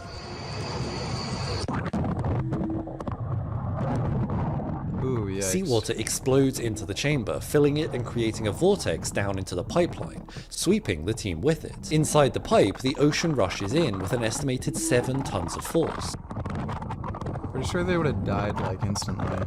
For 95 seconds, the divers are thrown about like ragdolls as they barrel through the metal walls of the pipeline. Just as their bodies begin to convulse as the oxygen in their lungs gives out, they skid to a stop. And slowly, the horror of their new reality sets in. They are entombed within a claustrophobic 30-inch diameter metal pipeline, 16 meters below the ocean surface. Die immediately? Their eyes burn from the oil residue that still coats the interior of the pipe, and each breath stings their lungs from the remaining fumes. Within a second, it was like tornado. Everything just spinning and beating you up. And they lived so lived? fast. You couldn't They lived? I didn't even remember actually getting pulled in the pipe. I just Holy remember getting fuck. pulled through the pipe at unbelievable speeds. Couldn't hold my breath no longer, man. Truth. Dude, that's You're holding your crazy. breath The guy too survived. long. After a while, your body, your lungs just fight to try to gas a breath, and when you're forcing your airways close, you see a noise. Your body suffering to pull air. Unbelievable nightmare. Eyes burning. Every time you try to open your eyes, it's burning. You're pitch black, you can't see nothing. Your throat burning. Your ear This guy sounds Jamaican as fuck. is ringing. Your body sore. And at that point, I tell myself I was going to dead. I thought he was going to say Bumbaclot or something. Remarkably, all 5 divers have survived the initial event and find themselves trapped inside the pipeline in an air bubble that has been created by undulations of the sea floor. For a Holy moment, there was crap. panic, but also relief. Alive and conscious, they call out to each other.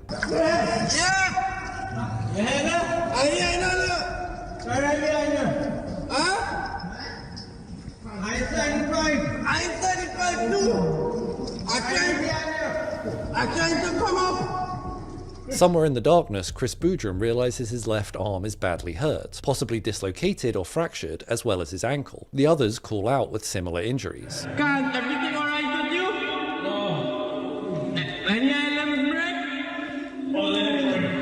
Your leg, alright. Yusuf, anything up to you? Yeah, bye. What happened? Despite the pain, adrenaline kicks in. They must find a way out. But the divers don't know exactly how far they've been pulled or which direction they are now facing. One end of this pipeline leads back to the subsea habitat where they came from. The other way leads to Berth 5, an onshore refinery which has been firmly sealed due to the repairs. After some debate, they make their best guess at a direction and start to drag their battered bodies through the pipeline. Holy As they do, shit. they come across an oxygen tank, which they periodically take sips from to keep clean air in their system and fight off the impending nausea and delirium. The going is slow and tough. Slipping against the pipe residue and injured by the trauma, several of the men can only move for moments at a time before exhaustion sets in and they need to rest. They also start to notice another problem. The water level in the pipeline is slowly starting to rise as they head into a downward section of the line. They continue onward on their backs until Chris Boudrum has only 6 inches of air remaining between his nose and the top of the pipeline. It is around this time that Chris comes across a second oxygen tank, but also a realization that they can't continue like this. Chris, still able to move forward, suggests that he will take Chimbo sliced Tony Tillers. My grandma caught me jelking. I think it turned me on even more. What does this mean? Means that you are destined to jelk. Thanks for the donation, Chimbo Slice. one of the 2 oxygen tanks and push on to find help. We can't go no more further like this. There's a lot of water ahead. When you have 2 tanks, you're not sure if the tank's full. I make them understand the situation. Leaving the other 4 men behind in the darkness to rest in a small air pocket in the pipeline, sharing whatever breathable air remains. Chris uses his remaining good arm and legs to pull himself through the flooded pipeline. As the water fills the pipeline entirely, he flips over onto his front, pushing the tank ahead of him and starts to swim, not knowing if he's headed towards safety or deeper into trouble. Slowly, he starts to notice that it becomes harder and harder to draw air from the tank. His oxygen supply is running out, and he knows his only hope is finding another air pocket somewhere within the pipeline. As each breath gets harder and harder to pull in, he takes what he believes to be his final breath from the tank, and just as he thinks his fate is sealed, he collides with a second air tank. Frantically driving the tank into his mouth, he gasps for oxygen, and also takes in a mouthful of oil collected as the tank has scraped across the residue of the pipeline. Swallowing the oil, but now with oxygen in hand, he frantically pushes on. Minutes slowly pass, each more agonizing than the last, until finally he breaks through the surface of the water into a secondary air pocket, this time halfway filled with water. As Chris moves through the air pocket, he comes across a 3rd oxygen tank, and as he does so, he hears a noise behind him, and from the water emerges Faisal with the remaining oxygen tank. Faisal urges Chris to pause and rest, but Chris refuses, saying they've already been in the pipeline too long already. As Chris pushes on ahead, Faisal pauses to rest, promising to follow behind him. Now carrying his 2 oxygen tanks with him, it is only a short swim further of 10 to 20 meters before Chris again collides with something, this time the upward bend of the pipeline. He has made it to one of the berths. Unsure if he's at berth 5 or 6, he knows that he is now moments away from discovering potential escape or certain death. As he heads up the vertical section of the pipe, he doesn't find the inflatable plug that would have otherwise been in place sealing berth 5. He has found the dive chamber, but to his astonishment, no rescue team is there to meet him. His heart sinks. He drops the half-full tank below him, knowing that it would descend slowly in case Faisal was surfacing beneath him. But as he reaches out to pull himself out of the pipeline, he finds the rim of the pipe sits just inches out of reach. Exhausted, he clings to a chain which hangs in place and prays someone will find him. Time passes agonizingly slowly as he sits in the darkness. Then suddenly, he hears a knock on the outside of the pipeline. Instinctively, he knocks back. Close to blacking out, faint and exhausted, a light suddenly emerges into the dive chamber above. Oh my And at God. 6 p.m, now more than 2 hours after the initial incident, Chris is finally pulled free. The crews on the dive barge haul him aboard, battered, covered in oil and coughing up water, but alive. He immediately tells the others that the 4 other men are still down there, alive as far as he knows, and pleads with them to mount a rescue immediately. Divers topside are gearing up to do just that. Several volunteers, including the son of one of the trapped men, are getting ready to go back down into the habitat and into the pipe, because with every passing minute, the available oxygen remaining in the pipeline dwindles. First, a short dive attempt is made to the bottom of the elbow, where the air tank Chris dropped is retrieved, and some accounts also tell of divers knocking on the outside of the pipeline at various points and hearing knocks back from the trapped men inside. But shockingly, it is at this critical moment in the rescue effort that it is halted. The officials in charge of Paria Fuel Trading, the company that operates the pipeline, decide it is too dangerous to send in rescue divers, as there is no commercial dive equipment available on site. Instead of an immediate rescue, a slow, cautious approach is taken, and despite the arrival between 6 and 7 p.m. of 2 further dive vessels, Draw VG and Gig stuck inside the pipe, and what would happen if there was only one oxygen tank? Will VG share the tank or will he leave Gig to die? Let's find out as VG draws this incredible image. Also draw VG saying something relating to the scenario.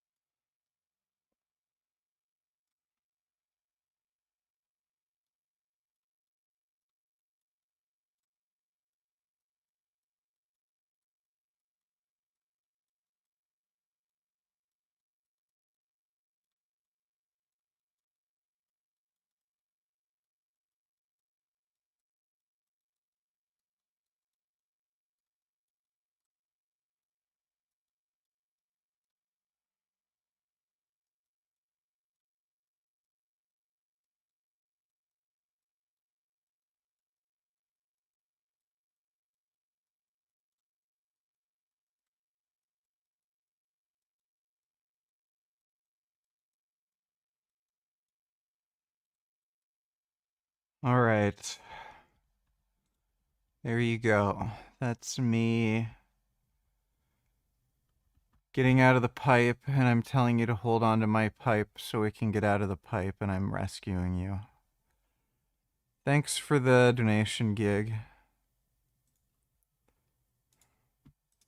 both fully equipped with commercial diving equipment, the company decrees a total ban on diving, fearing a secondary Delta P event could still occur. Around 8 p.m, bangs are heard on the pipeline near Berth 5. Coming on the pipeline, we were hearing knocking.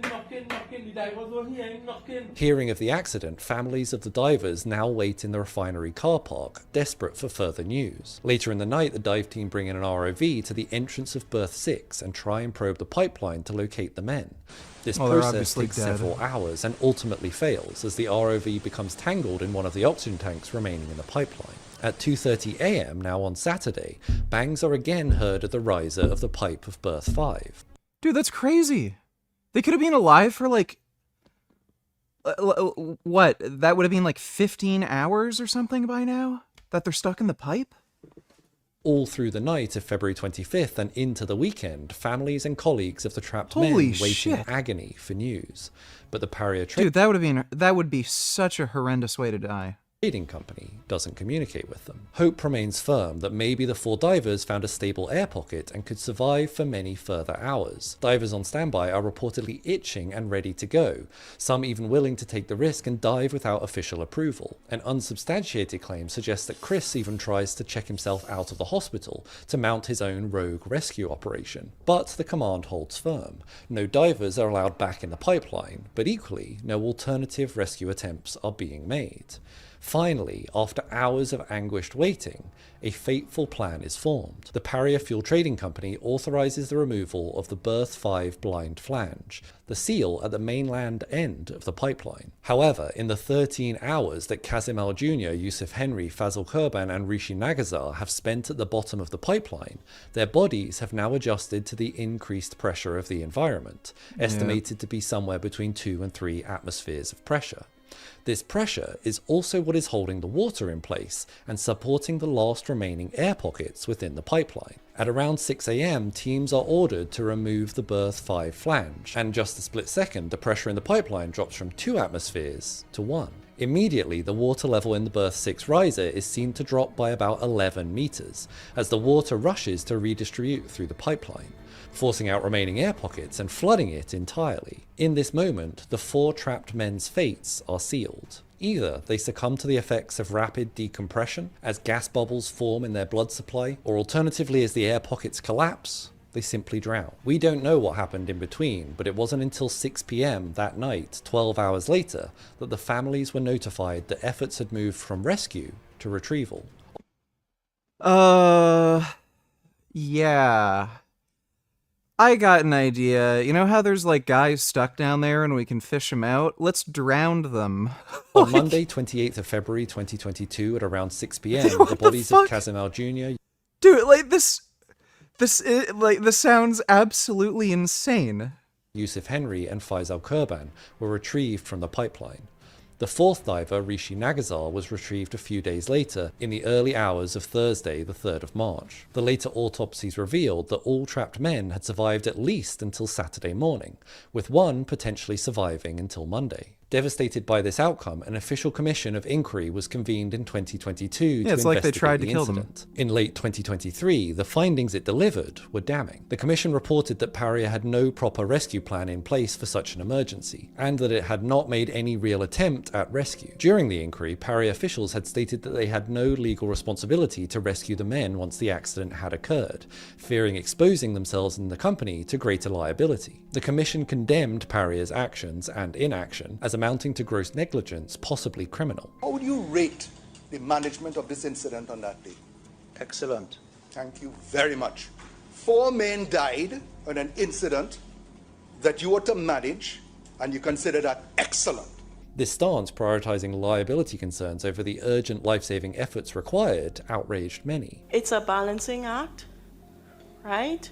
It might be a different balancing act if it was your father that was in the pipe or your son. In September of 2024, charges were filed against the managers of the Paria Trading Company and Land and Marine Contracting Services, the company contracted by Paria to repair the pipeline. But just last week, in June of 2025, the Privy Council presiding over this case heard arguments that could determine whether anyone is ever held legally accountable. The statute of limitations for this case, the maximum time period after an event during which legal proceedings can be initiated, is 6 months. The criminal cases brought by Trinidad's Occupational Safety Agency fall outside the 6-month window following the 2023. Wow. Commission report. So this criminal case may be thrown out entirely on a technicality. As of last week, the council has reserved judgment on this matter. In the end, the tragedy of the Paria diving incident serves as a stark reminder of what happens when the laws of physics meet human. Dude, that is crazy. So basically this company didn't know what the fuck they were doing, making people do stupid, dangerous shit. No plan how to manage if this incident happened, and then rather than launching some sort of rescue effort, yeah, let's drown them to death. Open up the other thing so they drowned. What the fuck? And then they might not even get charged because 6-month statute of limitations. Video you don't like, that's a little inconvenient for you. You go, oh, well, we sure proved it, guys. We don't want to beat a dead horse. I sure showed him. We're going to wrap it up really soon because I know I'm beating a dead horse. Literally, did you think you were going to get away with this? So yeah, of course you didn't think I had any proof or evidence when you just skipped the parts that you don't like of the video. It's so strange. Instead, we just get 39 minutes of Whistling Diesel basically trying to say he's not a scammer. I mean, you can see from he changed the title. It's now called YouTuber Calls Me a Scammer, but embarrasses himself instead. But I never did call you a scammer. That wasn't the point of the video. The point of the video was, why are you bringing on this Forex day trader when Forex day trading is a terrible idea and the guy has a super sketchy history of sending people, including minors, to offshore brokerages that'll probably take all their money. He also owned Rocket 21, a prop firm where they made more money the more the traders lost. But instead of just accepting that, this whole video is like, hey, I'm not a scammer. CoffeeZilla's implying that I'm a scammer, although he admits that I never call him that. Understand, he might not directly be calling me a scammer, but he has directly called almost everyone he's made a video on a scammer, and some of them have actually been legally pursued. So the fact that I'm implicated in this, right, the fact that I'm the subject of his video, I'm the thumbnail, it genuinely is reckless. How is it reckless? You promoted a guy that I'm calling out in my video, and I reached out behind the scenes before it to warn you about the whole thing and give you a chance to address it. Instead, Cody's the one who doubled down not once, but twice now, claiming that everything is above board, and I have no evidence, except that he ignores all the evidence I do have. Now, I want to specifically also get into a stupid argument that he puts forward, where anytime he does get to something where he knows it looks bad or he knows he can't really address it, he just does the card of, oh, I don't really understand what I'm doing. I'm a newbie. It is also offshore, and it has no CEO listed, meaning we don't even know who owns it. Starting to get into stuff that I actually have no clue. If you want to watch the video, you can and judge your own opinion. I don't know what an offshore brokerage is and what that implies. It's just so silly for someone whose main point is there's no proof. When I provide proof, he goes, well, you can look it up. I don't really know what I'm doing. I don't really know if it's bad to send money offshore. Can't fully speak on that. It's also banned from accepting U.S. investors. Once again, this is getting into really like stuff I can't really speak on because I have no clue how it works. But he does mention like using this broker is sketchy because you have to use a VPN. I don't know if people know, but in most countries, like stuff like Instagram is illegal. Like you have to have a VPN to access Instagram from Russia, just so you know. Oh my gosh, this guy it's so much like out of both sides of his mouth. On the one hand, he's like, oh, I don't know. Is this bad, guys? Is this bad to be an offshore broker? And then on the other hand, like, well, you guys know VPNing is like, it's really common, like Instagram, right? Guys, just so you know, the US protects people from Forex fraud all the time. And one of the classic ways to get into Forex fraud is to go offshore. There's no good reason as a American customer you should be sending your money offshore. Then he tries to say that Alex is promoting trading for minors. Now, this is getting into a part of the video where like I just don't know enough about trading. I guess there's a law that says you must it says you must generally be 18 years or older to open a live trading account. To be honest, I don't know enough about trading. Once again, the old I don't know enough to actually talk about this, and then of course we'll get the double down. He thought he would like pin me for something. He was like, were you surprised to find out Alex promotes his course to minors who aren't even allowed to trade?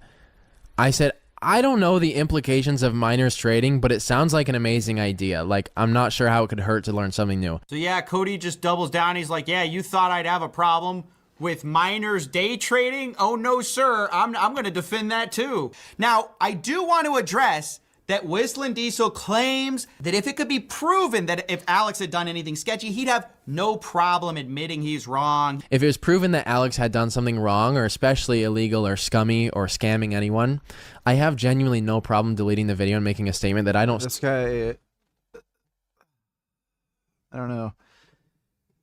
Are, like, these massive YouTube channels that strapped for cash where they have to do this? Or are they just, like, super fucking ridiculously greedy? Or if anybody waves some dollar bills in their, like, under their nose, like, oh, yeah. Like, if you've already got money, why even fucking bother?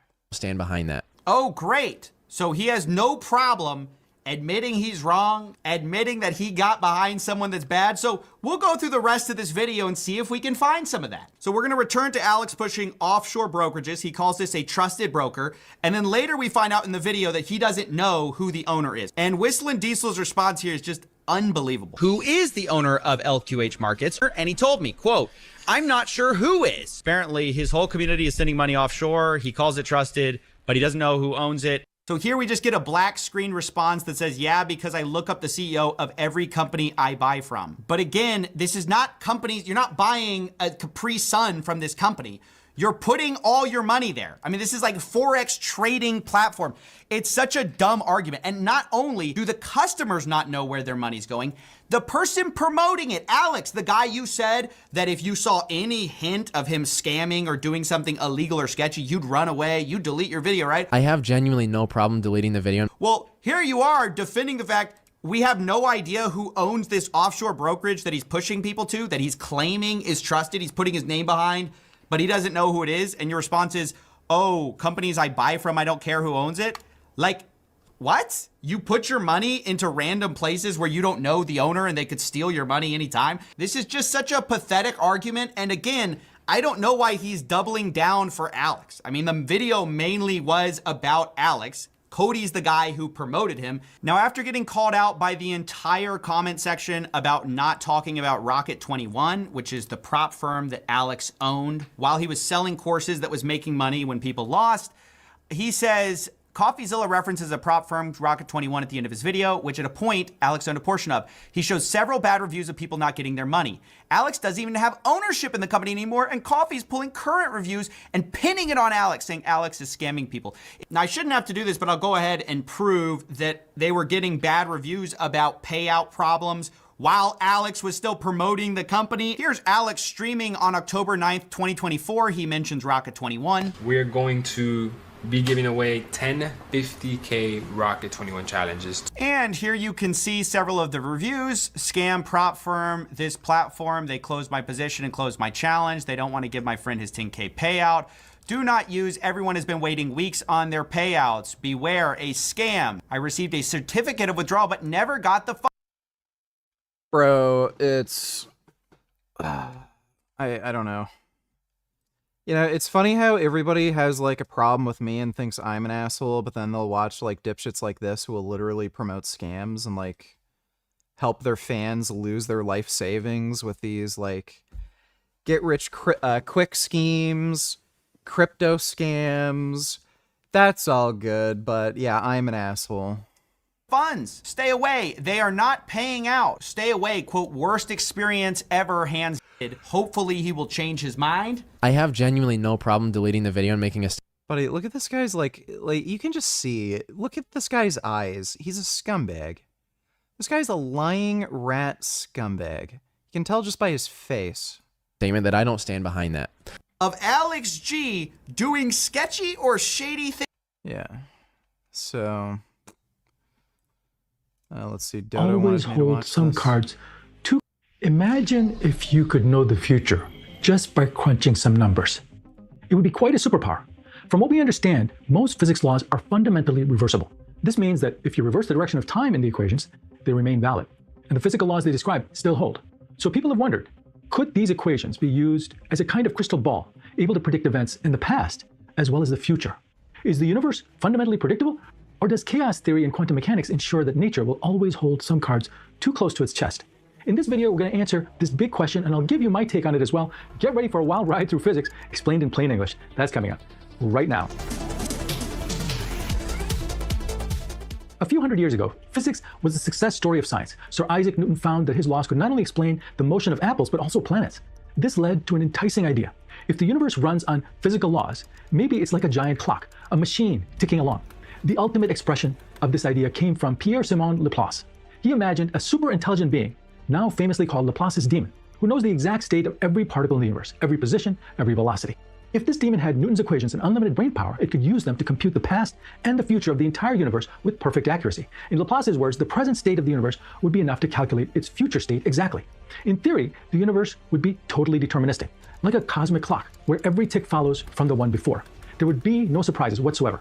This clockwork universe idea seemed plausible. Physics equations were incredibly good at making predictions. For example, using Newton's gravity equations, the astronomer Edmund Halley predicted that a certain comet would return in 1758, and it did, right on time. This was a big deal. It was one of the earliest tests that showed Newton's physics could predict an event decades in the future. Even today, we use classical physics to predict things, like solar eclipses and planetary orbits years or centuries ahead. It feels pretty close to fortune telling. If you know where everything is and how it's moving, Newton's equations let you calculate where things will be later on. It's no mystery, it's just math. So classical physics gave us hope that the future is written in the laws of nature, waiting to be calculated. So let's do this. What's the problem? I'll explain that in detail, but first I want to thank our partner CyberGhost VPN for sponsoring and making this video possible. Prying home and come before you browse your It turns out knowing quote-unquote perfect information about every little particle is practically impossible. And even if you could know it, some systems are so sensitive that tiny uncertainties can explode into huge differences. Enter chaos theory. It doesn't mean pure randomness, but unpredictability within a deterministic system. Even with completely deterministic Newtonian physics, certain systems are incredibly hard to predict in practice. A classical example is the weather. Weather follows the laws of physics, fluid dynamics, thermodynamics, etc. So you'd think if we had enough data and a big enough computer, we could predict it far ahead. In reality, weather prediction hits a wall beyond roughly 2 weeks. Forecasts become useless. Why? Because the weather system is chaotic. A tiny difference in initial conditions, famously a butterfly flapping its wings, can lead to a totally different outcome down the line. This idea is often called the butterfly effect. Technically, it's sensitive dependence on initial conditions. Even though the weather obeys deterministic equations, in practice, you can't measure the starting conditions perfectly enough to predict the distant future. Edward Lorenz, the pioneer of chaos theory, showed that improving your measurement doesn't indefinitely extend your forecast. There's a finite limit to how far ahead you can predict some systems.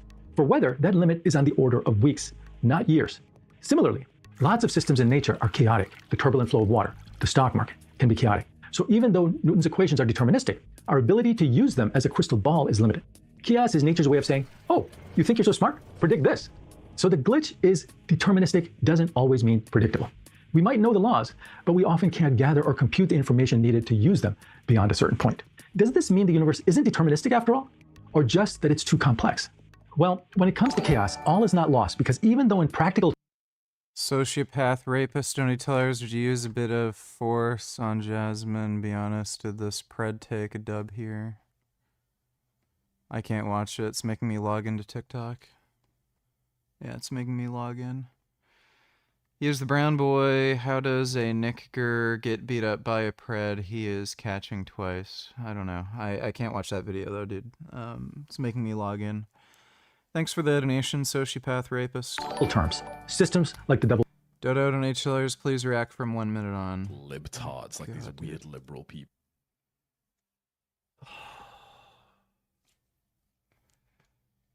Body.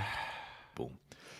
You know, I was actually a leftward leaning little pussy. You know, when I was younger, I used to go on this website called Reddit, which. Why does he always say things like this? I used to go on this website called Reddit. Like, nobody knows what fucking Reddit is? It's kind of like a social media for gays and for feminists, basically, which is, 90% of the world these days. I think he means Tumblr. Reddit is extremely diverse. Like, extremely. He's talking about Tumblr. And so I was like a far left kind of little pussy. I thought Elon Musk was like a scammer and whatever. And I just happened to it's because he is. Stumble in like the right rabbit hole where basically, imagine like I was like a pussy when I was growing up, right? Got no girls, no self-respect. My friends bullied me, for example. And I was going on, like just normal social media. Everyone's a feminist. Everyone's all this bullshit. It's just bullshit, right? I just ended up going down this. He uploaded this 14 hours ago. What the fuck is going on with his hair? I just noticed it looks like, yeah, he like totally shaved the bottom of his head, and he has like this microphone on the top of his head. I was wondering, what the fuck is wrong with his head? He looks different. This rabbit hole where one day on this, like on the sort of social media, Instagram and whatever, and Reddit and stuff, people were talking about this sort of community or this group of guys that were like a danger to society. It was the guys who were like right-winged, and apparently they were like, oh, misogynist, they hate women, and they're trying to kill women, and they hate women, they're a danger to society. And someone linked the group that they were talking about. You can't really see it anymore now, but someone linked it. And I clicked on it because I was interested, and I still remember the first sort of post I saw was someone saying something like, guys, make sure you lift weights. I had just started lifting weights, you know, like weightlifting to build, like, you know, strength and muscle and stuff. I just started weightlifting like a few weeks before that. So I clicked on it. I was like, oh yeah. And he said everything that I already believed. Make sure you lift weights because it will discipline you. You have to be consistent when you build a... He rambles like a bitch. Just never gets to the point, just rambles. There's so many irrelevant, pointless details in everything he says. Oh, whatever. Thanks for the donation, Dodo. Well, pendulum, weather, and turbulent fluid flow are unpredictable. They're unpredictable because... Do you like almond, oat, or soy milk best? Soy milk. I think it tastes the best. Probably best for you, too. we cannot measure the tiniest variations in initial conditions, which subsequently lead to big changes in their behavior over time. But in theory, if we had perfect information or perfectly precise measurement tools, all these systems would be predictable because they're rooted in deterministic physics equations. So the future behavior of macro-scale phenomena like these and many others are predictable in principle. We just need perfect information. Now, we may never have infinitely perfect information, but if we have near perfect information, which quite likely is possible in the future, we might not be able to predict the weather years in advance, but we could, for example, predict the weather a month or even several months in advance. This, in my opinion, will happen. And the same thing goes for most other phenomena which are also rooted in deterministic physics.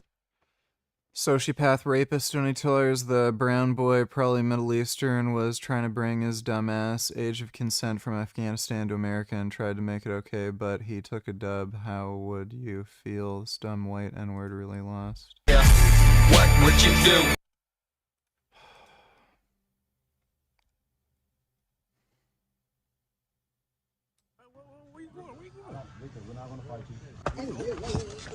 Listen, I want to talk. All look me in my eye. Look me in my eye. I'm talking to you. You not, nigga. And ain't no weird shit. I got little sisters. They're homies. That's not bragging, bro. I got 8 nieces all in the 9 years old. Nigga, that shit is not. Oh, stop playing with me, boy. Cool. What's up with you, bro? I'm a man. What's up with, so you want to do that shit? You think that's what they got? Brothers. They got sisters. They got fathers and uncles. What's with you, bro? I'm a man. My niggas. I'm gonna let him holler at you. Lucky, I'm like, Hey.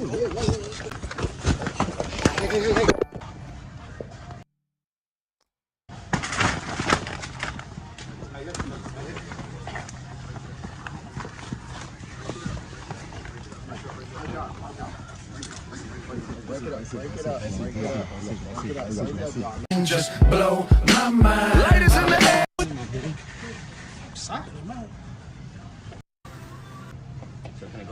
Stop playing with me, boy.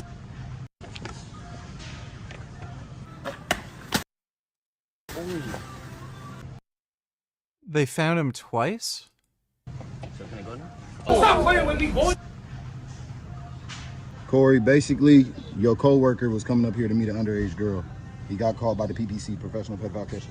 When we come to clean up the streets, we all knew that, man.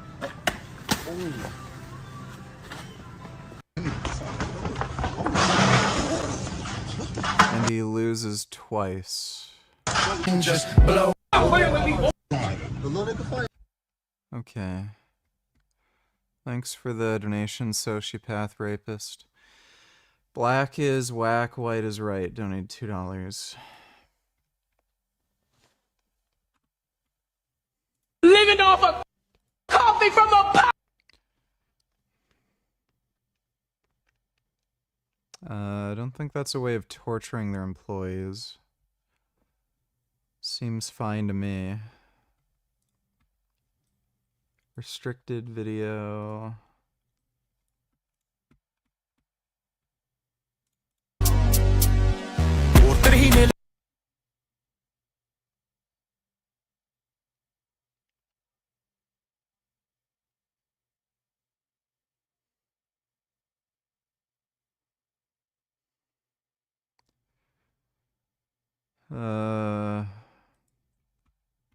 Okay, thanks for the donation, dude. Physics. But the monkey wrench in predictability, quantum physics, is the twist that changed the story. Experiments in the early 20th century showed that at microscopic scales, nature behaves differently. In quantum mechanics, you can't predict exact outcomes, only probabilities. This isn't because we're missing details, though some have argued that we are. More on that in a moment. It appears to be a fundamental feature of the universe as we know it. As one of the founders of quantum mechanics, Niels Bohr, said, in quantum mechanics, we can only predict probabilities for measurement outcomes rather than the outcomes themselves. The outcomes are not determined, so quantum mechanics is indeterministic. In plain language, you can set up an experiment with an atom or electron exactly the same way each time, and you'll get different results in a random pattern. We can calculate the odds of each result with incredible accuracy, but we cannot say this is definitely what will happen next. A famous example is radioactive decay. Say you have a bunch of unstable atoms.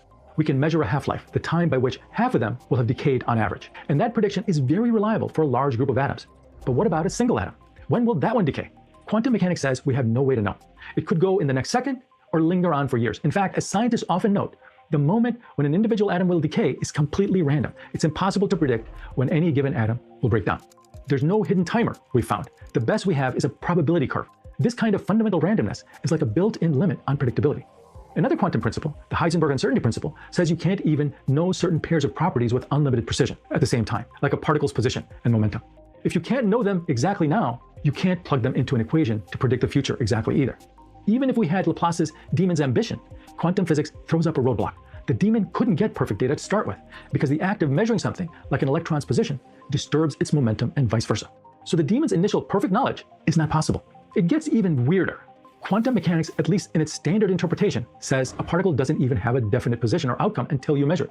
It exists in a sort of superposition of possibilities. We can call it a wave of probability. The Schrödinger equation in quantum mechanics actually does let us predict how this wave of probability evolves over time, so that part is deterministic in a mathematical sense. We can predict the future state of the wave function exactly.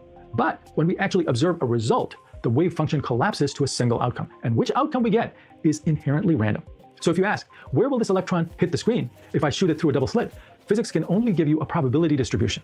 You'll know the pattern after many electrons, but you can't predict where any one electron will land. In other words, nature at its core, as far as we currently understand, is probabilistic, not deterministic. Now, some physicists had a big problem with this idea, most notably Albert Einstein, who famously said, God does not play dice with the universe. He suspected maybe our theory was incomplete, that perhaps there are hidden variables underneath the quantum randomness, and if we knew those hidden details, maybe we could predict every quantum event like clockwork. This led to ideas like superdeterminism, which basically says maybe everything, including our own choice of what to measure, were predetermined all along. It could not have been any other way. It's a bold idea. It would return us to determinism by limiting true randomness. However, so far, there's no experimental evidence of these hidden variables that everyone agrees on. In fact, experiments in something called Bell's theorem have demonstrated that no local hidden variable theory can reproduce all the outcomes observed in quantum mechanics. This means that you cannot explain quantum outcomes by assuming there's some predetermined hidden information stored within particles or their immediate surroundings. In plain terms, if there are hidden gears making the universe deterministic, they'd have to be non-local hidden variables. This would be really strange, like particles influencing other particles faster than light, or particles would need to be intertwined with everything in the universe in a kind of a conspiracy theory way. Most physicists currently accept that quantum events have an irreducible randomness to them. So where does that leave us? At the smallest scales, physics equations give us probabilities, not certainties. The future, at least in the quantum realm, can't be predicted with 100% accuracy. Only the odds can be calculated. This is a fundamental limit in the known laws of physics. But hold on a minute. Notice that I said known laws of physics, because there's a big caveat here. You can absolutely conclude from what I just said about quantum mechanics that the universe is fundamentally unpredictable. That sorry, Dr. Einstein, but the universe does play dice with the universe. But not so fast. Because you see, here's the problem. Everything we know about quantum mechanics is based on our interpretation of what we think quantum mechanics is really trying to say. Even the idea of probability is based on our interpretation of the wave function. It is the norm squared of the wave function. No one knows exactly why probability emerges from the square of the wave function rather than some other mathematical meaning. We accept this to be correct because it is exceptionally accurate in matching experimental outcomes and making predictions. This probability is an observable phenomenon, but the underlying wave function itself is a mystery, or at least there's no consensus by physicists on what it physically represents. What you should know is that the wave function itself is not observable, not even in principle. The meaning behind it is based on interpretation. It's a complex mathematical object. If you buy the Copenhagen interpretation, which is what's most commonly taught in beginning quantum mechanics courses, then it is just something that contains information. If you buy the many worlds interpretation, then it's physically real, representing multiple branches of reality. If you buy the pilot wave theory, it is physically real and guides real particles. What I'm trying to say is that the true nature of quantum mechanics is subject to debate and some philosophical judgment. Our current understanding is that it is fundamentally probabilistic, and certain aspects of it are not predictable. That indeed God does appear to play dice with the universe. But I want to leave you with this. Just because quantum phenomena largely cannot be predicted in advance, meaning that just because we can't predict behavior of individual atoms and electrons and other small-scale objects, it does not mean that macro-scale phenomena are also unpredictable. Quantum effects typically become negligible at everyday scales due to a phenomenon called decoherence, where interactions with the environment cause quantum systems to lose coherence, or their quote-unquote quantumness, and become classical. As I stated earlier, things like planetary orbits, solar eclipses, and tides are completely predictable, years and decades in advance, because they're based on deterministic physics, where quantum effects are negligible. But I would argue that other phenomena that we consider chaotic today, such as the weather, the stock market, even group behavior, such as presidential elections, are also predictable in principle, because they're also based on deterministic physics. There are two things we need to make better, longer-term predictions in these areas. We need a mathematical model that takes into account all the variables that affect these phenomena, and we need more perfect information to model the initial conditions. Even though we don't have all these tools today, in my opinion, I predict that we will have these tools within the next 5 years. Now, don't forget to click the link in the description to get the special discount CyberGhost VPN. Dodo wanted me to watch that. So apparently it's hard to predict things because quantum such and such. Godfrey Harold Hardy, a mathematician in Cambridge. It's from a young man in India. He says he's poor, never went to university, but he's written down some formulas, and he's asking for feedback. Some of these formulas are the most groundbreaking pieces of math Hardy has ever seen. Complex equations that even the world's top mathematicians could spend pages trying to unpack. The kind of work only a true genius could produce. A genius unlike any other. A poor boy from India obsessively writing down formulas, convinced they are messages from the gods. Someone whose religious beliefs will clash with the world around him. A man shadowed by death at every turn. A mathematician whose creative genius likely doesn't stem from formal academic education, but from the lack of it. Even today, to many, his mysterious formulas remain beyond full understanding. This is the story of someone who might have won the world's highest honors if only things had gone differently. This is the tragic story of one of the greatest minds in history, Srinivasa Ramanujan, also known as the man who knew infinity. This video is largely based on the book, The Man Who Knew Infinity, by Robert Kanigel. And a quick heads up before we begin. In this episode, we'll mention depression and attempted suicide. If you don't feel well, don't be shy to get help. Ramanujan grows up in a respected family. They belong to the Brahmins, the highest caste in India. The caste system plays a central role in Indian society. Rooted in Hinduism, it dates back thousands of years and divides people into a 5-tier hierarchy. At the bottom are the Dalits, also known as the untouchables, often forced into low-paid, stigmatized jobs, like hand-cleaning toilets or collecting garbage. At the top are the Brahmins. They often work as teachers or priests. Each caste is further divided into thousands of smaller subcastes. Ramanujan and his parents are Vaishnavid Brahmins, and they follow the rules that come with their caste strictly. Ignore the horrible singing. Here's Joey. Are you sleeping better since you've been on the juice? I hope so. Yeah, generally. My sleep schedule is just kind of fucked right now. I've been having trouble sleeping at night, but during the day I have really good sleep. Thanks for the donation, Ethan, though. Let me see. Oh my goodness. Look at this kitty. Oh my god, he's so sentient. Joey, Joey, Joey, Joey, Joe. Oh, I love him. Joey, why are you so cute? Oh my goodness. You're singing to him. Joey, why are you so cute? You look so soft. Why? Look at this beautiful guy. Oh, he's Look at so this beautiful boy. Look Oh my god. at him. Just look at him. Oh wow. Look at him. Oh, I love that kitty. Oh, I can't take it. Oh my god, he's a good kitty. So sentient. I love Joey. Thanks for the donation, Ethan, though. One donate $2, new Muhammad video. Let me see.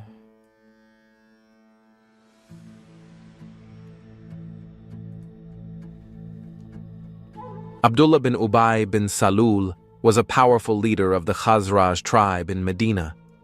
Although he and his tribe embraced Islam, bin Salul often disagreed with the Prophet Muhammad. The Prophet called him a hypocrite, but did not dare to punish him physically, because the Khazraj would defend bin Salul and revolt against Islam. Bin Salul owned female slaves whom he forced into prostitution. One of them was Musaika.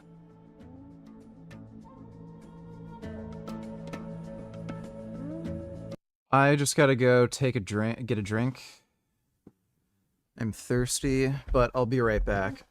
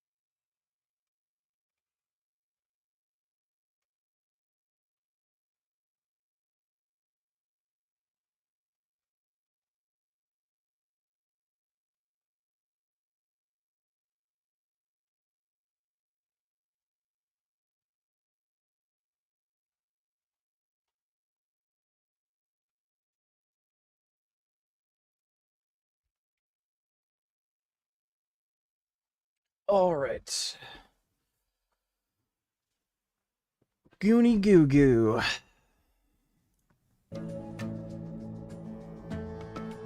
Whenever guests came to his house, he would offer Musaika and the other female slave to sleep with them for a price.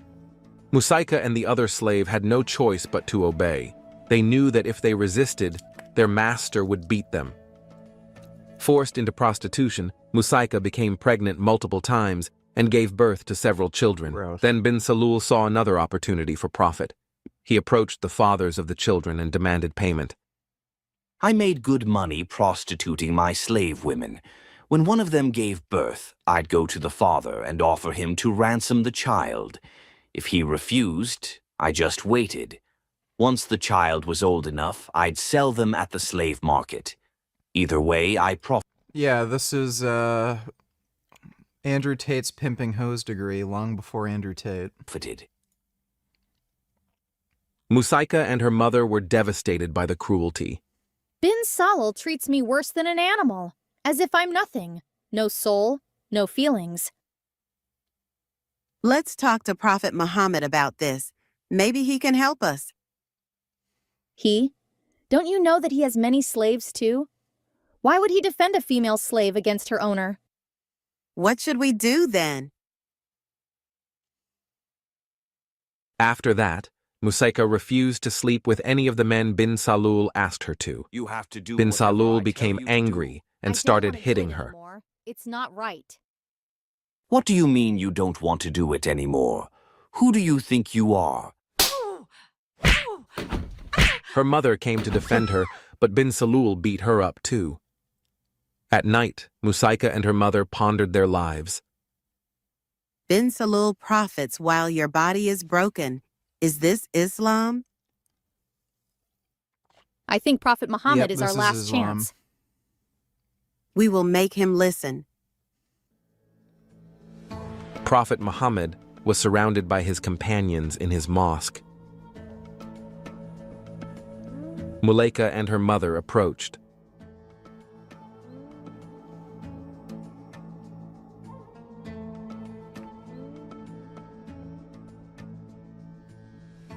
Ya Rasulallah, I bring before you a festering wound in the soul of Medina. Speak, Ya Ukhti. My daughter Musaika is forced into prostitution by her master bin Salul. She is repeatedly humiliated and used. Where is the justice for the slave girl? Bin Salul. Prophet Muhammad was reluctant to act against Abdullah bin Salul, but he knew he had to do something. Bin Salul shouldn't force you to do so. Allah just revealed this to me. Quran, Surah An-Nur, verse 33. Do not force your slave girls into prostitution for worldly gain when they wish to remain chaste. Does that mean that if they do not wish to remain chaste, it is okay for them to do so? Well, what's the problem if they're okay with it? Ha ha. Will you not forbid this prostitution? Weird. Will you not punish bin Salul? Oh, the verse continued. If someone is coerced, Allah is certainly all-forgiving and most merciful. What? What does that mean? Allah will forgive your daughter for prostitution as long as she doesn't do it again. Forgiveness. For her. She doesn't need forgiveness. Bin Salul is the one who sinned. And he walks free? I didn't do it on purpose. Bin Salul forced me. I delivered several babies, and he sold them to the men who raped me. The verse is finished. Allah has spoken. What is the punishment for bin Salul? Will you not put a stop to this prostitution? He already answered you. Now go. You slave women should know your position in the Muslim Ummah, okay?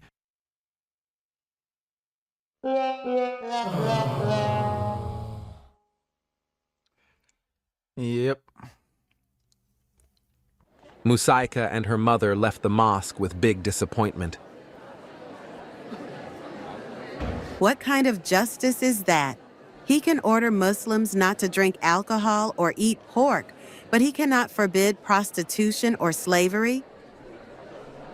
Quran, Surah An-Nur, verse 33, is intentionally vague and ambiguous, allowing everyone to interpret it in a way that serves their own interests. The Prophet obviously is playing a trick on us, pretending to defend us, while in reality, he does not. He didn't even declare any penalty for bin Salul. Musaika has to know that she cannot refuse her master's control over her body. She cannot accuse those men of rape because, under Islam, her testimony is not considered valid in a Sharia court. The testimony of a slave holds no legal weight. Period. According to Allah or Muhammad, slaves are not human enough to testify in the Sharia court. Tafsir al-Qurtubi, Quran, Surah al-Baqarah, verse 282. Malik, Abu Hanifa, Shafi'i, and the majority of scholars have stated, the testimony of a slave is not valid. Imam Shafi'i wrote in his book, Ahkam ul-Quran, and the testimony should be from the free men, and not from the slaves. Similarly, these free men should be the follower of our religion, i.e., they should be Muslims, while the testimony of non-Muslims free men is also not accepted. Imam Abdullah ibn Abi Zayd writes in his fiqh book, the testimony of someone who has been given a fixed punishment, or of a slave, a minor, or a kafir, is inadmissible. If you had a choice to get vegetables with little to no microplastics and no pesticides or extra chemicals in growing, would you buy it instead? People in the comments answer this as well, please. Don't care about pesticides, microplastics, sure. I don't know if there's really any microplastics in vegetables, though.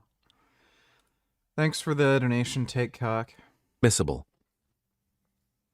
A civilization's true moral compass is revealed in how it treats its most vulnerable members.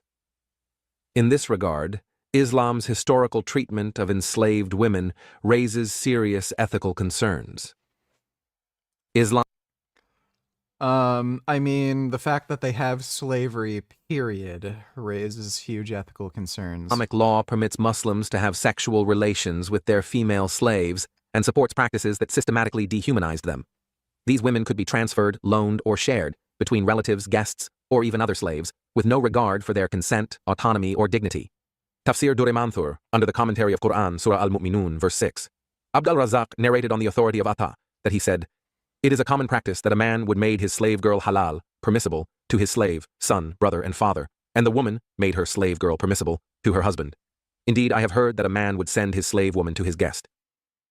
When her perceived value declined, she could be resold in the slave markets, where a new master would purchase her, and the cycle of abuse would begin again. With each new owner came renewed exploitation, first the second, then the third, and so on, trapping her in a relentless cycle of sexual subjugation with no path to freedom."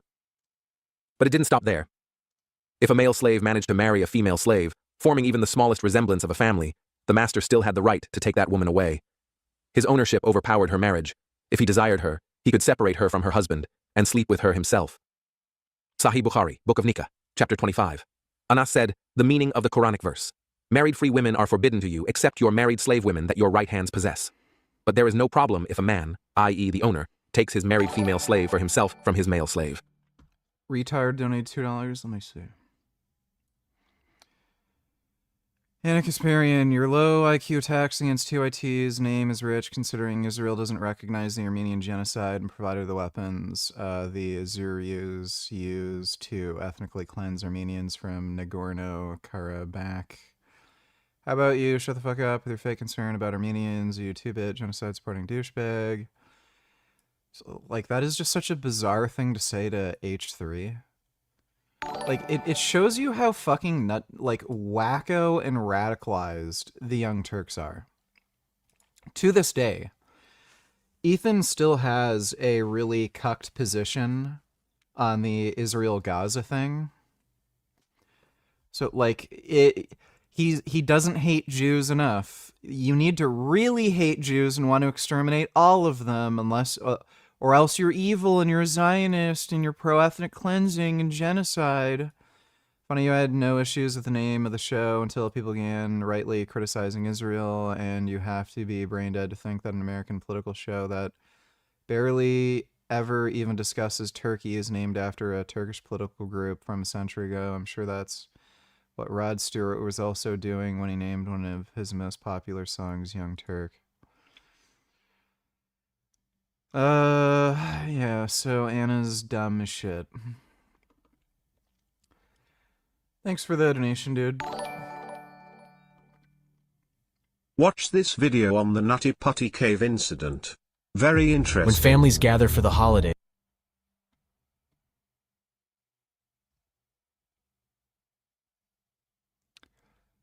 I'll skip through that next. Thanks for the donation, dude. This horrifying idea is reiterated in Ibn Hajar al-Asqalani's commentary on Sahih al-Bukhari, in which he verifies the narration's authenticity. In al-Kashmihani's narration, Ismail al-Qadi mentions a slave girl who was married to a male slave. Al-Qadi included this story in his book Ahkam al-Quran with an authentic chain of transmission through Sulaiman al-Taymi, Abu Majlis, and Anas ibn Malik. Anas ibn Malik commented on the Quranic verse, "and the married women," saying it refers to free women with husbands, except for those whom your right hands possess, i.e., slave women. He explained that it is permissible for an owner to take a slave girl, who is married to his male slave, and have intercourse with her. How can justice be claimed when a master's sense of ownership allows him to violate the sanctity of a family, shattering it in an instant simply because the woman is married to his slave? What choices does a woman have in such a situation? Can we escape from the master's grasp? In nearly every ancient civilization, runaway slaves faced severe punishment. But under Islamic law, the repression extended even further, reinforced by both physical brutality and psychological control. Contrary to modern claims, Islam did not abolish slavery. Those Muslims who insist Islam encouraged abolition either misunderstand the sources or deliberately mislead others to create a more favorable image of Islam. In fact, I established what could be described as a double-layered system of control to prevent slaves from escaping. First, I declared that physical punishment was allowed for a fleeing slave. Muslim owners could impose severe penalties, including death. For instance, my companion Jarir ibn Abdullah reportedly beheaded his runaway slave, a punishment deemed halal or permissible in Islam. Second, I also enforced a psychological mechanism to stop the Muslim slaves from fleeing. I declared that if a Muslim slave runs away, Allah will not accept his prayers.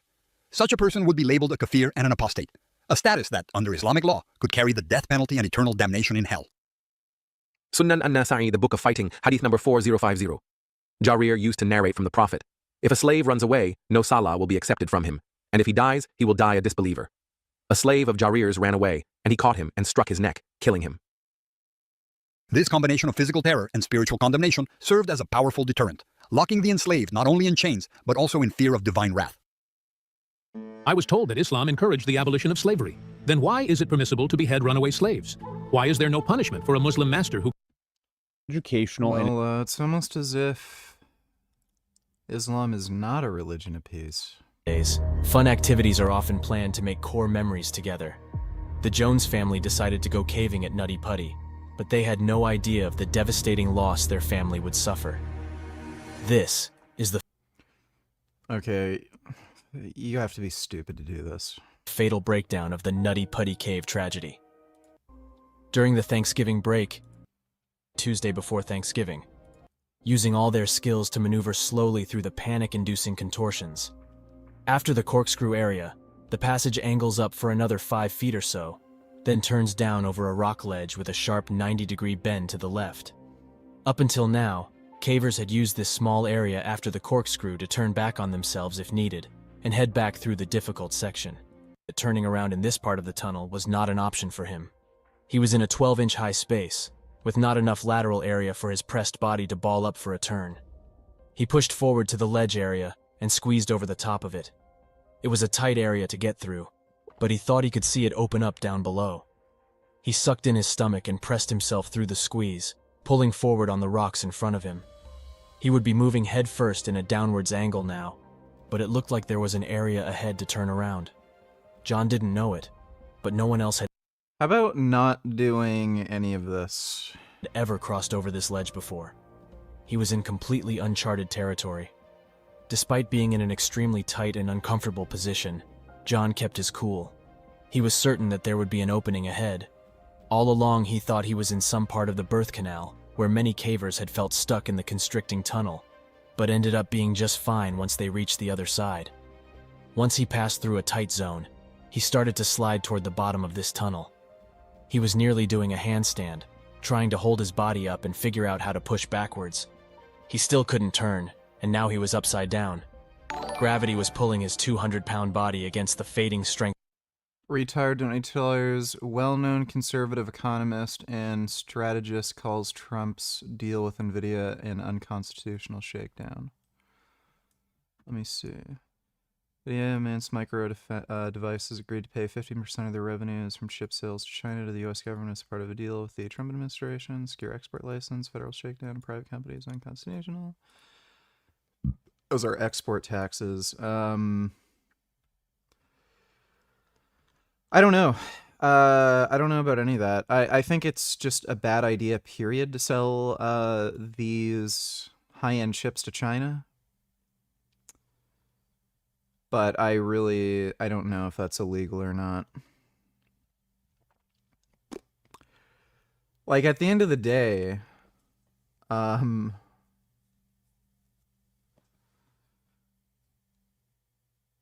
yeah, like, I don't know if anyone is really upset about this necessarily. Like, assuming the administration doesn't really have a big problem with, you know, chips being sold to China, and they're getting some money out of it. NVIDIA would rather have to pay these, like, export fees, you know, and China still gets these chips. I don't know, like, if it works out for everybody. I have no idea, though, about the law. Thanks for the donation, retard. Street Vegans Bussy donated $2. What? Nigga, I'm in a... Cybertruck deactivated. Critical issue. Traffic, bro. Would you look at this shit, bro? Look. I can't... everything is locked. Cybertruck deactivated. Look at this shit, bro. Cars all on the side of me, bro. What the fuck? Bro, I gotta call a Tesla, bro. What the fuck? Bro. So you can get blocked from driving your car. Okay.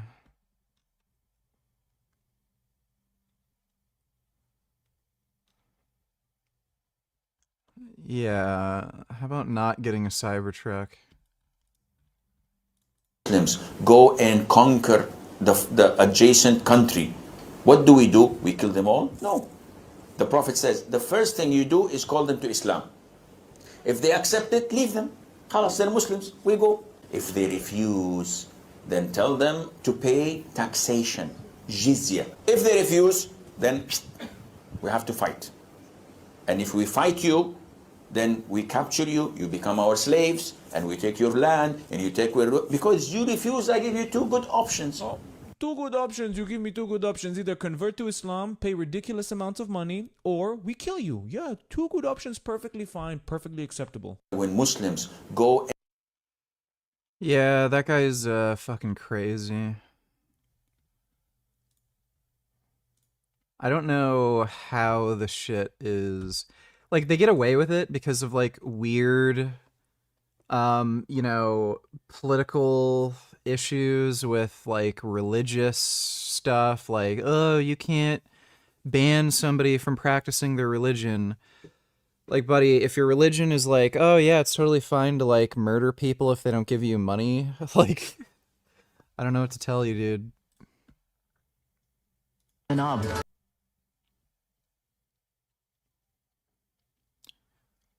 Huh. I probably wouldn't do that. Looks a little dangerous. Thanks for the donation, Street Vegans, Bussy. Of his arms. He yelled out to his brother Josh and told him not to follow him, but to go back out. They discussed his options and decided that moving forward to try to turn around was the best idea. He was collapsing onto his shoulders and head at this point, and needed to make a move to get out of this vertical position. His headlamp gave him a glimpse of a hole in the floor ahead, which might lead to a larger space. He felt a little more hopeful now, thinking that they would be laughing about this misadventure over Thanksgiving dinner. He made the slight turn and headed towards the hole. Exactly how he got himself into this tunnel hole is unknown. It's thought that he may have slipped, hit his head, and became wedged in the tight space. The other thought was that he looked in the hole, but misjudged what he saw, thinking it was an opening and not simply a dead-end fissure. Either way, John had ended up in a small opening in the bottom of this tunnel, which was impossibly narrow. Just 18 inches by 10 inches, not much bigger than the screen of a laptop computer. John found himself wedged nearly completely upside down at a 70-degree angle. He had spent some time trying to push himself back upwards out of this hole. It was exhausting. His arms were pinned in a useless position, one folded under his chest, and the other trapped on a rock down by his side. He strained against the walls and quickly realized that all of his effort would not move him back up 5 feet to the shallow tunnel. His calves and feet were still free up in the passage, but his legs were now wedged on the smallest side of the hole, only 8 inches wide. He started yelling. Why do stupid people even do this? For Josh again. His brother knew that he was trying to turn around, so his yells were not a good sign. Josh made his way back into this tight space and traversed the corkscrew path. But unlike his brother, he went feet first this time. He continued toward the sound of John's voice, up over the ledge. He finally came to an alarming sight. He could see the end of his brother's legs sticking out of the rock, as if it had swallowed him whole. He inched forward until his feet could squeeze one of John's legs. He tried to grip and pull up, while John pushed from his end. After several futile attempts, they were both feeling exhausted and frustrated. Josh could see that this was very serious, and they would need professional help to get him out. For several hours, John just remained trapped upside down, focused mostly on the chore of breathing.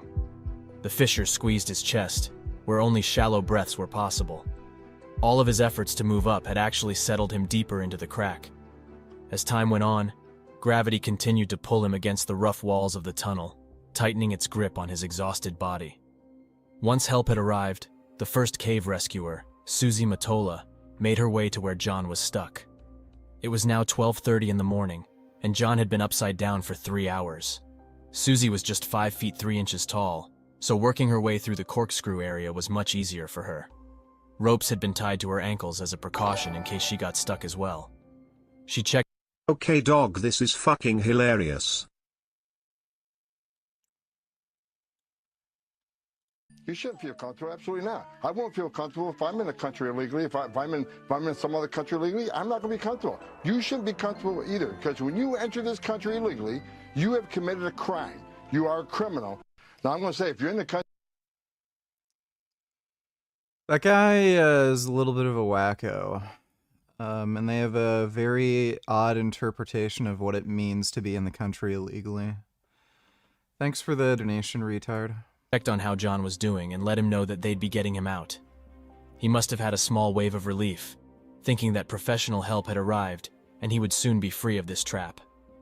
Susie tied webbing straps around his legs and then fed it back to the pit where the tunnel started.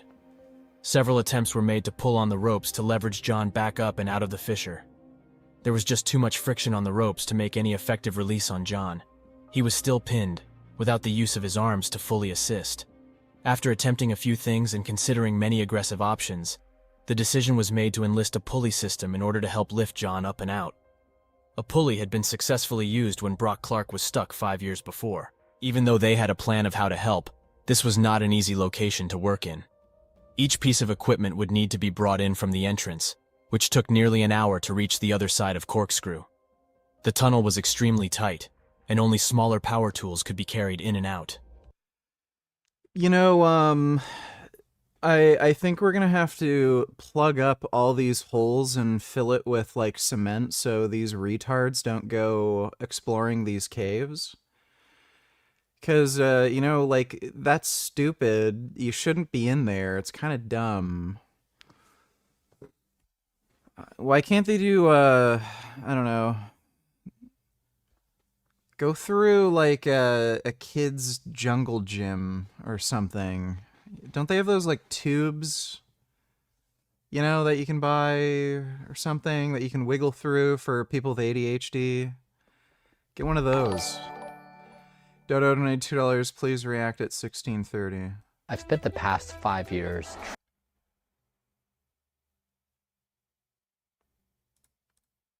four-year-old Brian, kind of what they want to do and who they want to be are not the same, and they want to make a change, but they feel stuck. Yeah, I'd say that the first priority is to wrestle power.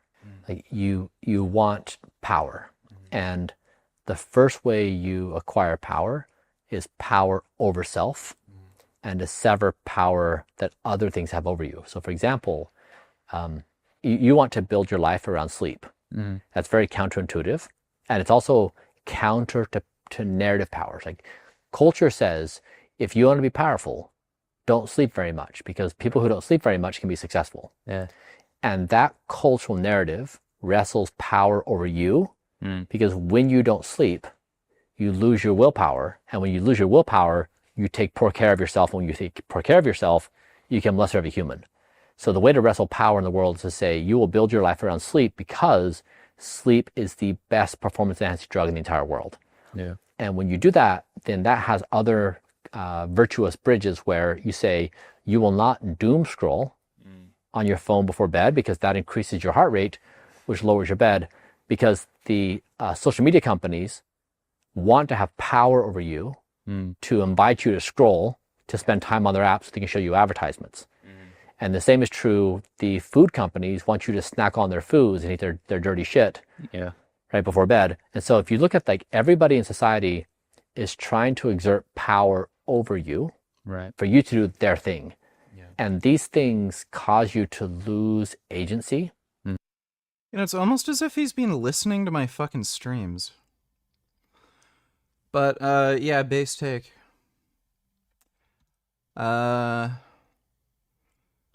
What is it that I say? Strength is the ruling force in the universe, and those who lack it will succumb to its forces. So, yeah. You, just have to do what you want to do. And don't let, dumb thoughts or dumb people or dumb ideas control you. You just have to exert your force of will. Thanks for the donation, though, Dodo. Only one person could be in there to assist at a time, and they would need to be small or wiry to effectively move through the passage. It was just not an ideal situation. Each pulley took an extraordinary amount of time to install. During this time, cavers were trying to talk with John, console him and share stories to keep him calm and talking. He was a devout Mormon, and spent time praying and singing to seek solace in this unreal situation. John had spent the night upside down and was showing signs of the physical limitations of the body to withstand this position. The human body was not made to be upside down for long. The entire circulatory system is designed. Toxins were starting to. The cave system was warm and damp.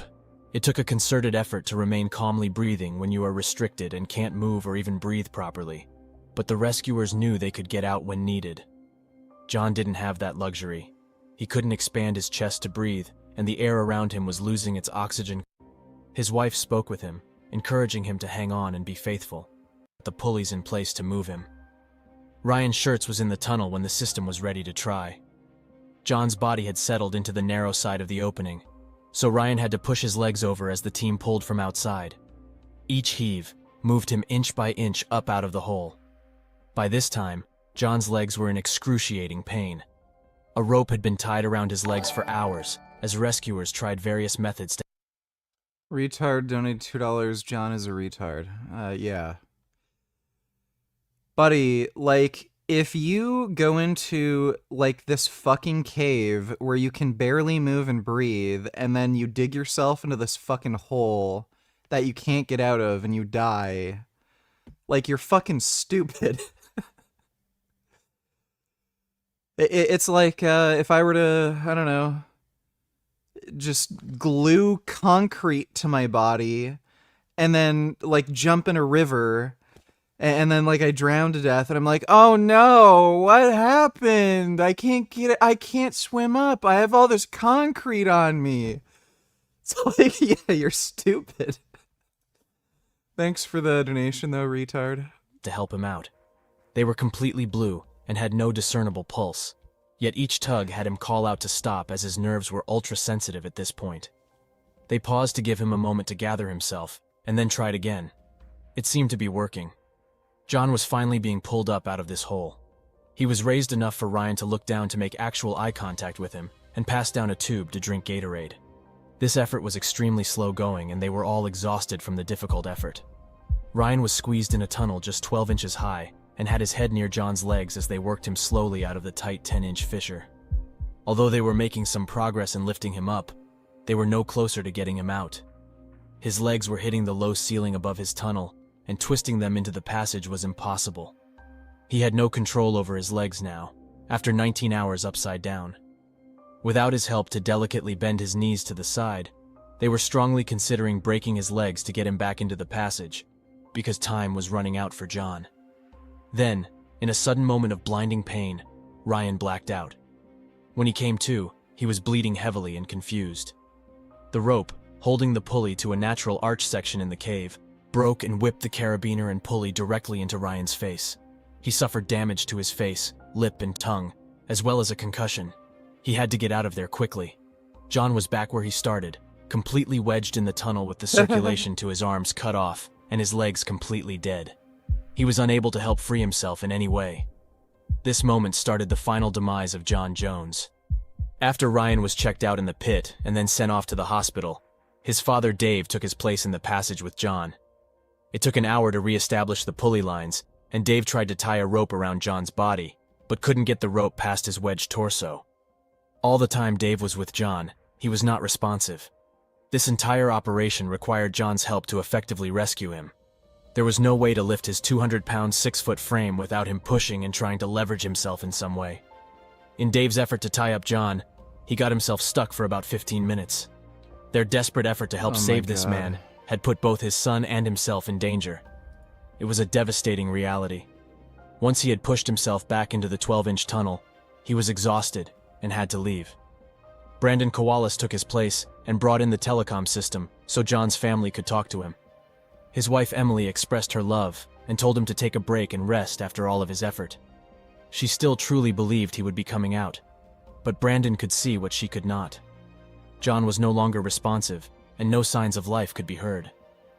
Over the previous several hours, Ryan reported the gurgling breaths that John was struggling with. Now, there was silence. The rescue team gathered in the pit area inside the cave and discussed the situation. It was determined that a medical professional would need to confirm that he had actually passed. A paramedic was sent into the tight section to confirm what was suspected. At 11 Why would that need to be done? Like, he's gonna die eventually anyway. It's not like you can get him out. 56 on Wednesday, November 25th. John Jones was pronounced dead. The rest. Well, like, you know, that it says a lot that this guy was a Mormon. No shit, he's a fucking retard. So the dumbass retarded Mormon went into this tight, narrow cave that you can barely move, and then stuck himself in this hole that you can't get out of, and died. Yeah, it sounds about right. Rescue teams worked for 24 hours straight to try to free John, but it was just not possible with his upset as pops. Maintained. Yeah, well, that's what stupid people do. In India, being part of a higher caste generally means higher wealth, but there are exceptions. Brahmins do not condone public displays of luxury. What truly matters is living a life of mental or spiritual depth while remaining modest. Ramanujan's parents are poor. To make ends meet, the family often takes in subtenants for extra income. This is the world Ramanujan grows up in. He's a quiet, thoughtful child who loves being by himself. When he first attends school, he hates it. He doesn't like the teachers, and he resists a rigid system telling him what to do. After he repeatedly skips school, the family hires a local police officer to escort him there.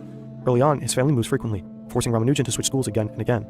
After the family finally settles in Kumbakonam, he begins to excel in school, especially in math. His classmates start coming to him for help. He breezes through exams in half the time, and before long, he's so advanced that he even challenges his teachers. Around the age of 13, Ramanujan's math teacher tries to explain a basic concept. Divide anything by itself, and the result is always 1. He says, whether you divide 3 fruits among 3 people, or 1,000 fruits among 1,000, each person gets 1 fruit. Then Ramanujan speaks up. But is 0 divided by 0 also 1? If no fruits are divided among no one, will each still get 1? Ramanujan isn't just a troublemaker. His talent proves useful to the school as well. When they need to assign 1,200 students to 3 dozen teachers, while factoring in special cases and individual needs, they turn to Ramanujan for help. But his true talent goes way deeper. As a student, he independently rediscovers the solution to the quadratic equation, a major mathematical problem from Renaissance Italy. He dives into advanced topics like infinite series, far beyond the standard curriculum. Most of his classmates, and even the teachers, rarely understood what he was talking about. All Ramanujan wants is to go deeper and deeper into mathematics. Then, one day at age 16, he gets his hand on a book, probably passed along by a friend from the local college library. The book isn't exactly a page-turner. It's basically a list of 5,000 equations and theorems, lined up one after another, with almost no explanation. It was meant to help math students cram for a specific exam. By the time Ramanujan gets a hold of it, it's already more than a decade old. But Ramanujan becomes completely absorbed by the book. He dives into its dense pages, studying those complex equations. In math, proof is everything. Mathematicians have to show, step by step, why equations like these are always true. But Carr's book rarely provides any proof. Instead, it leaves the reader to figure things out on their own. For Ramanujan, every equation in this book is like a puzzle that. Hey VG, how dramatic is the mental effect of going from normal test to steroids test? Also, do you think there's a good chance that in the near future we'll have better drugs? Near future, I'm not so sure, because, like, it depends on what you mean by that. So, are there going to be better drugs in the near future that will cause anabolism without androgenic side effects? It's likely. But, like, that's not exactly what testosterone is just used for. Like, these are hormones that affect a lot of things in your body, including, like, you know, your mental health, energy, mood, sleep quality, sexual desire, like genital sensitivity, aggression, energy. So, like, you know, I don't know if there's really ever going to be a replacement for those bioidentical hormones. Like, maybe, but, like, testosterone does what testosterone does. There could be a drug in the future that builds muscle better than testosterone without some of the side effects associated with high doses of testosterone. But as far as a drug that does what testosterone does, only better, I doubt that in the near future, if you mean, like, in the next 5-10 years. That's very doubtful, especially since there aren't many pharmaceutical companies that are interested in investing in research into new steroidal compounds. SARMs were a big thing for a while, and then they kind of stopped doing research into that. There's a lot of new peptides that are kind of being researched right now. And, you know, there's the new, what are they called? Like those gene inhibitor drugs. Those are being researched right now. I don't know if those are going to end up being any better than just like the steroids we have now. So I don't know. But it kind of depends on what you mean by better drugs in the future. But like, everybody's been saying since I've been taking testosterone, like my mood is way better, have more energy, more upbeat. I think that's pretty obvious, and I feel way better. I don't have any moments in the day where I'm just like, I don't know, I just feel more motivated all the time. Just feel like I have more just energy and power to do whatever. Definitely more horny, I've noticed that. So it's pretty great. The only side effect I've been experiencing right now is just the onset of gynecomastia. It's really early on right now, where the gland is just inflamed. So I'm lowering the dose, and I'm taking an aromatase inhibitor right now. And I might add in Masteron, because Masteron does seem to prevent gynecomastia growth. I would maybe try Primobolan, but I don't have access to any Primo right now. The source that I'm getting these drugs from, they're out of stock, and I don't know how reliable a source they'd be in the long term, because everyone wants to buy fucking Primo all the time for whatever fucking reason, even though it's not that great of a drug. So I'm just going to be on the AI for a little bit and lower the test dose, see how I do, and just go from there. And I might add in Masteron, and yeah. But yeah, testosterone makes you feel fucking great. I can see why people get addicted to steroids and they won't stop even when they have health problems, because just mentally, they make you feel fucking great. Mentally and physically. Just, you have so much energy, you feel better, your mood is just improved. But thanks for the donation, bruh. AI, that stands for aromatase inhibitor. Begging to be solved. He tackles them using his own methods, far from anything you find in academia. The book leaves a deep mark on him, but he doesn't just study the numbers. He develops a kind of religious devotion to them. Ramanujan is a devout Hindu with deep faith. He often visits the local town. You can get a 5-gallon jug of Primo at Walmart for like $5. Primo is about twice as expensive as testosterone cypionate. So, no, I don't think Walmart sells that. Let me take a look at the steroid dealer.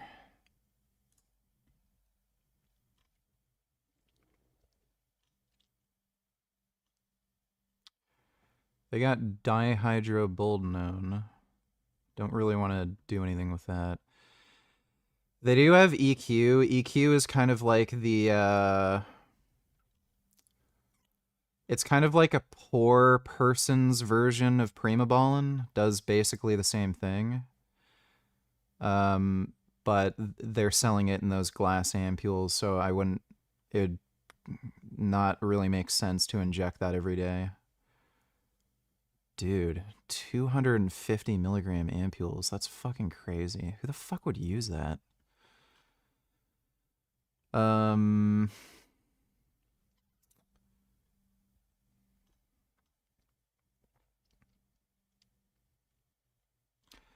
they got Masteron enanthate, Masteron propionate. I got the enanthate. And their Primo's out of stock. They have two different Primos.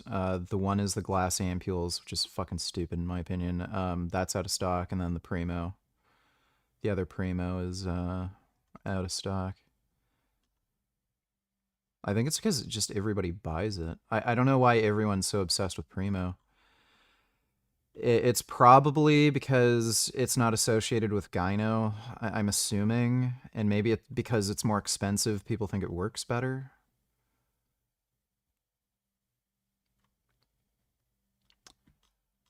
Yeah.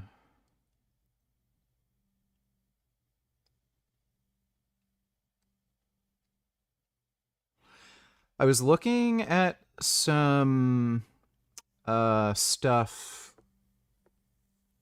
apparently with cypionate esters.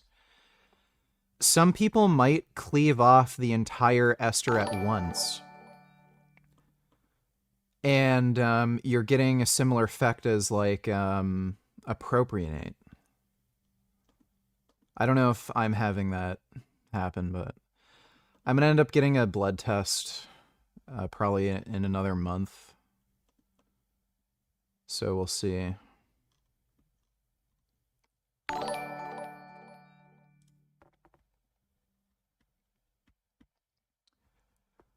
Retard donated $2. A ceasefire? What do you mean? Hamas has put forward a fucking million ceasefire proposals. Israel's the one who Why are you so protective of your best friend's identity? What's his name? His name is Ugdug Mugdalug. But he doesn't really want anybody. He just doesn't want to be on social media. Thanks for the donation, Fag. Hamas's ceasefire proposals are, you're not allowed to bomb or shoot at us, but we're allowed to shoot at you, and we'll give you back hostages if we feel like it. And then Israel obviously rejects it, and then dumbasses like Hassan run cover for Hamas and say, oh, Israel rejected another ceasefire proposal. It's fucking stupid. fuck them. No, your analysis is fucking busted here. Yeah. This is, of course, also completely, you have to be completely oblivious to the fucking conditions on the ground, and not only the conditions on the ground, but also Defending Hamas? Yeah, Hamas are terrorists. Yeah, when Asmongold has a base take versus Hassan, that's how you know Hassan's a complete fucking wacko nutjob idiot. Thanks for the donation, though, retard. Seymour Butts donated $2. Let me see. I believe the Prophet Muhammad, peace be upon him, married Aisha at 6, and he consummated the marriage at 9. I have zero problem with that at all. Yes, Muslim who has zero problems with a grown man having sex with a 9-year-old. That sounds about right. If I have to choose between 1.6 billion Muslims and a cow, I will choose the cow. Yeah, don't blame him after hearing something like that. Thanks for the donation, Seymour. The only people you can trust are these kind of people. I'm so over humans. Oh my god, that's a cat. Oh, what a nice, handsome boy. Good and orange and scruffy. Yes. That's a nice orange boy. So good and orange. Look at him. Oh, just spending time in the sun. Like a little sweetie. So nice. Oh. Oh, so good. Oh. That's a good boy. Oh. Wow. What a sweetie. So nice. Just wants to think of kitty things and relax. Thanks for the donation, Janya. Yeah, I agree with you.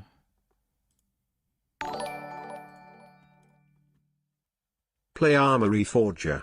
Play Armor Forger, play Armor Forger, play Armor Forger, play Armor Forger, play Armor Forger, play Armor Forger, play Armor Forger, play Armor Forger, play Armor Forger, play Armor Forger, play Armor Forger, play Armor Forger, play Armor Forger, play Armor Forger, play Armor.